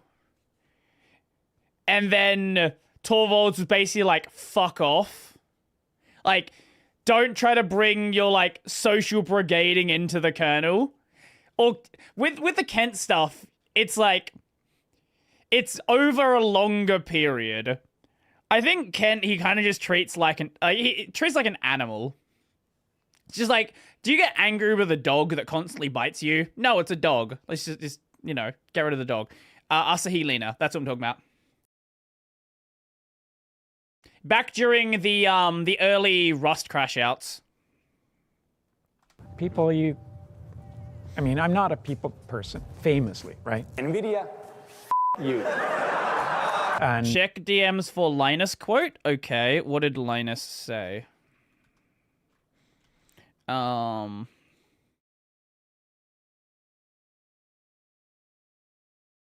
god, okay. Sure, let's have a look at this. Okay, this needs to be fixed. Suggested fix, just use the sequential, I'm assuming that is. Sequential printf interfaces which do the proper buffering and allow any size reads of various packetized data. Of course, it'll suggest that whoever was the genius who thought it was a good idea to read things one fucking byte at a time with system calls with each byte should be the retroactively aborted line. Who the fuck does idiotic things like that? How did they not die as babies, considering that we're likely too stupid to find a tit to suck on? Linus, before he first got, like, told to take a holiday, was fucking crazy. This dude, like, modern Linus, he is nothing like he used to be back at this point, or even earlier. Like, this era of Linus, he is a fucking savage. People are strange, and you can't fix people. I think we're ready for the case. In which case? I wish so badly that they had a Linux person talking to Torvalds right now who knew what he was talking about, knew some of the situations, knew the quotes, because fake Linus, he doesn't know. He has no idea. Maybe he's seen, like, random little things here and there, but he has no fucking idea what Linus has been like on the LKML. Wow. That was terrible. Don't even give me a reaction for that. I deserve nothing. Elijah, want to hit us with one of our other community questions? If you could start Linux development all over again, what would you do differently? So let me guess. Before he starts, probably having the development structure in place from the beginning, because it was about 10 years until Git came in. 10, maybe a bit longer. About 10 or so years till Git came in. Before the OKML, they used like a different system. It was like they've changed that system already. So my guess is probably starting with the development structure he has. There's two answers to that. One is, now that I know how hard it is, I would never have gotten started in the first place. Fair. Right? You need to have a certain amount of naivete to do something this... Oh yeah, if he was starting it now in his 50s, no fucking way. When he started it in his 20s, you know, you're a cocky university student. He was arguing with tenured OS professors about how to build an operating system like 3 months into building the kernel. Right? Like, this was a guy who, yeah, he worked things out. He was building something great, but he didn't have like an established history at this point. He was just a cocky 20-something. Big. The flip side of that answer is I would not do a thing differently because it worked so well and it's been such an enjoyable experience. I've been very lucky in my life. I was at a startup for 7 years. He argued, he argued with Tannenbaum. Yeah, he was 22 when he was arguing with Tannenbaum, who was a tenured OS professor. Yeah, he wrote the textbook on building kernels that people were like, that was like one of the prime textbooks at the time. And I never felt that I was the smartest person in the room. And I never want to feel that, right? Right. You want to be surrounded by people more competent than you, right? Because otherwise, what's the point? What brought you here? Well, sometimes it makes you feel good to be the smartest person in the room. That's a burn on you too. Still hysterical. The license choice. I still stand by 100%. I love it. That's probably something he would have changed from the start. Because originally he had a, let's see, the original, I don't know if they're going to show it. I don't think they're actually going to show it. The original Linux kernel license. Because the original license was it was a custom license that Linus made. And it was shit. Like actual just dog shit. It would not hold up in a court of law whatsoever. Yeah, here we go. So this kernel is copyright 1991 of Linus Torvalds, but all or part of it may be redistributed provided you do the following, which is already like real weird phrasing. Full source must be available and free, if not with a distribution, then at least on asking for it. This is kind of the reason he went with GPL v2. Copyright notices must be intact. In fact, if you distribute only parts of it, you may have to add copyrights, as there aren't copyrights in all files. Again, that's such a weird, like, you've got to add in custom copyrights that should have been there. Like, that just, again, would not hold up in any court. Small partial excerpts may be copied without bothering with the copyright. This right here would be immediately challenged in court. Like, what is small? What are you allowed to use? But this part is the part that immediately would have killed the project if you wanted to make it serious, if you kept with it. You may not distribute this for a fee, not even handling costs. So at the start, he didn't want people to commercialize Linux. If that was the case, there wouldn't be a Linux operating system today. It just wouldn't have gotten anywhere. The GPL version 2, I think it was the right license, and it still is the right license. Now, this isn't one of our planned questions, but have you ever thought about how much people have profited from Linux? Do you have any idea? No, but I have said that I feel very good about the fact that I now have 2 different projects that I started that both created billion-dollar companies. Oh, I think billion is an understatement. Right. At this point. Yes, but I mean, clearly people built billion-dollar companies on top of both of Amazon. big projects, and some people, most of the web industry, ask me, doesn't that make you feel bad? And I'm like, no, you're not getting it. That makes me feel really good. Yeah. Because that means that what I did was worthwhile and meaningful. Yeah, this is the reason why Linus wanted to go GPL v2, not v3. This has actually been something that came up in earlier interviews. I think it might have been the interview where he said, fuck you, NVIDIA. People asked him, hey, why didn't you want to go GPL v3? Because of TiVoization. And he specifically said, TiVoization is a good thing. Like, he wants people to be able to do TiVoization. He wants people to be able to go and take the kernel and then, like, you know, actually build something with it, actually build a company around it. Right. Does it weird you out a little bit that the largest entity known for Git at this point, more broadly in terms of the user base, is owned by Microsoft? It's strange in a historical context.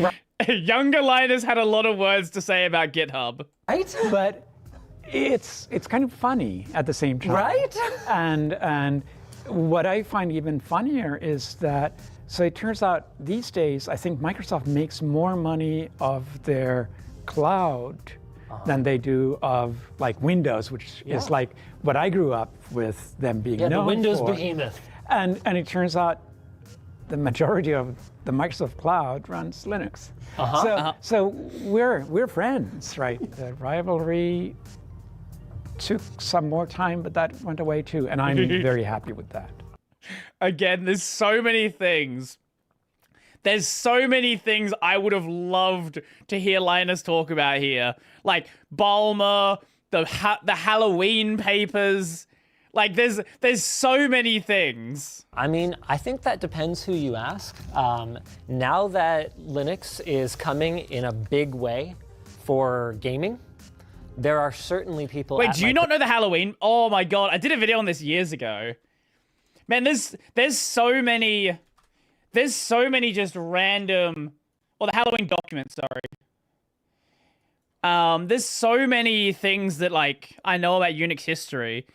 This was basically a series of internal Microsoft documents where they basically outlined a plan for how to crush Linux. These were published by Eric S. Raymond back in '98. Back then, they were fucking terrified of Linux. Because they knew that this was going to take over the like this new growing web space.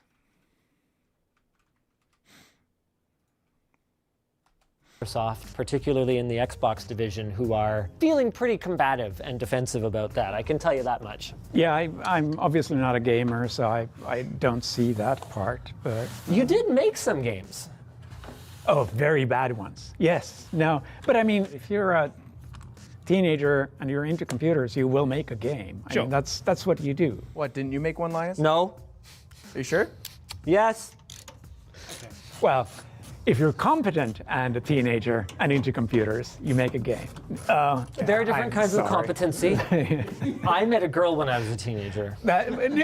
Fair enough. Now, you were pretty surprised to see that we had like a product. Why is the table so high? He can barely even see in the fucking case. Lineup, and that is a larger part of our business these days. But I pulled this out to open up a box, and I thought you might like it. This is actually made by another creator team, Evan and Caitlin. Slide up, there you go, okay. and then slide it back. Oh, yeah. Isn't that cute? I actually know who you're talking about, because I may not watch your... What the heck? Like, every other YouTuber you mention, I know them, but... How is that even possible? We share a name.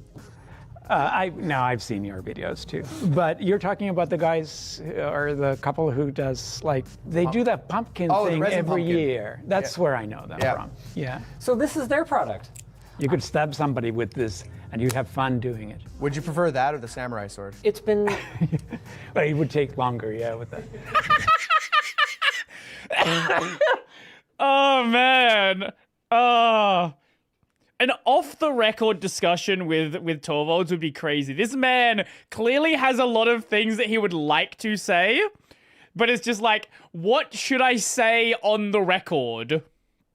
It's a very cool thing for me to see others in the creator space kind of parlaying what they learn, sort of doing things with... I see, and I know it's owned by Google, but I see YouTube as almost like an opening up of knowledge in the same way that open source is, that just was not available before. Yeah. And it's very cool to me to see people taking the knowledge they gain from this giant repository and just creating things. It's yeah, so I wanted to shout them out because I haven't actually talked about this yet. I bought one. They offered to give me one. I said, you know what? That's so cool I can't take it from you. I'll buy one. I guess this goes in here now. Elijah, do you want to hit us with another community question? Was there ever a moment that you got so close to just walking away and being done?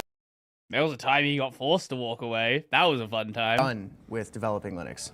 No. I mean, there's been many moments where, like, I walk away and I just say that, hey, I'm fed up. It might be some technical problem that I just been hitting my head against the wall, or it might be like just somebody who annoys me, and I'll walk away and I'll take a long... Linus was forced? Yeah. So back during like the 2017, 2018, this was like peak Linus toxicity. This was peak Linus being an angry boy. And he was basically forced to take a holiday during that situation. Warm bath and read a book, because I'm like, I need to relax. I need to just walk away from this. But it's always with the knowledge that, hey, tomorrow morning I'll be there. Fresh as roses. Who forced him? We're gonna go... The Colonel leadership. That's who forced him. A little deeper now. I do think that when you do things that are consequential, the other things can start to feel... He has a boss. Like, he has a job that pays him. He is paid by the Linux Foundation. Like, he might be the head Linux guy, but he still has someone who's, like, actually paying him. Inconsequential and therefore boring. Do you feel that if you reach the stage where you don't feel needed with Linux, that it'll be very difficult? I hope not. I mean, I definitely don't want to be the guy who holds on to something. And I've always said that if I don't know actually better comes who's along, the boss of the foundation. I'll step aside, and I really hope that's true. Okay, well, I wired up your bottom fans, and maybe now is a good time for us to talk about your case. So this, the Fractal Torrent, was chosen because it has two Gigantor fans in the front. Scandinavian design, that's sort of what... Will not go in. Oh, this is... Well, it will eventually. This is not on our scheduled questions, but cats or dogs? Both. I don't count cats and dogs even as pets. They become family members. Fair. Dogs maybe even more so than cats. I don't know the right person to ask, but Linux Foundation certs, CKA, CKSA on the Black Friday sale. I don't know if they're worth it. Need your take. Generally, when it comes to certs, get whatever the jobs that you're looking at ask for. Like, just grabbing random certs doesn't really have value unto itself. But if there's a specific, like, section of the industry you're trying to get into and they require those certs, then get those certs. If you just want to learn for the sake of learning, you can learn everything you want to learn from free things. But if you specifically need the certs for a job, then get them. Even though I started out with cats. But then you have pets, like rats and gerbils and fish. Oh, fish aren't even pets. Fish are pests. I don't understand people who do aquariums. But we're not judging. No, I mean... No, you be you. It's not a Linus thing to be judgmental. Yeah, okay. Sorry. No, we've had everything. Rats were great. I had rats as a heard kid. they're awesome. They are. I mean, like the biggest problem with the rats was that they only lived for 3 years, and that broke my daughter's heart. And she said, never again, because they don't live long enough to. And they bond and they're so social. They are very social. Yep. They're fun. They're nice creatures. Did you know that Alberta, Canada is the only place on Earth, other than, I believe, the Antarctic continent, where there are no rats? I think Canadians might be overly proud of this. This is like a, I'm surprised you brought this up. I watched a video on this not too long ago.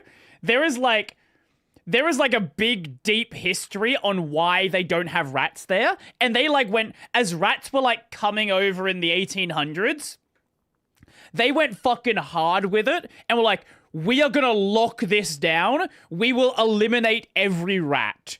They like really did not want rats in the area. Because maybe it's because even rats don't want to live. That's crazy. Sorry. Yeah, you need to cut that out. But oh no, that's hilarious. I love it. I love it. See, what I was teeing myself up for was they were eradicated. Yeah. But his was better.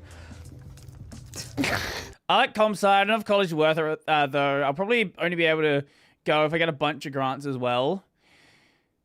Yeah, it really depends on like how much you can afford. Because in Australia, it's really easy to go to university. Like getting a hex, like if you have a hex debt in Australia, that's like our loan system. You don't pay anything back until you make over 45,000. 43? Somewhere in that range. In the US, like the equation's a bit different. I can't really tell you how that should work out for you.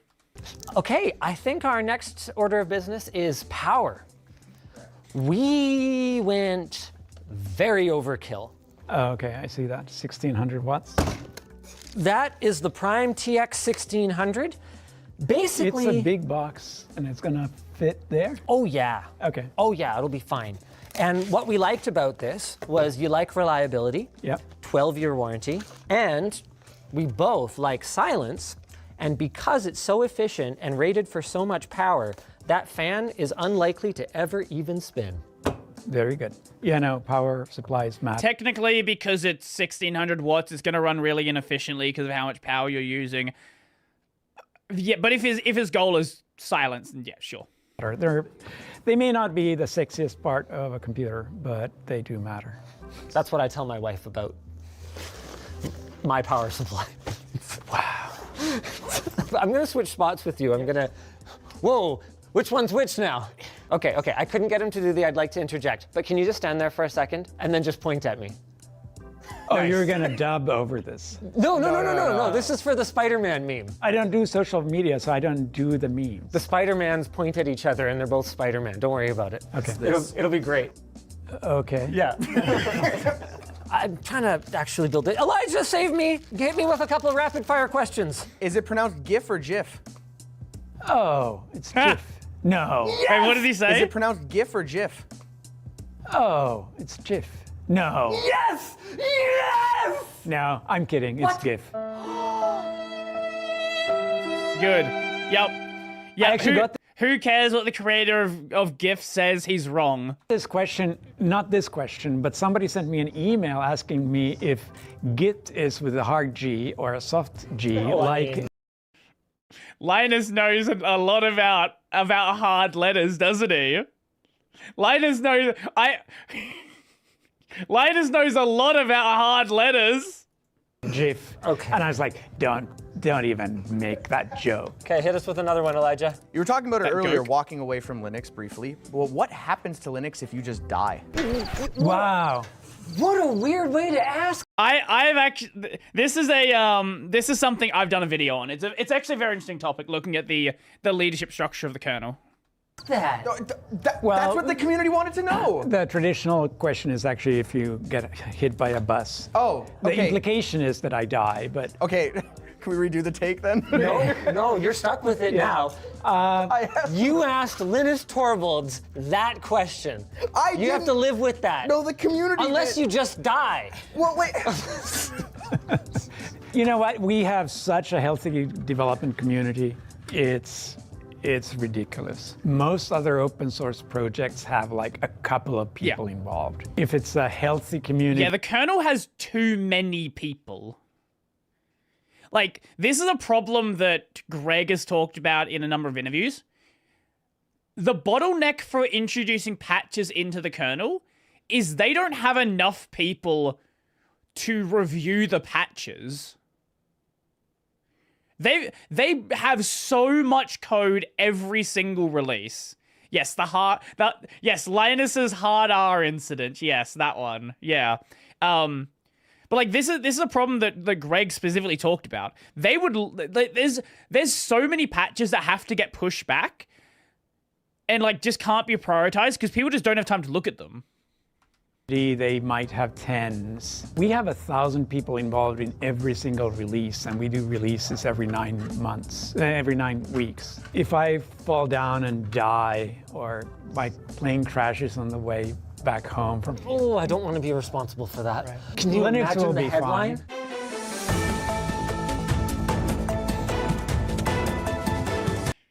This YouTuber Linus Sebastian jealous of other more famous Linus Torvalds, so he took matters into his own hands. These fucking pictures. Which is your favorite LTT picture? Is it this one or is it headphone Linus? Both are phenomenal. That would kill my reputation completely. Well, but then you can do the intro with headphone the Linus and make it really impressive, right? Oh, lordy. I want to see headphone Linus now. Headphone Linus. Where's the picture? Yeah, there it is. The I'm quitting picture. I love it. I love it so much. There can be only one, and I killed the other one. On the internet, nobody has good taste, so it would become a meme, I'm sure. Is this you approving that we can do that then? Oh, yeah, absolutely. If I'm dead, I won't care. Okay. Speaking of you're dead and won't be able to, I guess, consent to it. What, necrophilia now? No, sorry, it's not where I was going. Okay, as I said earlier, I would love to hear this. I would love to hear Torvalds talk off the record because this dude is probably so fucking cooked. There's so much shit that he's not going to say on camera anymore. That is like, right there, you just saw the tip of the iceberg. If he's just gonna randomly say necrophilia, there is so much below the surface that he's just not gonna say. Jesus! That's not where I was going. I was going to go into the topic about AI and generative AI. Is it a bubble or is it a computing revolution? I mean, it's clearly both. Right, it's clearly a bubble. And at the same time, it's very interesting, and I think it will change society, and I think it will change how most skilled jobs get done. At the same time, I don't think it's as revolutionary as people make it out to be. I want to specifically talk about AI with respect to coding, and particularly vibe coding. What are your thoughts on... I'm pretty sure he knows the term. I don't know if he knows the term vibe coding. He's been asked about generative coding before. On an AI model being trained on the work of real people, like in the artistic community, rightfully angry that the AI never would have been. They're angry because no one wants to commission them. The artists that are making good art, people are commissioning this shit. Artists, though, on the other hand. Ooh, well, it put a lot of furry artists out of business. Able to do anything without the large-scale theft of work. So what is your take on that? I'm like, that's reality. Deal with it. That genie is out of the bottle. You're not getting it back, and you're not getting it back whether you are a photographer who's out of work. Those things are gone, right? Because you can fake pictures so much better now. Or you're a programmer that has to learn to deal with a new reality. I think actually on the programming side, we're in a fairly good spot. I really think that AI will be a tool, and it will make... Especially for code review. There are, in the kernel security team, they have like a what do you call it? Like a council, you might say. A council of security reviewers. And some of them use AI to review these security issues. Other people use different things. And basically they all like approach it in these different ways. And if they agree it's a vulnerability, then they mark it as a vulnerability. People more productive. I think that vibe coding is great for getting into programming. Learning? I think there's value there. But a lot of people have been using these tools as a way to replace their knowledge. So I don't agree. I do not agree with him here. And look, maybe I'll be wrong in the long term, but I just don't see how. I don't see how spending your time learning how to like prompt better is going to be productive for you. To maintain, right? Oh yeah. Right. So I don't think programmers go away. You still want to have the people who know how to maintain the end result. I'm a huge believer in AI. I'm not a huge believer in the whole things going on around AI. I find the marketing and the market to be sick and twisted, and there is going to be a random crash, bump, and it's going to be ugly. Not financial advice? No financial advice. Speaking of companies that are growing exponentially, we opted not for one of their GPUs. Wow, what a segue. Again, to be fair, I have to say, I famously was not a huge fan of NVIDIA. You. Yes, that was a thing. The AI thing has actually made things so much better. Because it turns out NVIDIA cares about where the money comes from. It turns out? It turns out. That was always the case. That was a big surprise for us. But when... What you didn't choose was... Yeah, as NVIDIA like, for all the lack of care they have about gaming, as they care more about AI, there is definitely more interest in better Linux support. The classic Linux, which is a Radeon card, you specifically requested an Intel Arc, which is going to raise at least a few eyebrows into a shape like a Arc. Thanks, Elijah. You know what? Let's keep you. Let's put you on the boat with two of everything. Oh, the Arc! Yeah, let's go! Wow, it never ends. According to Wikipedia, back in 2006, a little outdated, it was estimated that your code was about 2% of the Linux kernel. Oh, yeah. If you had to guess now, or if you know, what percent... Probably, he's probably gonna say like fucking 0. ...percentage would you say it is today? The first version of Linux was like 10,000 lines. I'm sure I've written code since then, but there's been thousands of people involved, and what I do these days... I think it's like 4 million lines of code in the kernel, something like that.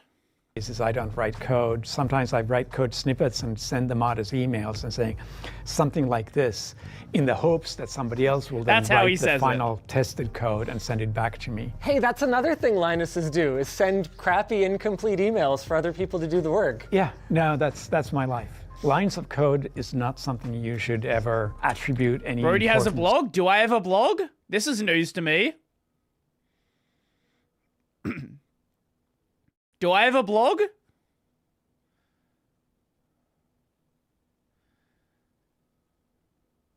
you mean the website that was going to be a blog? That I never made a blog?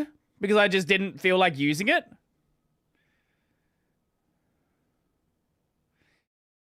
The website is the soon-to-be blog that never became a blog. Too. Yeah. So like when we have 5 million lines of code for hardware descriptions, they're actually generated from the literal hardware descriptions that AMD uses to do their cards. What's more important is your Linus of codes. And we have one of those. Shut up. The puns, the puns, they keep on coming. There was a recent thing from a major tech company where developers were asked to say how many lines of code they wrote, and if it wasn't enough, they were terminated. Okay. And there was someone here that was extremely upset about that approach to measuring productivity because no, you shouldn't even be upset. At that point, that's just incompetence. Anybody who thinks that's a valid metric is too stupid to work at a tech company. You do know who you just said that about, right? No. He was a prominent figure in the improved efficiency of the US government recently. Oh, apparently I was spot on. Is this up to your standards if I just kind of get these strapped down here? Are we good? Is it Scandinavian enough? No. I have somebody to blame. If somebody ever makes fun of my machine, I I had nothing to do with it. Oh, well, that's a lot of pressure. Wow. It was Linus's fault. yeah, nice. Oh, did we DC? We back? No, not yet. Hello, hello, hello, hello. We good? We Gucci? We Gucci gang?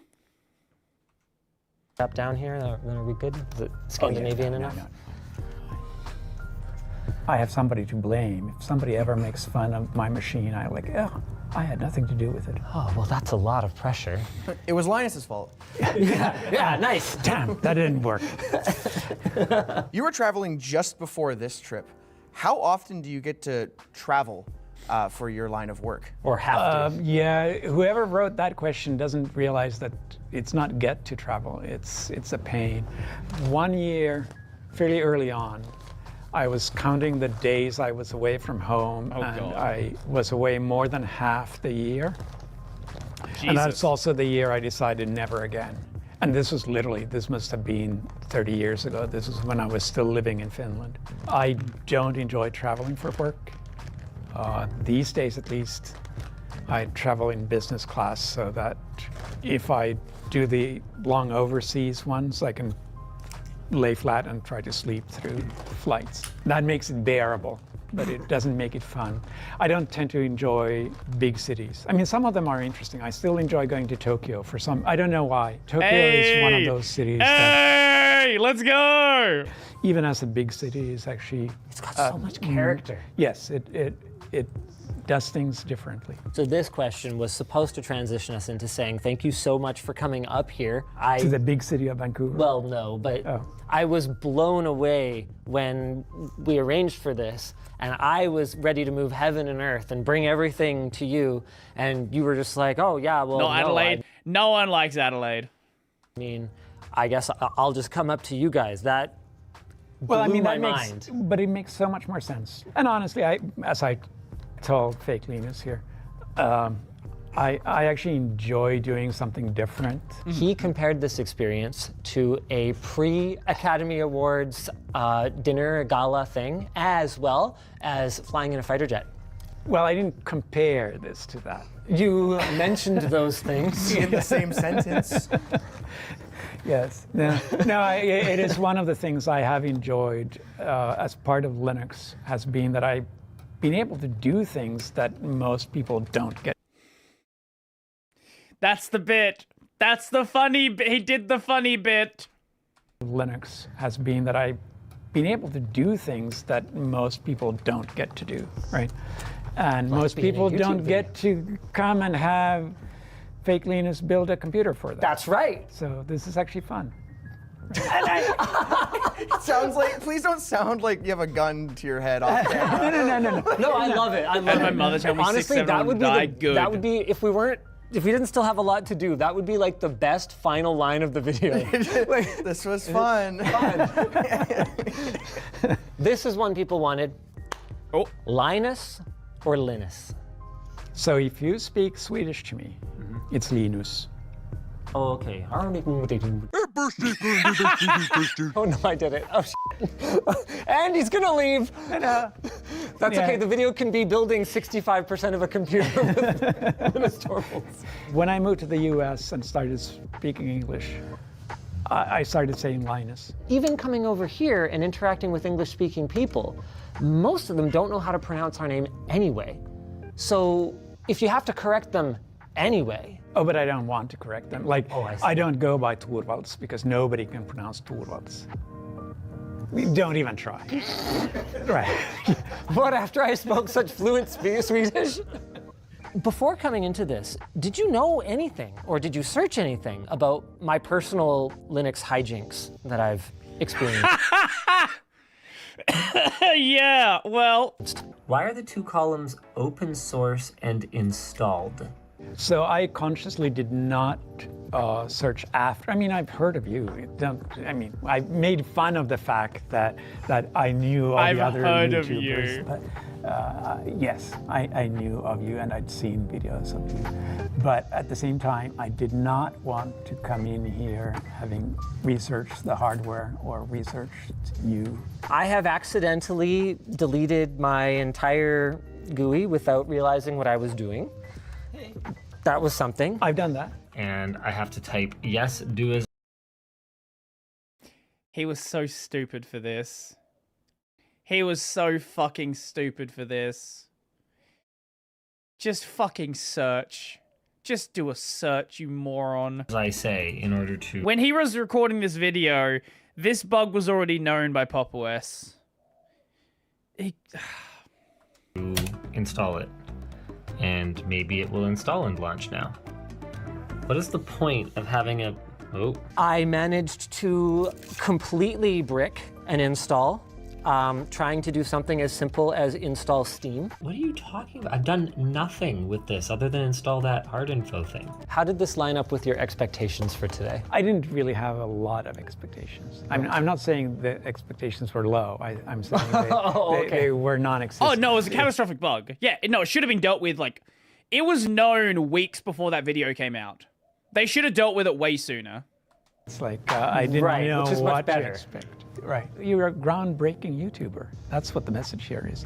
You are changing the world. That's a great soundbite. Let's just do the whole video with just that. See? Yeah. Okay, so 15 seconds. So this is basically on you now, because if you give a reporter a soundbite like that, obviously they're going to cut all the rest of the part where they say they had literally zero expectations of you. Maybe that's why there's so little video of me, because people decided, yep, we're better off without this. Do you want to do the honors? Here we go. Let me get it. Don't miss it. You missed it.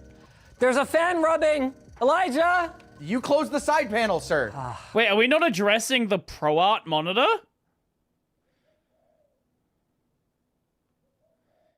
Wait, we're not addressing the ProArt monitor? I cursed it when I closed. Why the fuck does he have a ProArt monitor? This dude, like, compiles the kernel. Closed the side panel. I knew it. That's that gentle whooshing sound you asked for, right? No. It's like a cat purring in your lap. When we tested it, it was not making that sound, so I am blaming you building it. Wait, I see it. It is the fan It case. fell out of the little cable management groove. No, it's a great screen, and like it's there's no issue with it. I'm just so confused why they gave him a fucking insane monitor for someone who's just not gonna use it. Everything is fine. Everything is saved. 64 gigs of RAM, all showing up. That's a good sign. Wow, that's like $3,000 right now. That means all of our pads are contacting the pins in the motherboard socket. Okay, try with the XMP profile enabled. Just try it. See. Living on the wild side. Hit us with a rapid fire question. This one on our Reddit got almost 100 upvotes. What do you prefer? Xbox, PlayStation, The man doesn't play fucking video games. or Nintendo Switch? We don't have an Xbox. We do have a PlayStation. I don't think it's been turned on in a year. Wow. Because it gets turned on for Christmas when the kids come back to town. And He's a grandpa that has a console for his grandkids. Or his kids. I don't know. Kids or grandkids. Yeah. Yeah, that makes sense. they play whatever they play, Little Big Planet and something else. Ooh, that's a good choice. We had a Nintendo. I think we had the Wii U, the odd one, right? The one that, yeah, that'd be the Wii U. Yeah. And to be fair, I've played games too. What's the shoot the dinosaurs game? Horizon Zero Dawn. Yeah, I actually like that a lot. What is okay? Can somebody explain to me? Like, this game is a fucking psyop. No one in the world has played Horizon Zero Dawn. Somehow, it's just a thing that YouTubers and people on YouTube, this is a fucking psyop. No one likes this. Who the fuck has played this game? I don't understand. Here's something cool. Horizon Zero Dawn was the first game I played all the way through on Linux. Oh, it works on Linux now. Sure does. Okay. Yeah, let's go. Ooh, grub. Nobody does the test the media. That takes forever. These are the real tech tips. The real Linus tech tips right here. Let's go. Do you want to install Fedora? Fedora is still your distro of choice? No, I mean, I can do the heavy lifting and press that button. Thank you. Well, I would hate to, step on your Linux installation. So this is presumably a newer version than whatever I installed last time. Why Fedora? They've been very closely aligned to kernel developers. They made things easier, Yeah, they don't really add much in the way of patches. Very much wanted to be like a consumer-oriented thing. And in the process, when I tried it many, many years ago, they literally made it hard for me to upgrade the kernel because that was not their target audience. So I said, yeah, this is not for me. He's probably been using GNOME for the past 30 years. Right. He's not a racer. He probably doesn't even... You know what? I bet he doesn't even change his wallpaper. He's probably been using GNOME for 30 years, and it's like, it works. For me, clearly, by design. And at the same time, there are the really tech-oriented ones where... By the way. By the way? Yeah. Really? It's a thing. It's a meme. Oh. Yeah. They'll get it. They'll get it. They'll get it. I don't. Where you compile your own everything, you compile your own distro. Oh, we're talking about Gentoo. And again, that was not geared for me because I don't care about anything else than the kernel. So the only thing I want to compile is my own kernel. So I want a distro that just installs and just works, and the only thing I will replace is actually the kernel. Follow-up question to that then, that was on the Reddit, was do you think that the advantage of having a million different distros out there is also a disadvantage for Linux because there's so many options out there? Right, I mean, I think the fragmentation has been a... Do you know what I love? I love all the people who are like, Linux is just the kernel. It's not the operating system. He's never addressed it. Not a single time has he said that Linux is just the kernel.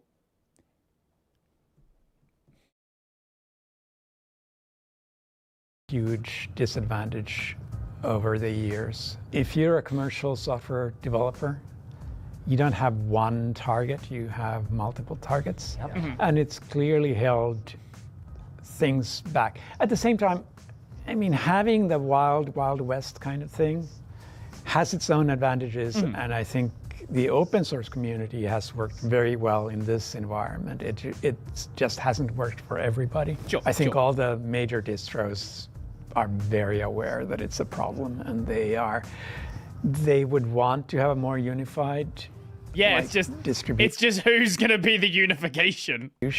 But at the same time, they all want that unified distribution to be their unified distribution. So anytime the topic of I want to set up a Linux computer comes up, what should I pick? And I don't think you could find two people that will ever give the same answer. Immediate flame war. It immediately becomes an argument. So I think it's part of the open source history too. Anything to take here? We use only BusyBox and Muscle and Linux at Work, so we're fully GNU free. That's cool. We've had flame wars over editors. Those kind of died out. You have to have something that you believe passionately. So now that you've said Fedora, though, this is the only one that anyone's ever allowed to install again, right? Right. Now, when I'm emperor and king of the world, it will be Fedora. That will be. Should we figure out this install thing? We can try flashing another drive if you want. I do think that maybe that is updating. I just can't tell if it's moving. So then what I'll let you do is... Yeah, do you want to show us how it's done here? Please. It's your operating system. By all means. This has never been more true than right now in this moment. Well, let's... 43 live ISO sounds about right. I also don't know how to flash that image under Windows, so you... Okay, under Windows. You're on your own Okay, there. we'll use I did the hard... We have 3 people who have no idea how to install a distro. Lifting here by pressing the download button. That's a lot of pressure. Yeah. What's your #1 tech tip that you give people? I don't give people tech tips because, I mean, I sit in my office reading email, and if somebody asks me over email for tech tips, I won't answer that. I mean, that's not the kind of questions Do you think I they're feel. emailing the wrong guy? Yeah, you can forward it to me if you want. Yeah, right. Install Fedora. Boom. Oh, what the fuck is... You can forward it to me if What you is wrong want. with your capture? Right. Install... Okay, there is something very wrong with the capture card.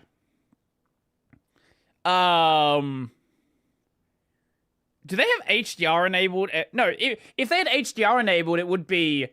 The capture would probably look more washed out. How the fuck did they do this? What did you do to the capture? Fedora. Boom. Oh, he crazy as a fox. Wow. To be fair, the other Linus did touch it in between. So I think that Probably cured it. Yeah. Well, Do you encrypt your disk? I will encrypt, but not this time around. Got it. Right. Yeah. I should keep this drive, because then I might have a Linux install that isn't cursed. I can't believe it took me this long to work up the courage to ask. I can't believe you responded in like 15 minutes or whatever it was. Well, that's actually a rule for me. Really? I either respond almost immediately or you won't get a response at all. Wow. I don't leave stuff in my compost pile of a mailbox. That's something you guys don't have in common. No, I use my inbox as like a never-ending garbage to-do list. I like that a lot. Okay. How do you do it? Location services on or off? I'm okay. So my approach to privacy has been that I'm so public that the more I can poison that well, the better off I am. Don't try to be worried about something. Just give it all out and be so uninteresting that nobody cares.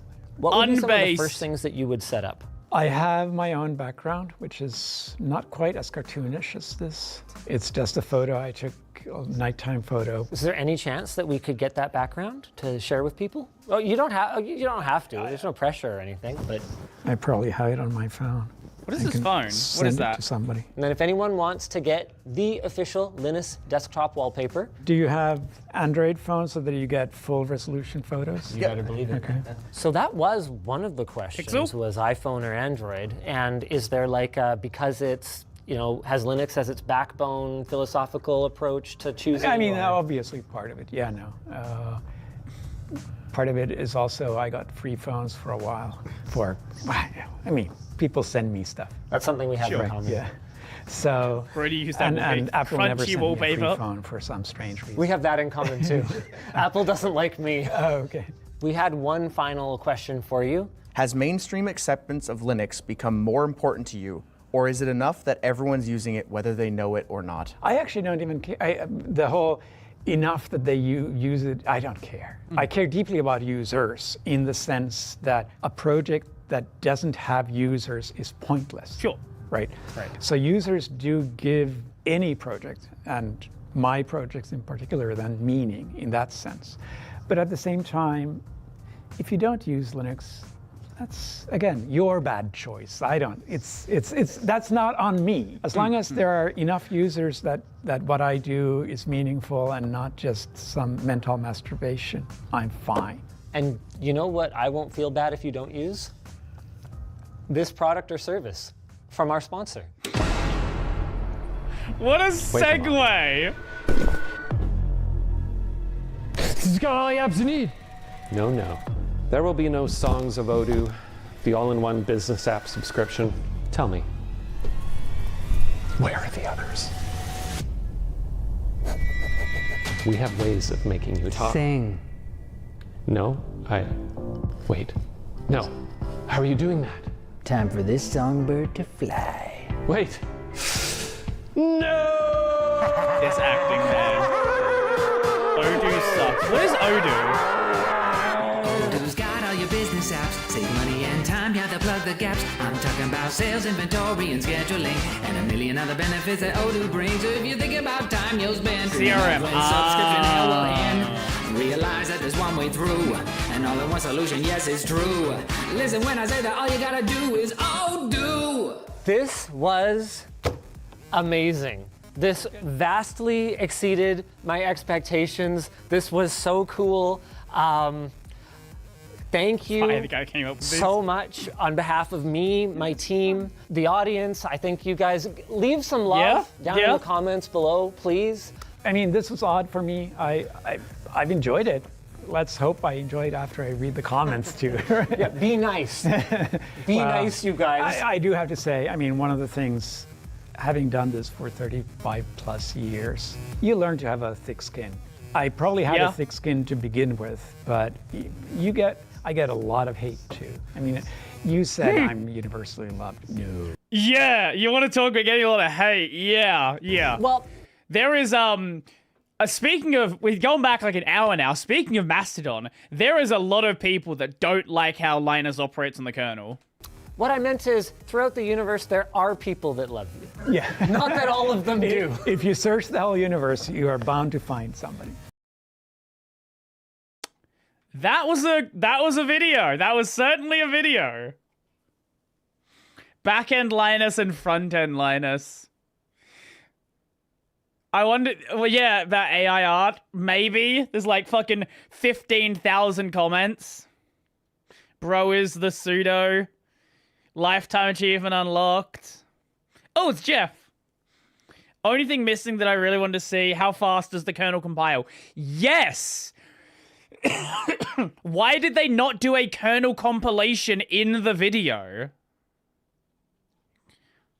Like, surely they could have just, like, git cloned the kernel and built it and just see how long it would have taken.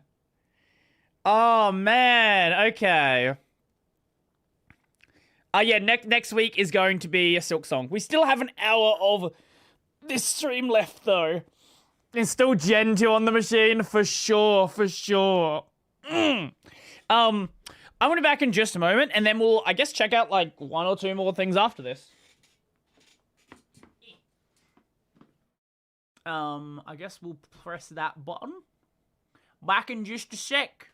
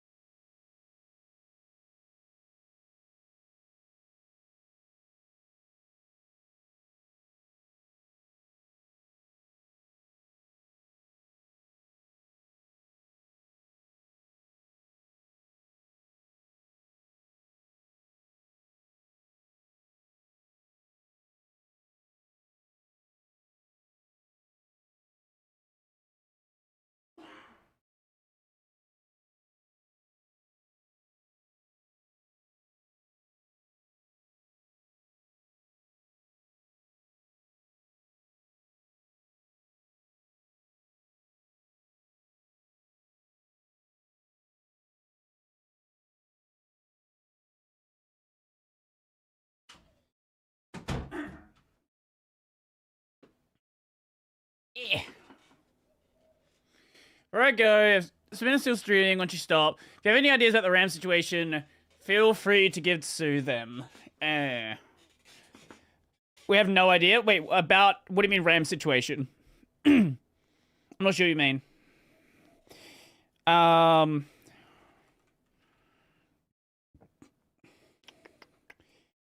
Have I reached out to any BSD devs? Not directly. I've had people that are like in things around BSD, but that'd be fun as well. That would definitely be fun as well. Let's see. Oh yeah, we have the North Korea phone. That actually could be fun. We could check this out. I know a lot of people are checking this one out. Honestly, I don't know what, like, of the things that could be on the list, I think we just have to look at the North Korea phone. I think this is, like, just inherently the most interesting thing. I would love to reach out to a BSD dev. I need to get around to doing so at some point. I've kind of, like, I finished up my episodes for the year. I've got one more to record. And after that, then, yeah, I'll work it out for next year. So the funny thing about this, maybe not funny, people thought this guy was dead, which is probably a good marketing, a great marketing strategy for this video.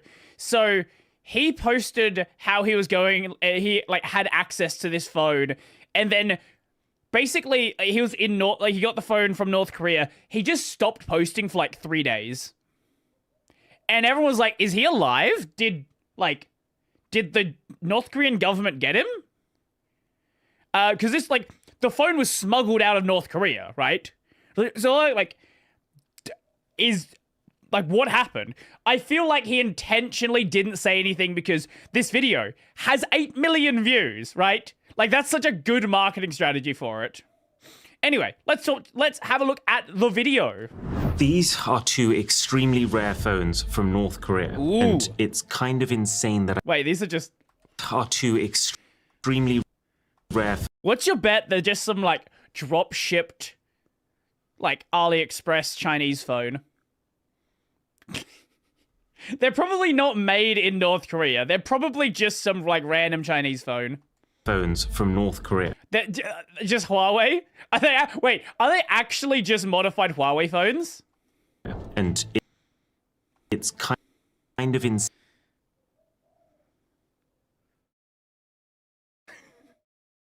They look like pretty reasonable phones. Saying that I'm even holding them. The North Korean population is so cut off from the outside world that it's almost impossible to even get a text message out, let alone two fully functional smuggled phones that show us in crystal clear detail what it's actually like to be a North Korean citizen. So this is the Heian 701. It's one of the country's budget phones. Just to give you an idea, to be a North Korean citizen. So this.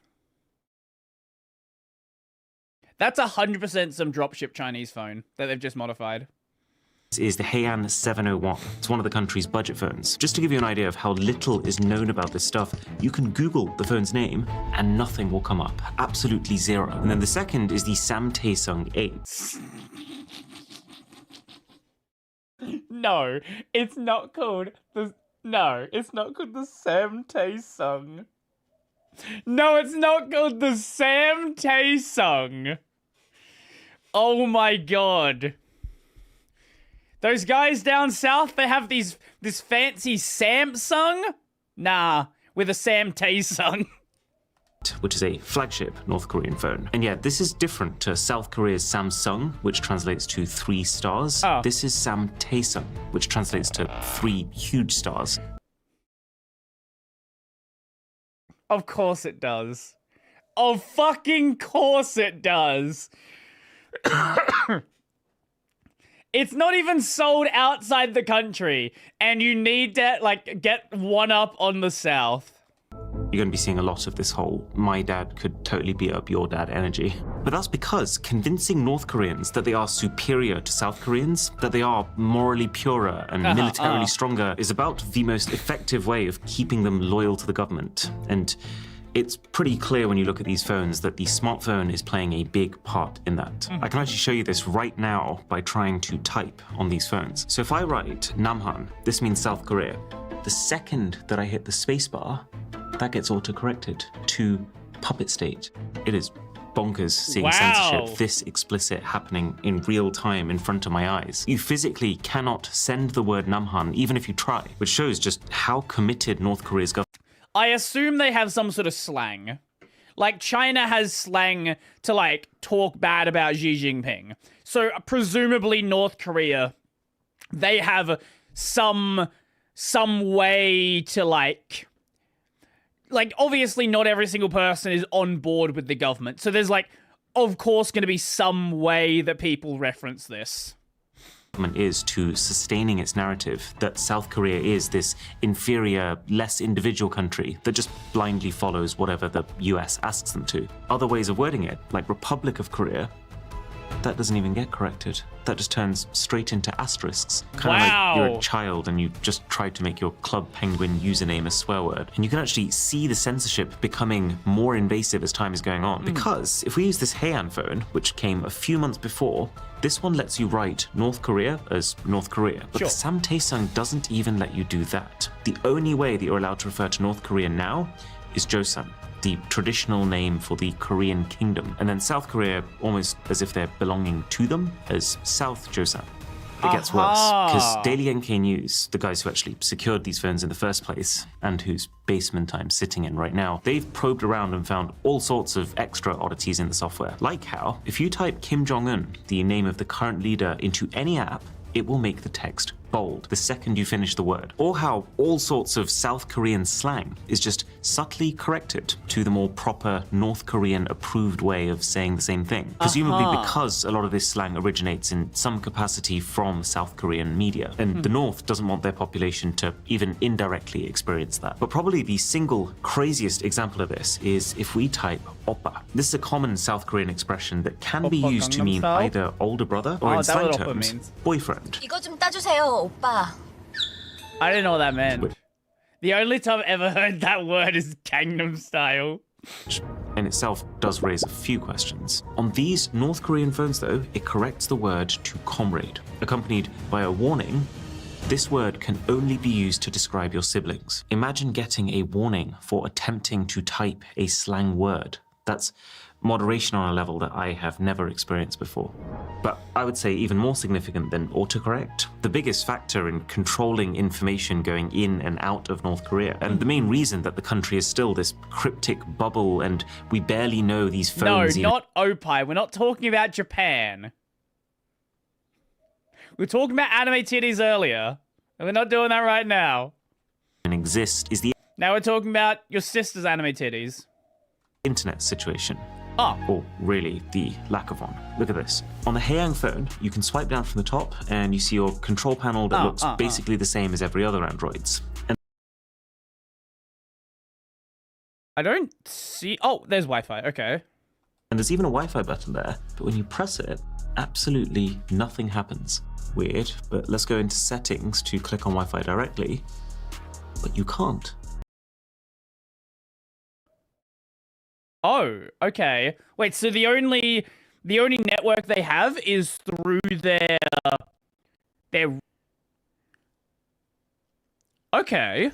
And they've actually gone a step further with this more recent Samtaesung, because you go into the quick settings, there isn't even a Wi-Fi icon at all. It's like they don't want you to even consider that the feature could be as accessible as that. The only way to get something that even resembles Wi-Fi is this. It's called Mirai, and it needs so many details from you, including your government ID and an authenticated North Korean physical SIM card, that it's pretty safe to assume everything you do while using it can be traced right back to you. Yeah. Did you see Valve added Linux support for Steam VR in the Steam VR beta branch? I did not see that. And even with all of that, this still doesn't get you onto the internet. There's actually no way for a North Korean citizen to do that. Yeah, that would put you onto their state-approved internal network. All this can get you is access to a highly curated North Korean intranet, where you can look at specifically government-approved TV, news, propaganda, and apps. More on that. Yeah, this is even more locked down than China. Like, I know people in like China and Russia and like other places like that which have like fairly locked down networks, and you can get outside of those regions, right? Like, you can VPN yourself outside of those regions. Here, you don't even have the internet.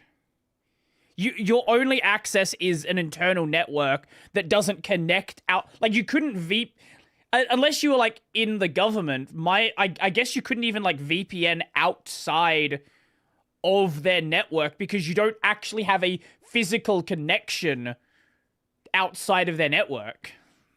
In a bit, but the key thing to know for now is... Obviously, unless you're in government. The government would have full wide access because, you know, you kind of need that to be able to, like, do various government things and, like, you know, hack into other countries' networks. China's pretty lax when compared to this, yet China is nothing compared to this.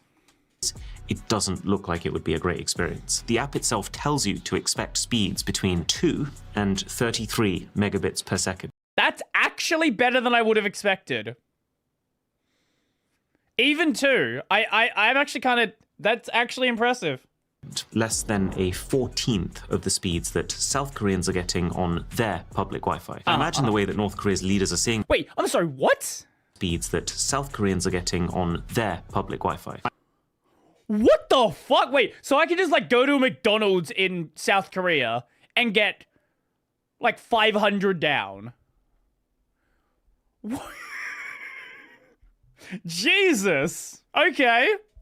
How's it going? Welcome, welcome. I imagine the way that North Korea's leaders are seeing this is they know that the second they give their population access to the open World Wide Web, it's game over for being able to control the way they act and think. But then at the same time, they can't give the people nothing if they're trying to convince them that their country is truly superior to all others. Yeah, because they're going to be getting... Like, there's going to be news that is, like, snuck into North Korea. There's going to be, like... There's going to be underground... Wait, is that chromium? Okay. There's going to be things that get snuck into the country. People are going to hear things. So you can't just give them nothing. Otherwise, people are going to be like, wait... But, like, they have like, these phones and, like, stuff. They have, like, these portable phones and they've, like, this network thing. But we have, like, nothing, right? Like, you got to at least give them something to convince them that, like, you actually have the better experience. And I'm sure they talk about this app as, like, some really convenient thing to use. This careful substitution of traditional Wi-Fi features for this highly traceable Wi-Fi equivalent that reinforces national pride as opposed to diluting it. But those speeds are so dated. And to be honest, everything about using both of these phones feels dated. Like, it's pretty sad that this Samtae-sung is one of their modern flagship phones. It was only released recently in 2023 in North Korea. It was priced pretty close to $1,000, but it looked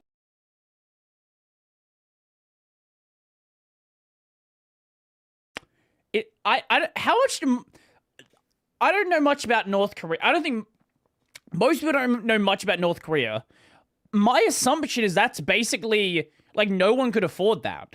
Like, maybe people have more money in the country than I thought. Because that seemed like, at least to me, like it would be basically impossible to afford, but I don't know. Looks like a mid-range Huawei phone from 2021. That's because it probably is. Again, they're not making this in the country. This is probably a mid-range Huawei phone from 2021. Actually, let me be clear. It really looks... Okay, we're going to address this. Okay. Like a mid-range Huawei phone from 2021. I'm almost getting deja vu looking at it. The way the camera module has an... Did you hear that Fex was always Valve funded? I keep hearing this. Where did this idea come from? People keep saying this. I need to know because people just keep saying this with no fucking evidence. Maybe there's something I'm not aware of. Identical style and position. The way the body and the screen curves around in a seemingly identical way. Okay, here we go.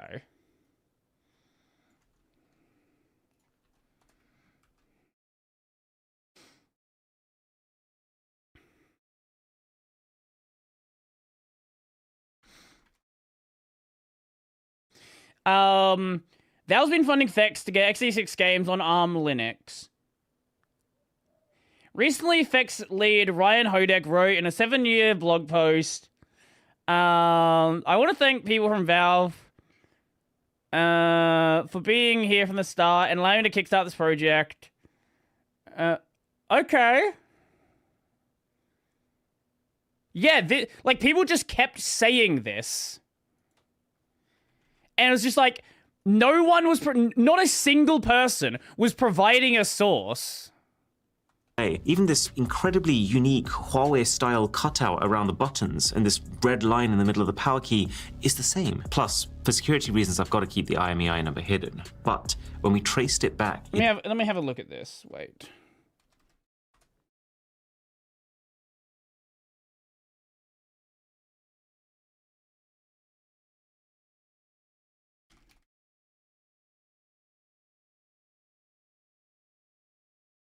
Okay. So I was responding to people, and people would...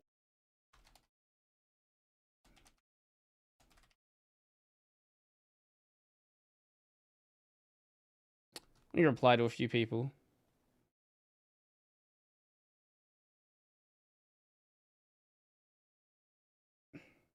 Okay, there we go. Cool.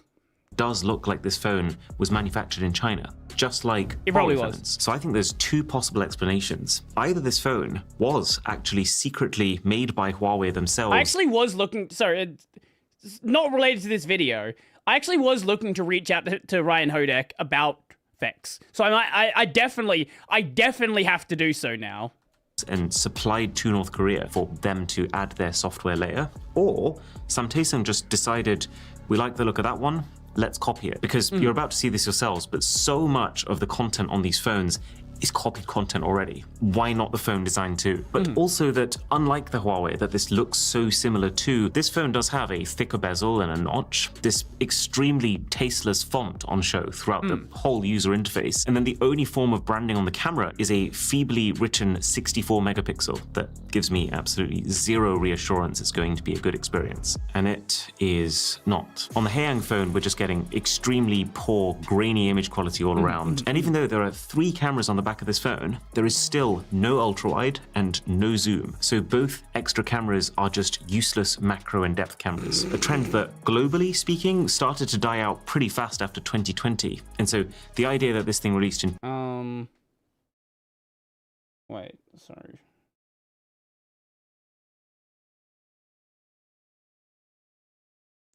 Let me just put a thing here. You're gonna hear my voice for just a second. Let me just pin a comment now that I actually know about that.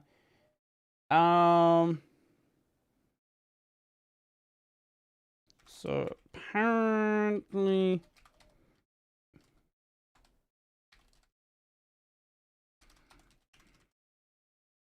from the start by Valve was basically just announced this is basically just announced.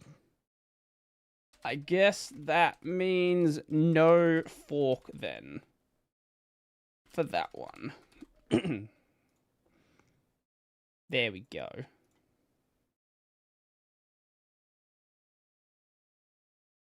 That actually is kind of crazy, with though. That kind of setup shows the time lag that we're operating with here. And then on the flagship Samsung, the camera is super buggy. We couldn't even get it to flip around to the rear cameras. And it's also got this really unusual watermark plastered over it, which when we reverse, it spells out, please contact Heinetron. Now, I did a little digging and turns out Heinetron is a small private China-based company who makes a lot of smartphone parts. So it kind of looks here like they've supplied some of the bits for this phone, but then North Korean Samsung has just like not paid their license fee or something. Regardless though of whether this phone is a secret Huawei collab or just a blatant ripoff, it doesn't change the fact that it is terrible value when you consider the global market. But that makes a lot of sense. With North Korea, we are talking about a very unusual market that has almost no competitive pressure. There's almost no incentive to give people cutting edge tech. And if anything, the more dated the tech, the simpler it is. Okay. Why? Here's my question. Why don't they maybe you just can't. I don't know about making Android skins. Why don't they just remove the Wi-Fi button? Because, like, having the button there and then making it do nothing just makes it seem buggy. Maybe, I don't know about making custom Android skins. Maybe you just can't do that with the settings menu without, like, making a whole custom settings menu. But, like, that seems so weird to leave in. No incentive to give people cutting-edge tech. And if anything, the more dated the tech, the simpler it is. Or maybe they're just lazy. Or maybe they're just lazy. Yes.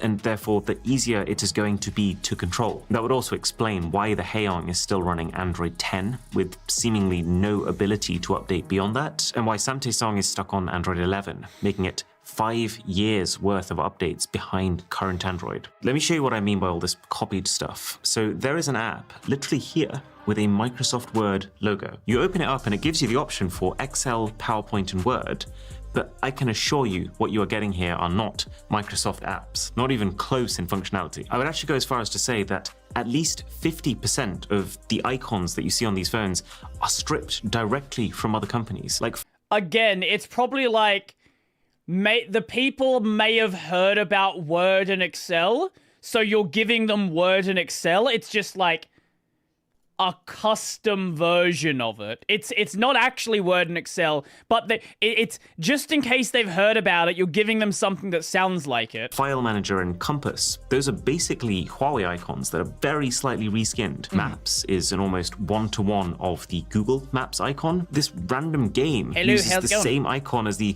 Mobi Office work application. But let's just zoom out for a second. Even the official Samtaesong wallpaper, I'm pretty sure they have literally just downloaded the wallpaper from an Honor phone and then added an 8 to it. And then if I go over here to the About Phone section, I recognize that image. That image is actually stripped straight from the promo material of the completely different looking Huawei Mate 30 Pro phone from years ago. And yet it is serving as the poster image for the Samtaesong 8, which makes me side with the theory that this is a copy of Huawei as opposed to made by Huawei. Because if it was made by Huawei, surely the company would use an image that at least matched the design of the phone. There's a whole library of informational videos that you can buy as part of North Korea's intranet, like this one, all about the football club Arsenal. And on the face of it, you're like, oh, this is really premium. How what?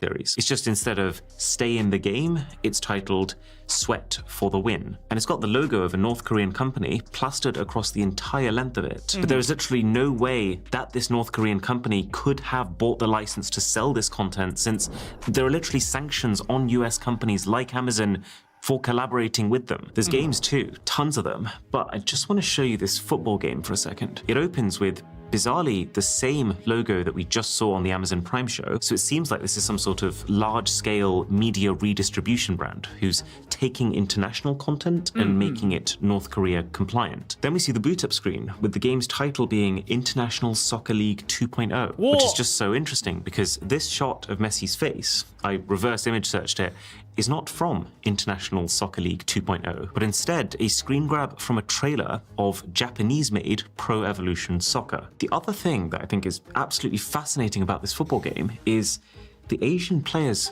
are missing. Like, you can select the team, Tottenham Hotspur, with all the correct roster as of 2022 when the game was launched, but with the only South Korean member of that team, Son Heung-min, not present. They just chopped him. Again, presumably to not show North Koreans that South Koreans have proper international athletic careers. In fact, Yep.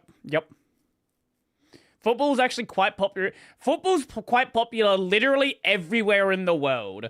I'm not surprised that it's popular in North Korea.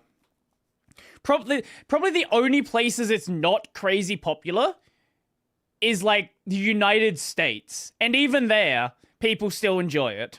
just the general situation with apps in North Korea is so different to what you and I are used to. The first thing that jumps out is there's just so many of them. Like, have you ever seen this many apps pre-installed on a smartphone? This right here is a medicine app, but a medicine app where you can order whatever you might need for home delivery. There's maps with navigation too, although fascinatingly, it doesn't show a clear dividing line between North and South Korea. and also doesn't let you zoom any further out than the country itself. It's a little bit more advanced than I was expecting in some ways too. Like there's a store here where you can buy things like smartwatches and TVs, all using an electronic wallet, and it's part of the intranet. It's also on this phone, really surprising to see if we look past the logo that is very clearly just an NBC ripoff.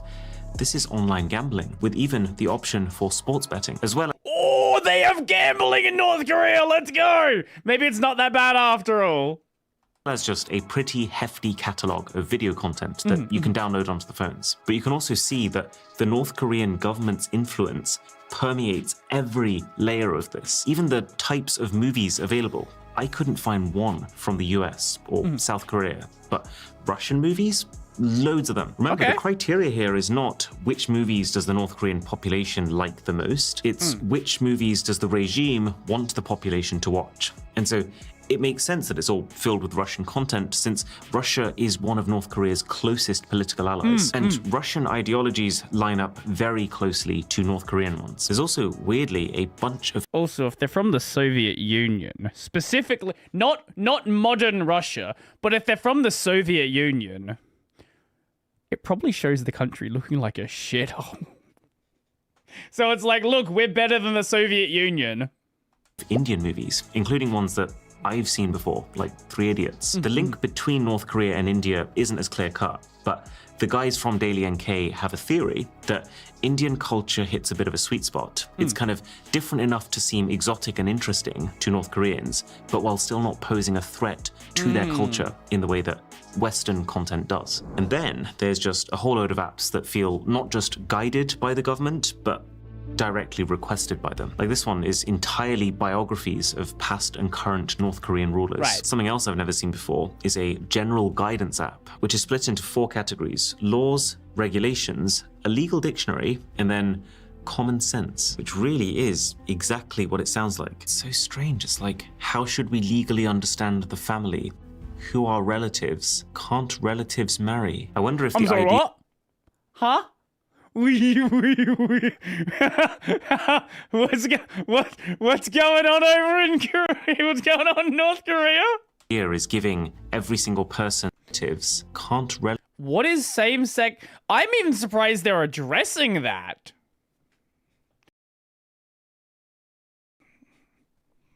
relatives marry? I wonder if the idea is giving every single person the same set of ideologies and learnings, and even there's like a humor section here, so that they effectively become the same person, to squash individuality. There's even a cooking app which guides you through how to make traditional North Korean cuisine. Wait, that actually sounds pretty good, right? Like, no matter how bad a country might be, every single country has some kind of like really good food. And all of these more official-looking apps, they open by first showing you a famous quote from one of their leaders, which so feels like something you'd see on the loading screen of a dystopian video game, but this is real life. And then there's also just a ton of games to play. Why is this one booting up with the Delta Airlines logo? Most of them feel pretty simple, with a big emphasis on offline play, which is true for the whole phone experience. It's actually wild how much we've been able to show and do, and that's all no doubt because the internet situation in North Korea is so sketchy. So crazy amount of stuff on both of these phones. But there's a very good reason for that. See, getting new apps is not as easy for North Koreans as it is for us. They have an app store. You can download apps on your own, but, and I can't actually quite wrap my head around how this is the reality, you can't open those apps until you've taken your phone to an in-person store where they will authorize them for use and download the necessary back-end data for them to function. And believe it or not, there's an extra wrinkle. I'm guessing so that the you know, if they don't, let's say for example, like China for example, they didn't want kids to be playing a certain certain amount of hours of video games per week, for example, or per day. Maybe it's they don't want, maybe like only certain people should be having certain apps. Like maybe you don't want kids to have as much access to video games, or if you're an adult, maybe you shouldn't be playing video games, things like that. I don't know.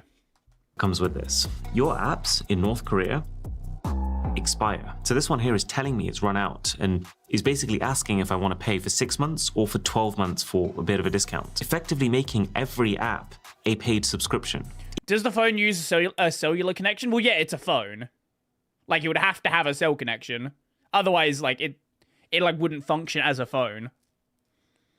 Even ones you would not expect to be, like the laws of North Korea. Bearing in mind, North Korea is one of the poorest countries in the world, with its national income per person being just 3.4% of that of South Koreans. This feels like a pretty tough Yeah, which is why it seems crazy to me they have a $1,000 phone.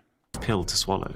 I think it's likely that just the concept of being able to sustain a large library of apps is a luxury that very few will be able to afford. And that's assuming you can even afford the phone in the first place. Now, even if you did find a way to sideload your apps without going to a physical store for that authorization, or if you found a way to get around the app expiration system, which we realize you could temporarily do just by changing the date on your phone to an earlier one, there's a very important reason why you might not want to try that in North Korea.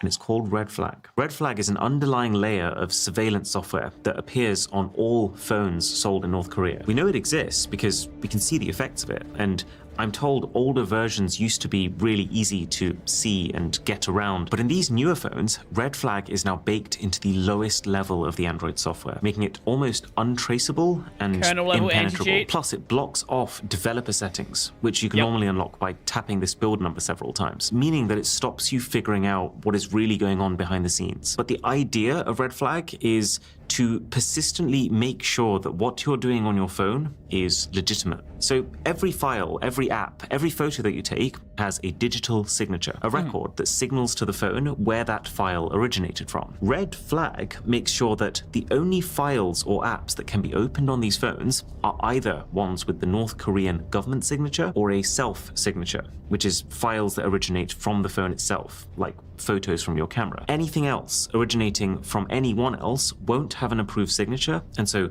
will not open. It'll just get automatically deleted by the software when it's sent to one of these phones. Now, that doesn't seem to have stopped people from trying to get unauthorized content to work. There was an extensive report from Martin Williams and Niklaus Scheiss, which goes into how some would try to skirt the system by opening foreign files via the phone's web browser. But now that the signature checks are happening on a deeper device level, it can pick those up. It doesn't work. Or there was a Daily NK report last year that mentioned while North Koreans couldn't store outside videos on their phones, they could insert SD cards containing the material into their phones instead. However, there is one final, very sinister surveillance feature clearly designed to deter any attempts at this. These devices, both of them, will take periodic screenshots as you're using them. You don't see these screenshots being taken in the same way that you'd expect to. But you know it's happening because I can actually show you the folder where they're being stored. I can see this has actually been taking screenshots today while I've been recording this video. The frequency of the shots seems to vary, but it's many times per day. And the most alarming part of it is all you can do is look. You can't click on them, you can't check them, you can't delete them. Now, whether the phones are sending those grabs over the intranet to the government continuously, or if they're just used when an official has doubts about you and wants to specifically confirm their suspicions, it's anyone's guess. But would you want to risk it? I would assume that they're always sending the data back. And they probably have their own government, like, their government flagging software where if they see something where it's like, hey, that seems weird, and they go send someone to your house. I would be very surprised if they didn't do that. In North Korea. Based on accounts from people who've escaped, this is a country which, since at least 2020, has had a law that spells out distributing and even just watching South Korean entertainment is punishable by death. People who distribute this content are tried alongside drug criminals. It's considered the same tier of crime, which says a lot about the priorities of the regime. So it really feels like every part of these devices, from the words you're allowed to type to the videos you're allowed to watch, are designed to reinforce a single narrative. North Korea is superior, foreign influence is dangerous, and everything you do is being watched. It makes me very grateful for how easy tech is made for the rest of us. I'm kind of curious, compared to the hour that it would take to go to a physical store to install a single app on a North Korean phone, how long does it take to install an entire internet connection with Zayli, our sponsor? So search for South Korea, there it is. that. Let's do 5 gigabytes, $10.99, go next. It's loading, and I click Apple Pay, buy with Apple Pay, and payment is processing, confirming order, processing order, and just doesn't work. 20 seconds. That's not bad at all. That's basically why I'm using a Saily eSIM plan right now in South Korea. It cost me $10, and because Saily supports almost every country, it doesn't matter where you're going. You can just have one app for all your travels. So head to saily.com/boss and use the code BOSS for an extra 15% off. That's just the end of it? Alrighty. That was a really good video. Do you think they also locked down the bootloader? If they haven't, the second someone tries to do something with it, they absolutely would lock it down. That was a good video. I hope one day North Korea ends up being a country that people can actually, like, really speak about what it was like. I hope I'm alive at a point that North Korea is able to join the rest of the world and we can really know what North Korea is like more than just, like, you know, a couple of people that managed to escape the country over the years. But that was a good video. I really enjoyed that. Watch one more. Watch a short one.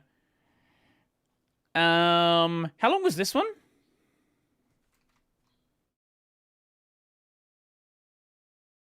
15 minutes? I guess we can watch this. And then I guess that'll be the end of the stream for today. How did the world get so ugly? Don't you love looking at modern buildings and you're like, wow, that's just concrete. That looks so amazing. Or a ugly ass escalator. Unless you have one that's short, what do you have? We can swap.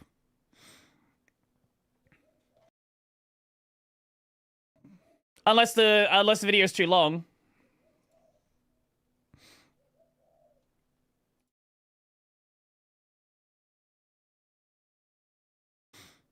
Yes, no.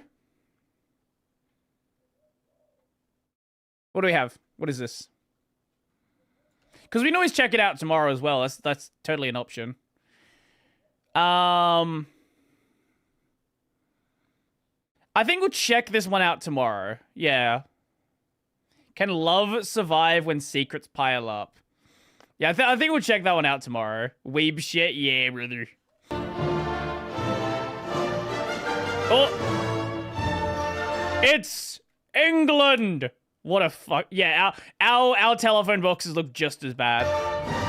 Oh, man, that's a building. That's the trash can. Ooh. Oh, nope. Wait, let me show you the Adelaide Medical Center.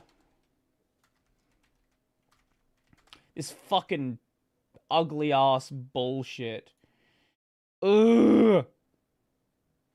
They wanted to make it look fancy modern, but it looks so fucking awful. Every time the train line's right here. So or is it this side?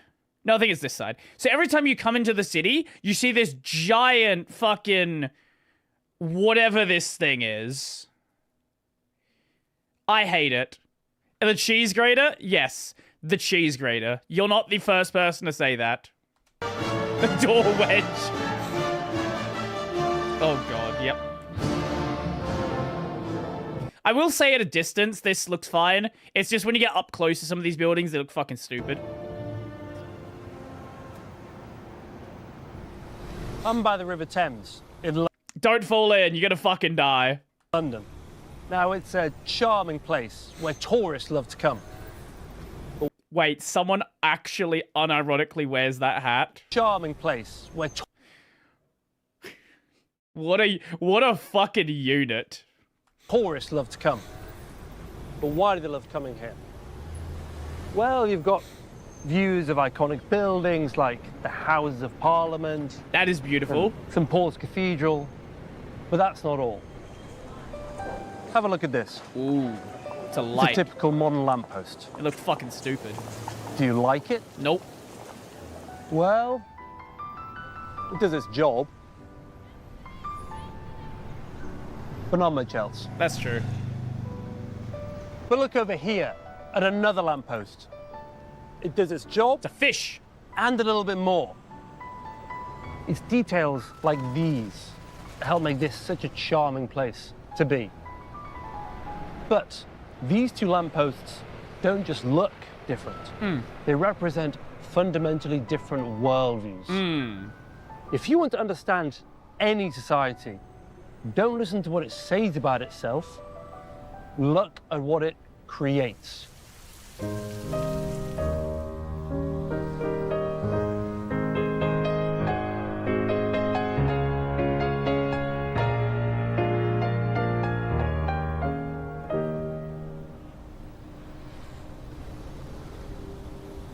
We have a couple of places like this in Adelaide as well.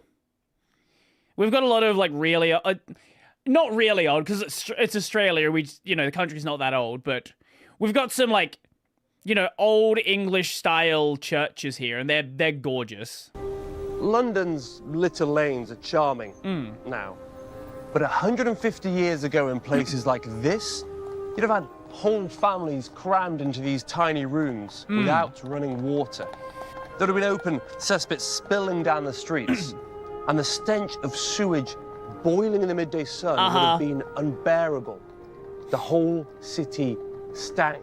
It wasn't only horrible to live in, but genuinely dangerous. The River Thames. See, at that point, London had a problem. It was the world's biggest city. Its population was growing every year, along with the construction of new factories and mills and dockyards. All those people and all that industry produced a lot of waste. It had to go somewhere. The river! Where did it go? Into the Thames.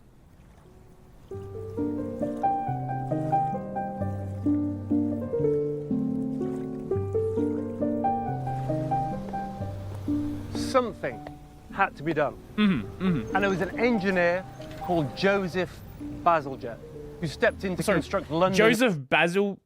what? New sewer network in the 19th century.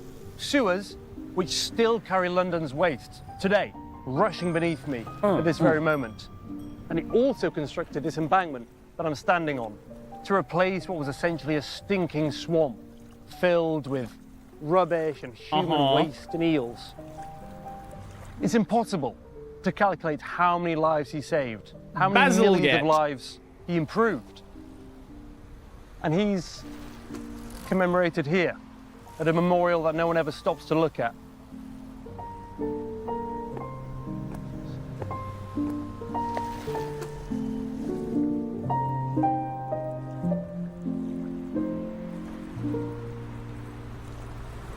When Bazalgette's embankment was completed in 1870, it needed lighting, of course. And so a public competition was held to design the lamps that would line this new promenade. This was the winning design, featuring these peculiar creatures. It's a little much, perhaps. Yeah, a little. But what's clear is that the Victorians took great pride in their embankment and thought it needed appropriately grand and dramatic decoration. Yeah. See, these lamps were among the... This is what is lost with, like, modern design and, like, minimalism. It's like, the character that you had with this... Like, yes, it's not a practical design. Yes, it's maybe a bit over the top. But it has character. First public electric lighting in the world. This was a radical, revolutionary new technology. Crowds literally gathered to watch them be lit up for the first time. What the iPhone was in 2007, these lamps were in 1870. But looking at it now, you wouldn't know that.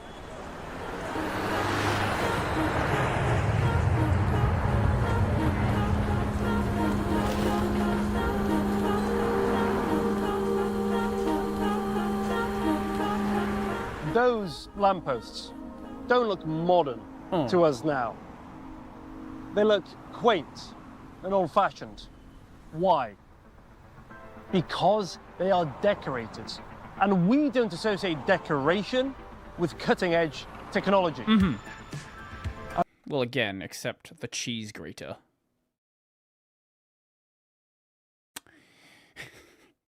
There's a certain kind of decoration, like geometric decoration is what you see with modern design. Like when they want to be fancy, usually you get like geometric patterns rather than like animal carvings and things like that. For some reason, this is considered to be more futuristic.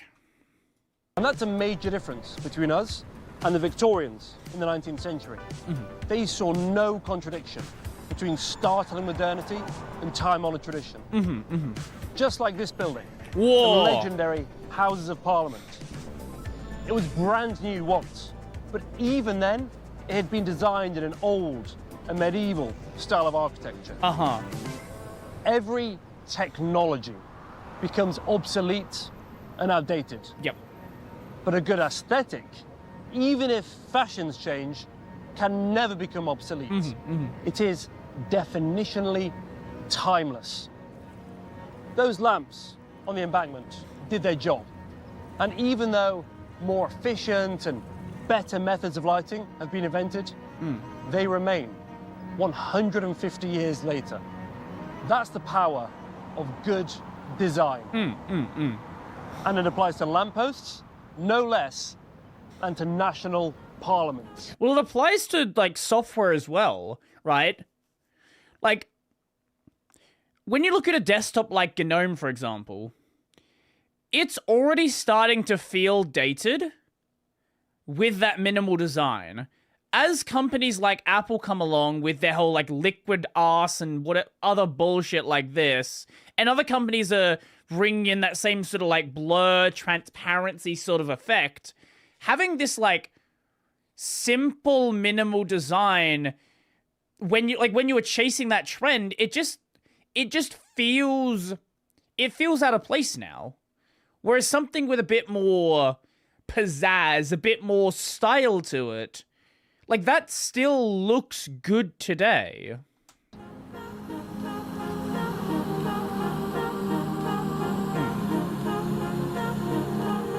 That's a gorgeous clock face.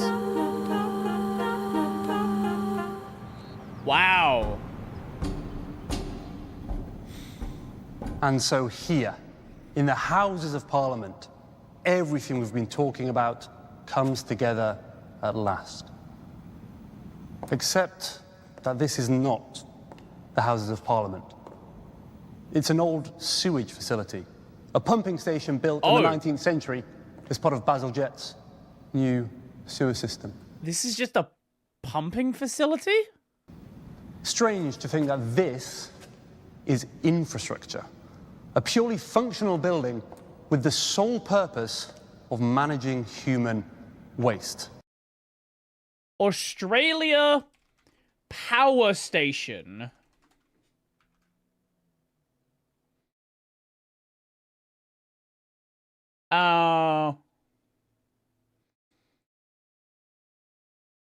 Like a modern, like look, like a modern thing is just like Transformers and like it's nothing to look at, but like this,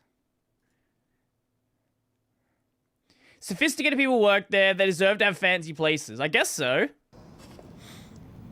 And yet it has been designed with the same ornamental exuberance as any church or palace. Why? Well, people worked here. And why shouldn't people who work in sewers also have a beautiful place of work? That is how the Victorians thought. But there's more. There was also a sense of pride. A belief that what they'd done here was worthwhile, that it meant something. And the result, over a century later, is that this place, a sewage facility, is now a museum, a tourist destination. Wow. If you want to know what any society really believes in, Just look at how they design their sewers.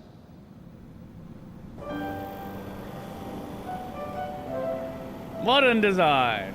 Just a few steps from the old 19th century Victorian pumping station, which has now been decommissioned, is the one built to replace it. It's not bad, I suppose. It works. But it was very clearly not built by the same society. Yeah. Or at least not by a society with the same views about architecture and design. It's Will just this, industrial, it's like functional. the original, be turned into a museum? Maybe. In any case, I imagine that it is more functional and that it was more convenient to build and to design. Cheaper. Convenient. Yeah. Now that's an important word. Cheaper, convenient, easier. Look at this air conditioning unit. I think it says more about the modern world than anything else, more than phones or social media. It's a miraculous technology, one that has changed the world and improved billions of lives. Hence, we stick them literally everywhere. But it's ugly. Ugly because it doesn't seem to express any belief in the idea that ordinary things can also be beautiful. But worse than ugly, it's boring. Now, it would certainly be a bit more expensive to make it prettier. Take a little time and care and attention. But these days, it seems that we would rather make more money to make things look pretty. And maybe that's okay.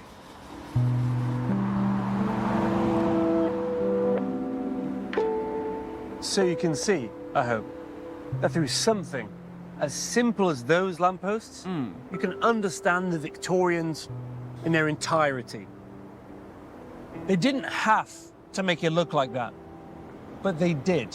Now, you might not think it's beautiful, but I don't think it was supposed to be beautiful. It was just supposed to be pretty, at least interesting, at least not boring. And that, in itself, says an awful lot. Walking around a city, any city, and looking at its buildings and its infrastructure, you're not just looking at objects. You're looking at religions and principles, beliefs and ideas. These buildings, they don't just look different. They represent fundamentally different worldviews, clashing ideas about how we should all think, live, and behave. And those skyscrapers say the same thing as our air conditioning units and sewage plants, that we have become a society of convenience above all else.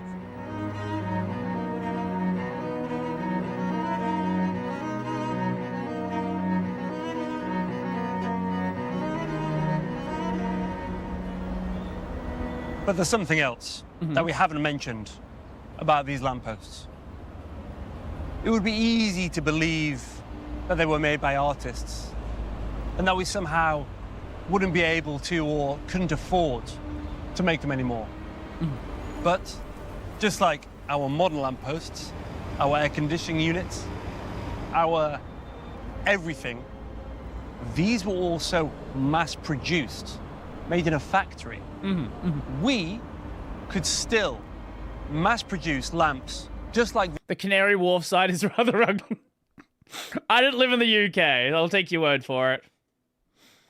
Yeah, I watched the OTT video earlier. These, if we wanted to. We can make our offices and our warehouses look like Crossness pumping station. We could make anything we want.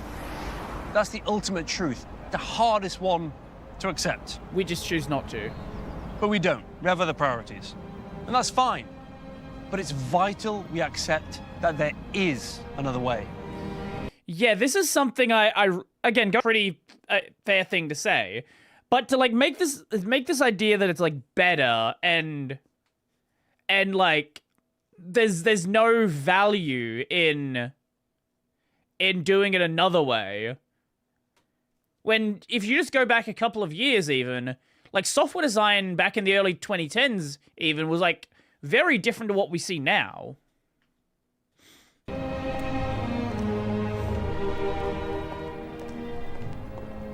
Modern design tells the truth very loudly.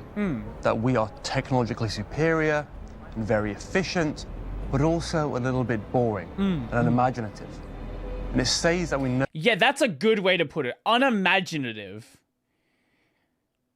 Minimal design is easy. It's like the shift with like modern design is it's away from things people notice, like grand carvings and like, you know, the artistic placement of infrastructure, to things like, oh, well, what is the best shade of white to use? Things like nobody is going to really think about.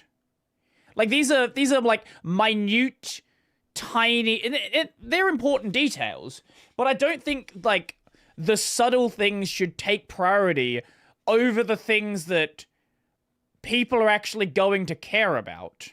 No longer believe in the idea of ordinary beauty, or in the idea of a public that deserves ordinary beauty.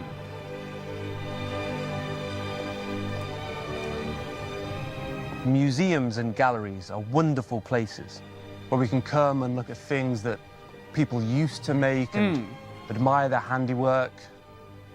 They're not just dead historical artifacts. These are living echoes of different ideas about what the world is and what the world could be. But in the end, you can't live in a museum.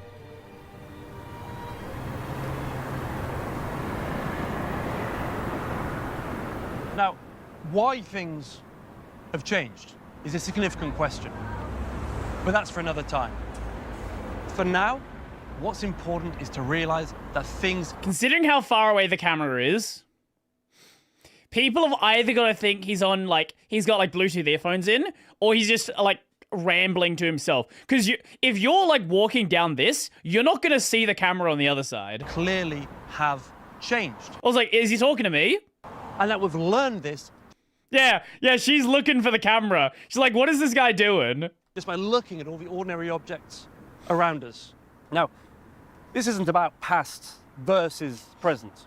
It's about learning from the past in order to improve the present. And what the Victorians can teach us is that even ordinary, useful things can also be beautiful.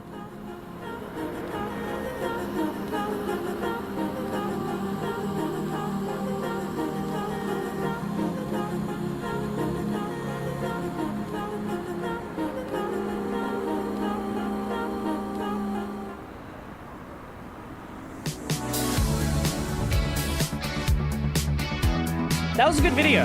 That was a good video. I like that. It was different from what we normally watch.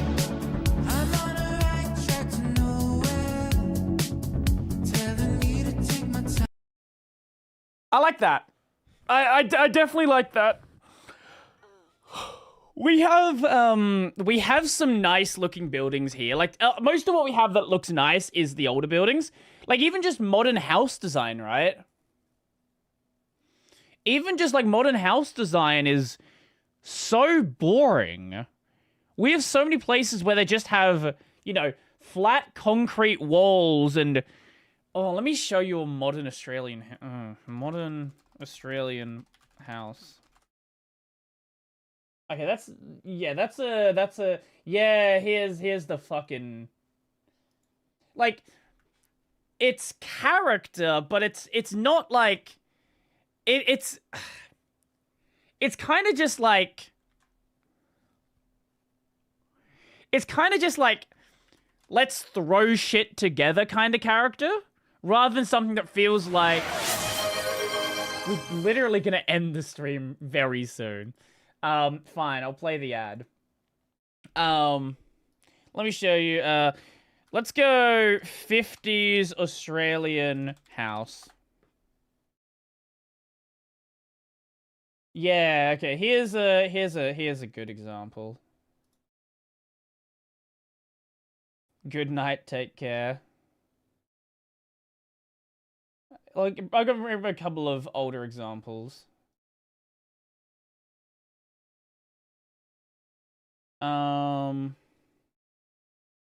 Yeah, here we go. Here we go. Okay, so this is like a modern house. Here are some older ones. Like, do you immediately see what I'm talking about here with the difference? Like, this just kind of feels like this would be a concrete block and they just, like, slapped shit onto it.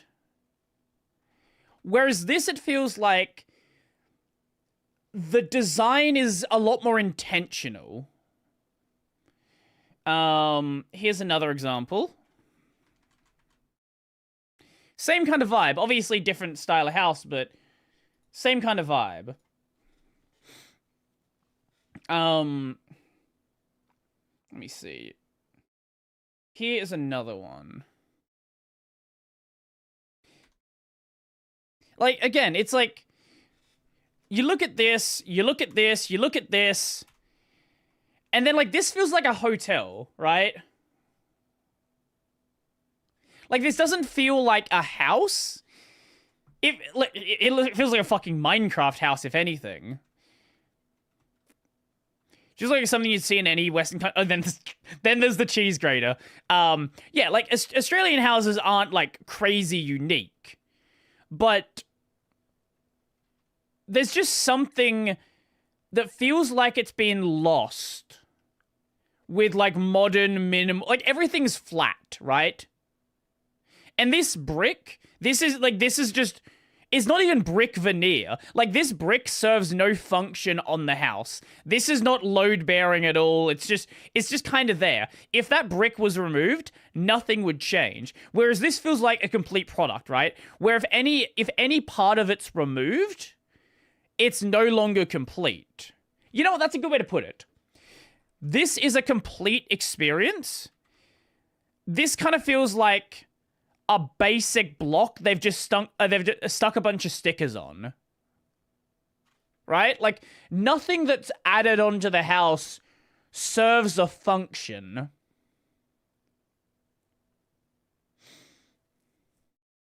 I don't know. Also, the fact that everything is a right angle. There's also that. And yeah, obviously there's a lot of right angles here as well. But you have the wood paneling. And it's just like... There's also these poles in a lot of houses around as well. Then you have this... Like, again, everything just... I don't know. Also, the lack of color you really see in modern houses. Like, this is... The picture's not doing a great job. This would be like an off-white. Then you have this green lining the house as well. I don't know. There's lots of things I could say, but... Like, it's hard to put words to it, but we all know it when we see it, right? Like, you look at something modern, you look at something older, and you're like, there is clearly character in one of these, whereas this is, like, mass-produced, corporate, and this would have been mass-produced corporate as well at the time, but there's a different vibe that it gives. This gives, like, a homely vibe. This is, like... Again, it feels like a hotel. It feels like a showroom. Anyway, I'm gonna end it there. I'm gonna get some lunch. Maybe I'll talk about the Fex thing. I'm not sure. I'll have to decide. Yeah, so I'm gonna head out. Oh, tomorrow I might put up my video on how many people are using Wayland, and I'm sure I'm going to get some fun replies, considering that Mr. Lunduke has decided to try to gaslight people into thinking that nobody is using Wayland. He put out this post a little bit ago. Wayland has become the default display server in Fedora Linux over 9 years ago. Other major distros followed over the next few years, with some removing X11 entirely. Despite this, Wayland never significantly overtook X11's market share and has been in decline for almost 2 years. His data, by the way, is based on a poll that has 800 respondents. And almost half of them are on Open Mandriva, which is defaulting to X11. So, yeah. Anyway...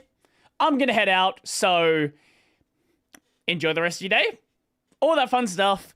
On the weekend, the podcast with I think the... I don't know which one's coming out. Oath Mandriva, who? Exactly. It's a distro no one cares about. Anyway, that's going to be it for me. I'm going to head out, enjoy the rest of your day, all the fun stuff, and I am out.